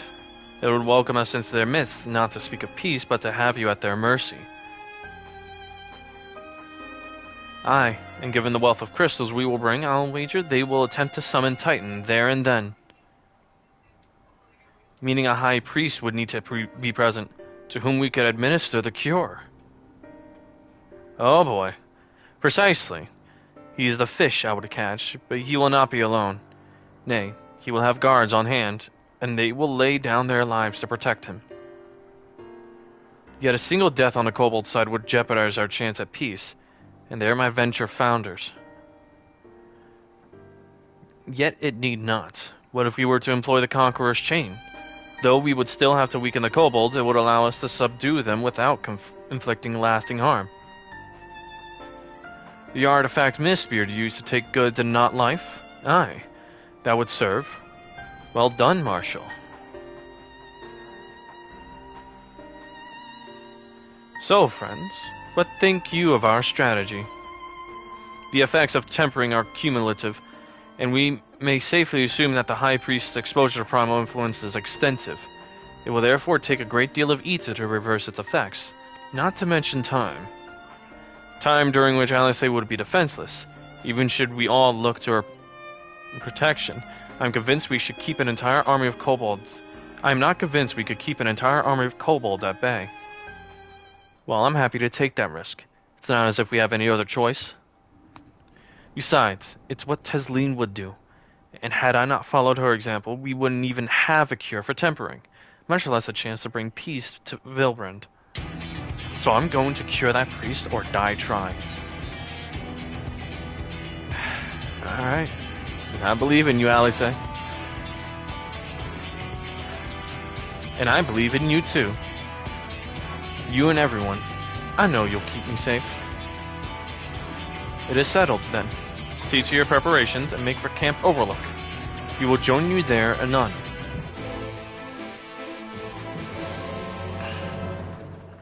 Why the fuck am I getting defeated like crazy now?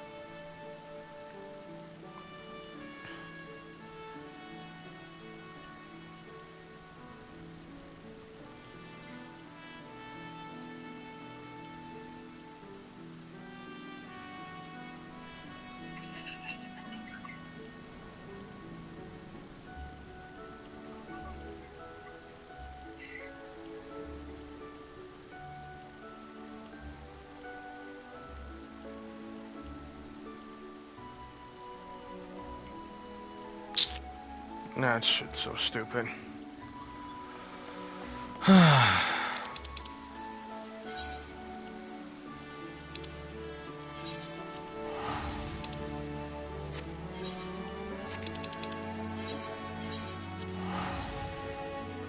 That would have taken me quite a while to get there.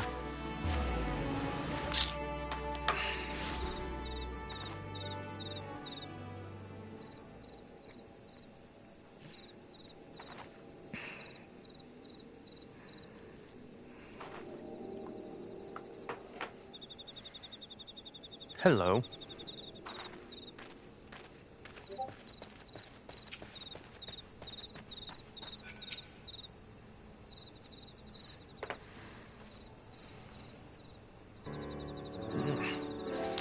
Alphina wasn't lying when he said I'd be defenseless, so I'm counting on you all to give me the time I need. Our sole purpose will be to keep you out of harm's way, so leave that to us and focus on your own task. Indeed, and should you want for ether, you need only say the word. Huh? Gabu, did you follow us here? There's something important that I want to say to the High Priest. Express state, say. Please, let me come with you, please.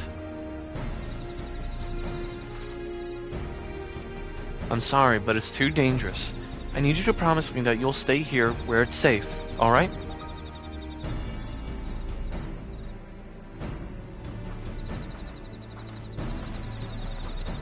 My apologies for the wait. It took time, but we have secured our audience. All unfolded as expected. At the mention of my returning their crystals in person, the kobolds suddenly remembered how keen they were to be reconciled. And so, in the glorious spirit of cooperation, we are to be received by Patriarch Zada of the Second Order, who awaits our pleasure in the navel. If you are ready, let us proceed to the Ugamaru mines at once.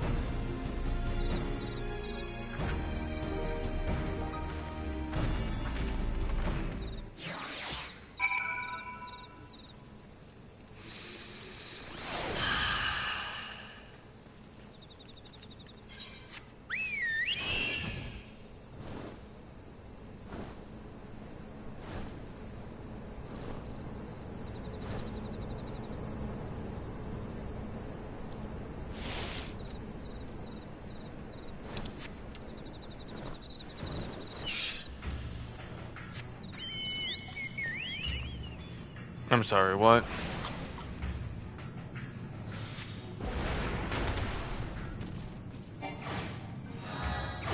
That's crazy.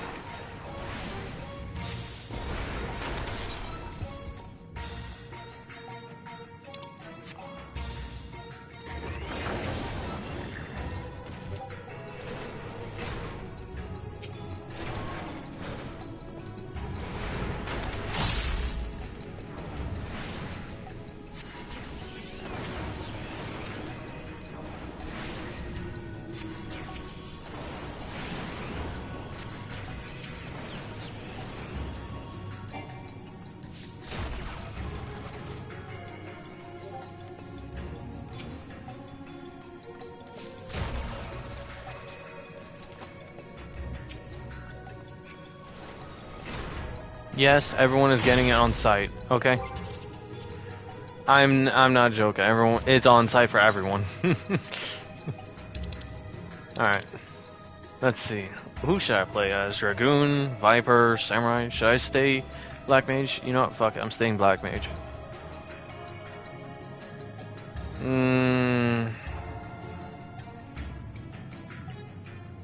No, I'm not gonna stay Black Mage. Actually, I'll leave it up to you. I don't know what to play as. This Aetheryte will bear us to our quarry. Should he make the Summon Titan, as I anticipate, we will halt the ceremony and restrain him. At this, all hells will break loose, and we will have an army of kobolds to entertain till Alizé's work is done. Just remember, none must die. We weaken them, and let Ainzar do the rest. It is time. Stay the course, my friends. I spy calmer waters beyond this squall. Man, got it, Dragoon.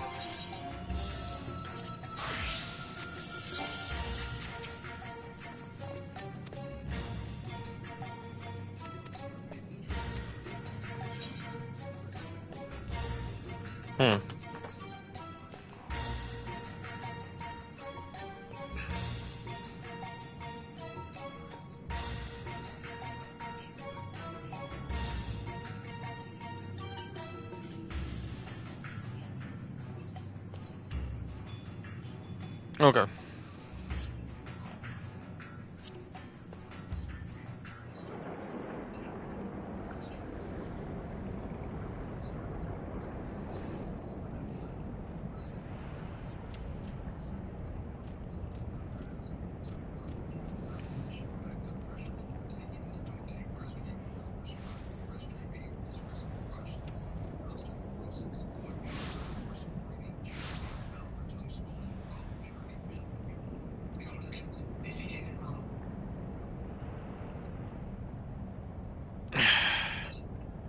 They still kept Gabu's parents there.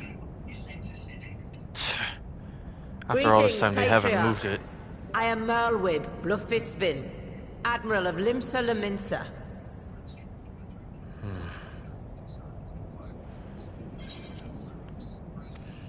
I come before you to offer my sincerest apologies for the many wrongs committed by my people against you and yours.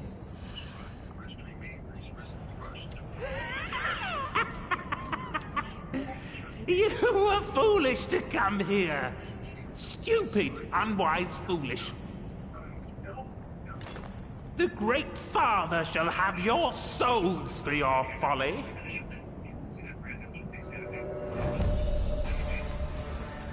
Aye, just as we thought.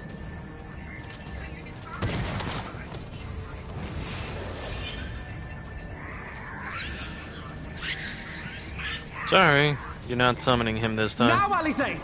Quickly! You don't need to tell me! Let none pass. We must grant her as much time as we can.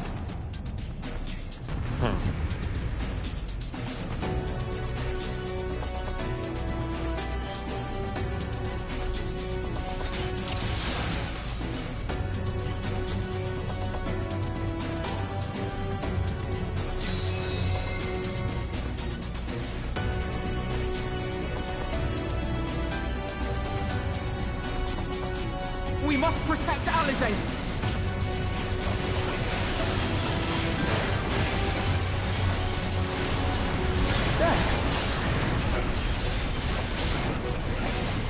You're in my sights.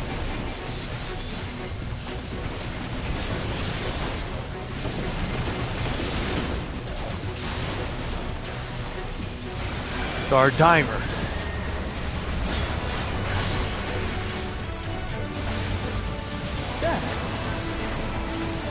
You're in my sights.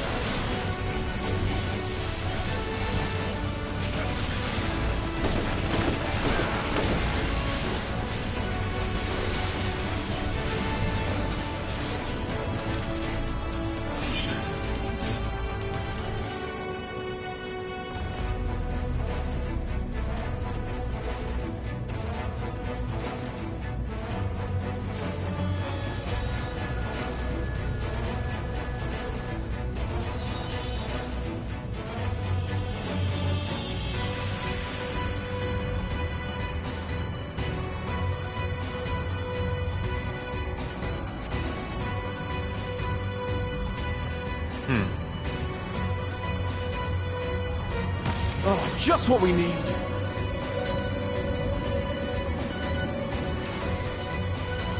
You're not alone.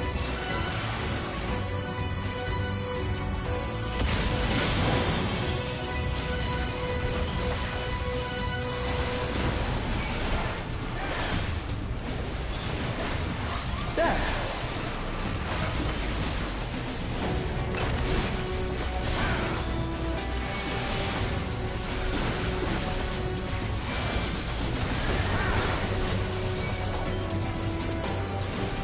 You're in my sights.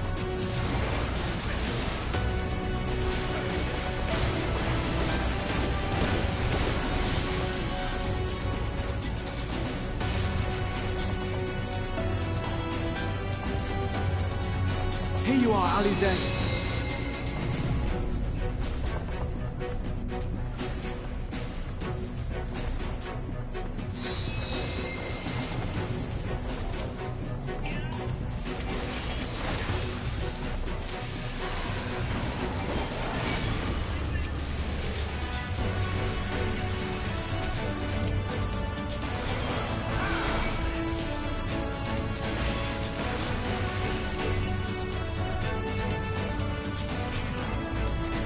Yeah.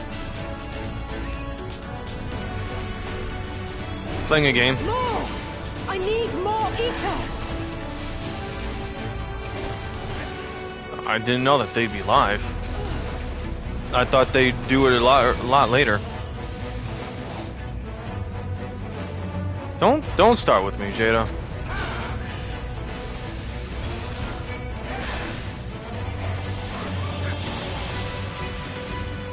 Just a little more!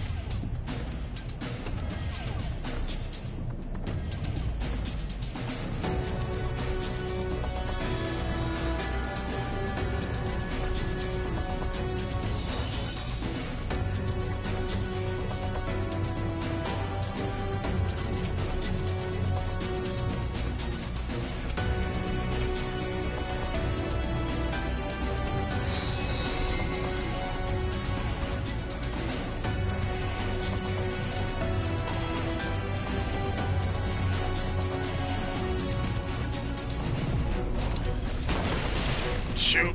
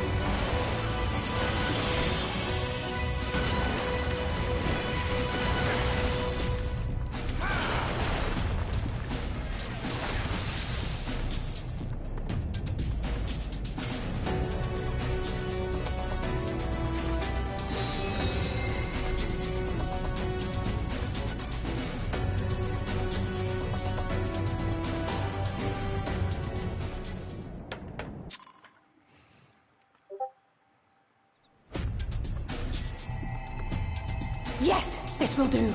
Here I go.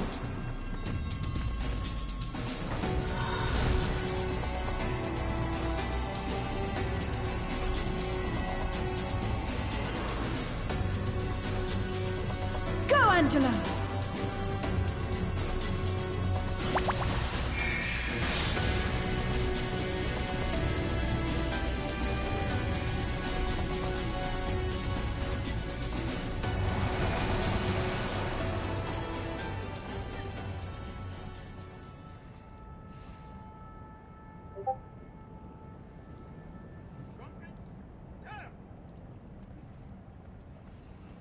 Please let there be voice acting. Did it work? Thank goodness.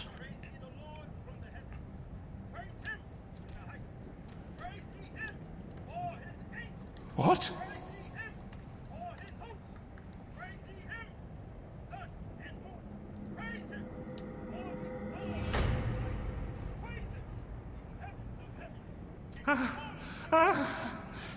What is the meaning of this?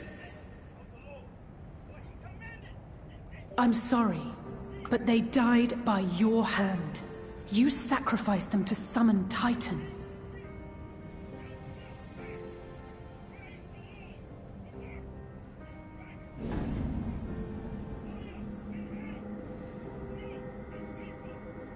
No.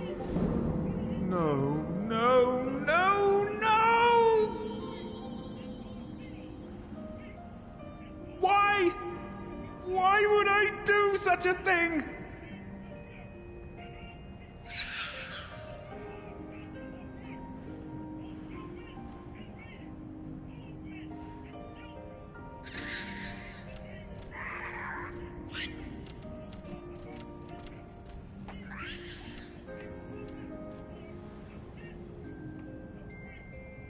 Would that there were a cure for the victims of the Tempered.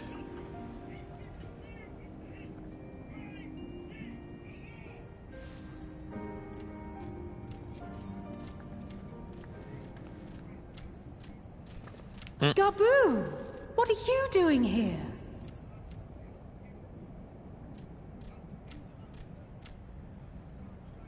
Patriarch, please listen to me. Hear, heed, listen.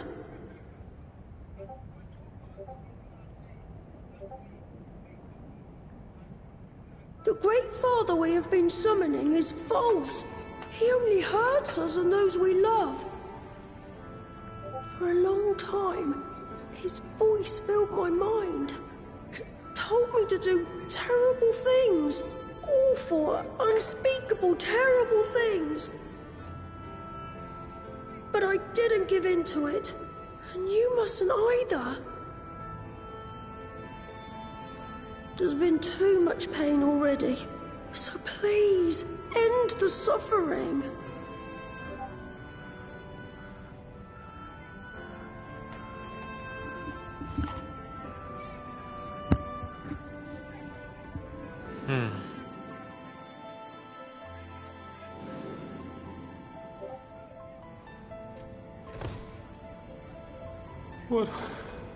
What have I done? We share this child's desire, Patriarch. An end to summoning, for it spells naught but misery for both our peoples.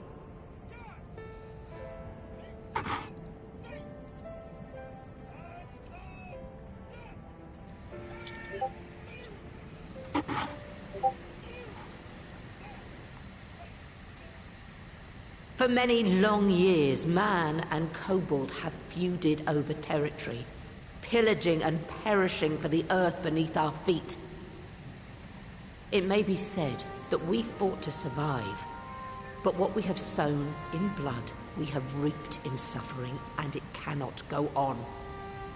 I would see us set aside the past and work together for peace.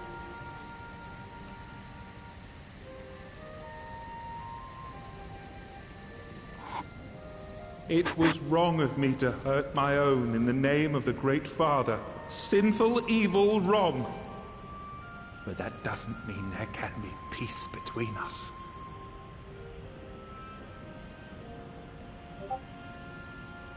Men cannot be trusted.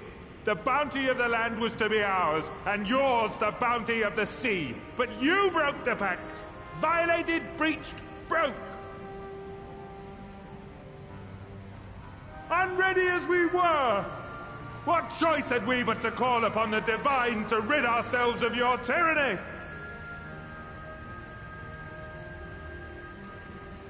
None. And I do not blame you for it. In violation of the spirit, if not the letter, of the pact, we took your lands for our own. The fault lies wholly with us.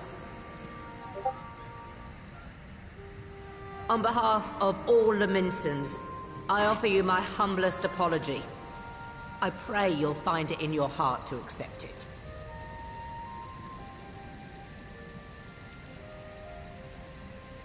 Yet I know an apology alone will not serve to make things right. So, we will revise the pact to leave no room for doubt. And any who violate it shall face justice, swift and certain. No, we won't be fooled. Not again. Please, hear me to the end. Fleeting though it was, there was a time when man and kobold abided together in harmony, in cooperation.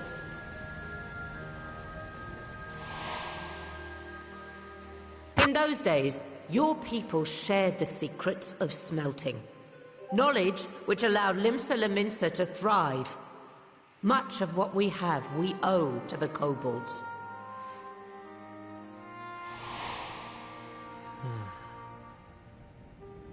And so, for the good of all who dwell on this isle, I wish to make you an offer. We will bear your people's wares to every corner of the world, and trade them in your stead. In return, we will bring you the bounty, not only of the sea, but lands both near and far. Whatever you desire, the Navigator as my witness, you shall have it. There will be no more man and beastman, just the crew of the great ship that is Vilbrand. And together, we will share in the wealth of the world. If you'll only accept our hand in friendship.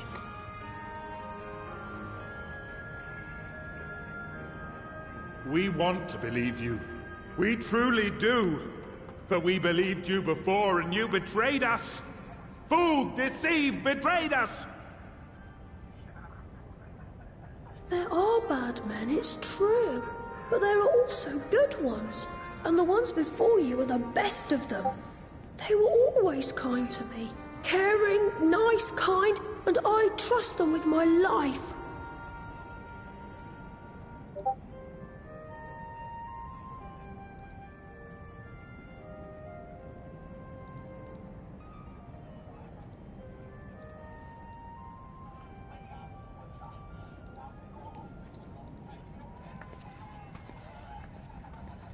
Before I became Admiral, I was a pirate. I stole, I fought, I stained the sea red with blood. Such is my past, and I dare not forget it, however much I might want to.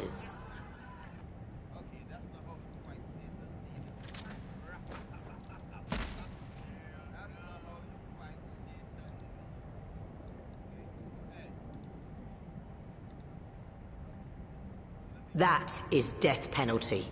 The pistol I used to pass judgment on my own sire when he fell thrall to Leviathan and betrayed his comrades. It's loaded. If you were to point it at my head and pull the trigger, I would most assuredly die.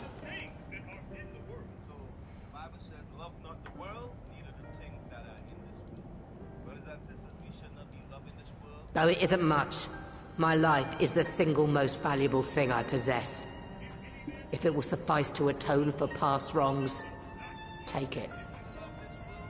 A single bullet to annul the old pact, and my blood to write it anew. What comes after, I entrust to this man, my second in command.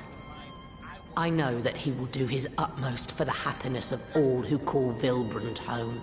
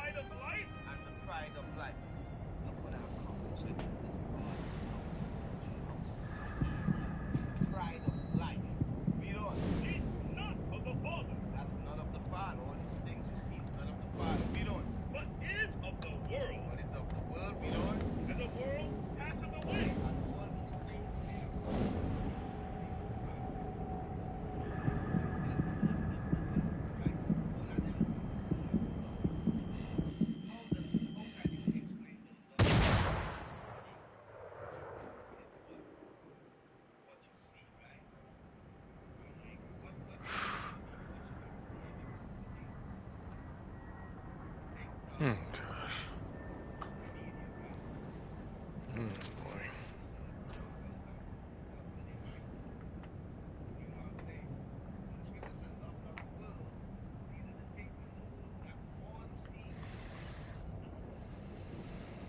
I do not trust you.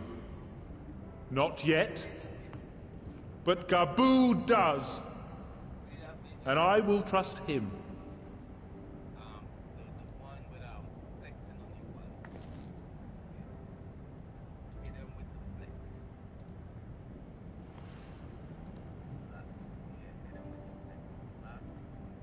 We want you to know that we respect your faith.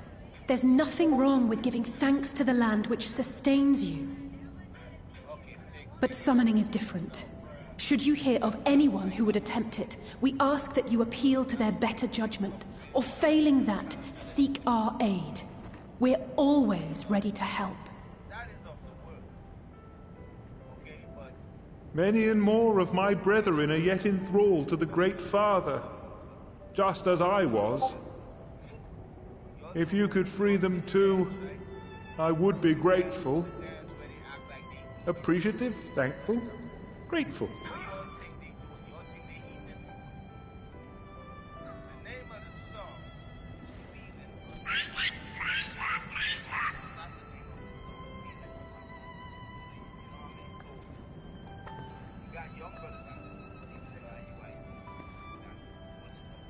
Tis we who should be grateful, Patriarch.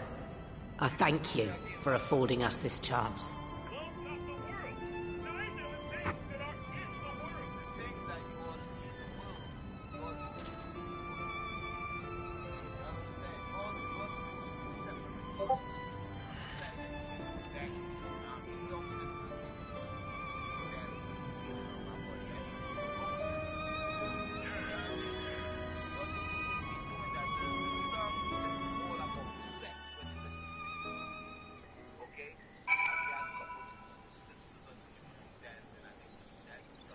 Alright, so class started.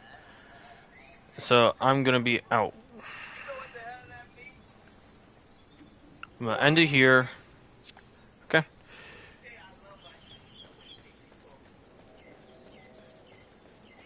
I'll be right back later. Peace out, man.